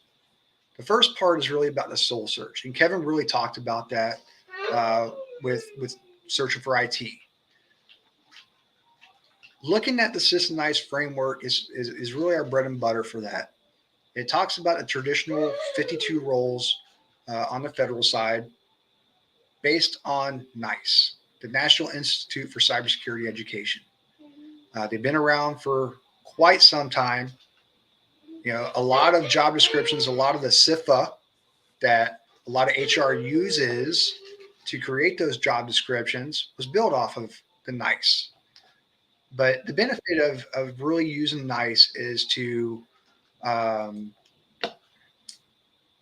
you get really a good snapshot of the knowledge, task, skills, and abilities that are required for that specific role. Maybe you're looking at an all-source intelligence analyst, again, thinking federal, which is OSINT, cyber defender, which can be broken into multiple roles, SOC analyst, malware analyst, stuff like that, defender roles. But the other thing is it breaks down into capability indicators. It lets you absolutely know which one of these roles has an entry, mid to senior level role, and a senior level role. So if you say you want to be an auditor and you go through the systemized framework and you find auditor, you can see that it's not an entry level position. And then looking at the common body of knowledge that is inside the capability indicators for that role, that is your roadmap to success. It shows you what fundamentals you need, what terminology you need to understand. Outside of that, the second part of part one is we provide our candidates with a cybersecurity aptitude test. We have a lot of people that want to be, DevSecOps persons, or they want to be programmers. Doing this type of assessment, it really lays out, where your strengths and weaknesses are. If I'm trying to be a DevSecOps and I'm really not strong in math, there's going to be some struggle there, because there's a lot of math within programming, especially when you talk about games and software development and software engineering. So understanding that, and that gives you that baseline snapshot of where your aptitude is and where you need to grow. It's not there to say, hey, you know what, you just can't do it. No, it shows you. It's supposed to be there to humble you. Maybe I need to pick up a night class for math, or maybe I need to watch a couple math classes on YouTube or something like that. But you couple that with the training that we provide. I'm not going to talk about it, and I'm not going to give the ingredients to the sausage, but we approach it as a holistic model. You learn a little bit about threat hunting. You get hands-on with threat hunting. You learn about the OSI model. You learn about how to set up a VM. What the hell is a VM? You learn about the different distros within Linux. So when you think about the different types of roles that we give fluency towards, it is SOC analyst, it is threat intel, it is intrusion detection specialist, it is malware analyst and reverse malware engineer. As Eric alluded to earlier, there is critical infrastructure, right? Understanding that there's different ways to come at it is the added value of really what makes whole cyber tick. Methodically, what we're doing is we're giving the candidate the ability to really look at and select the 3 to 5 roles that match them as a human being, right? We keep talking about bringing the human back into the element. And, Kevin, correct me if I'm wrong, but, if you join a role just because of the money, you might end up hating your life, right? You may not want to go to work. You might be that Nick Burns, person that is just, you might be in an area where you're just too smart and you're not going to really grow. There's no self-value of it. And then looking at the way we approach the education, using the different vendors that we use, it gives you that added value during an interview to ask that question. What does your organization do for continuing education for your employees? And if they come back and say nothing, or we haven't looked at it, or it's something that they have to do on their own, you now have something to come in at and say, you know what, I've used XYZ, I've used XYZ, I use XYZ based on your organization. This is the added value of going towards this specific training vendor. And it may or may not have helped one of our initial candidates that got hired, deliver that. The last piece is, after you're going through all this training, we do an outro with you. And we're going to ask you, you mentioned these 3 to 5 roles. Did you narrow it down to even further? And surprisingly enough, out of the now 7 graduates we've had from our program, they've been narrowed it down to 1 to 2 roles. So now you're looking at cybersecurity, like Jerry said, an inch deep, mile wide long. You've narrowed it down. Now you know your targeted audience of how you're going to draft your posts, who you're going to connect to. So again, we're asking for your support. This is a call to action. You want to get this scholarship up and running. I'm going to stop talking and let Kevin lead us out. Yeah, definitely. So with me, as I always say, take advantage of the free resources. Education is the future. I'm going to say it right now. Education is the future. Like if you go, and when we talk about education and we talk about schools, colleges, boot camps, just education is the future. Like, this is a nonprofit organization and they're trying to help people out. They're trying to break these boot camps and the noise that you get from boot camps, where it's like, oh, we're going to get you a 6-figure job if you take our boot camp. Like, I don't believe in that. So those things are important. So the whole Human Cyber Initiative is doing that. They're trying to break that. They're trying to break the nonsense with boot camps. We're just trying to help people. At the end of the day, we're just trying to help people. We're trying to help people break into IT. And we just want people to come back here and help us out. And hopefully, whatever we give back, hopefully we can help hundreds and hundreds of people break into IT. And that's what it is. At the end of the day, that's what it is. So you're muted, Paul. Oh. Thank you for that. And you're absolutely right. How do we get more KEVTECH and whole cybers and organizations like ours in front of the marketing power that boot camps and academies have? We've had some candidates that recently taken the CYSA, and surprisingly enough, the whole cyber pipeline, they're waiting for March to figure out if they pass, but they're like, man, I wish I would have had this before I took the test last time. But I'm going to end it with new year, obviously new flair. So, we got a new outro, and I hope you enjoy. And I look forward to talking to you and connecting with you.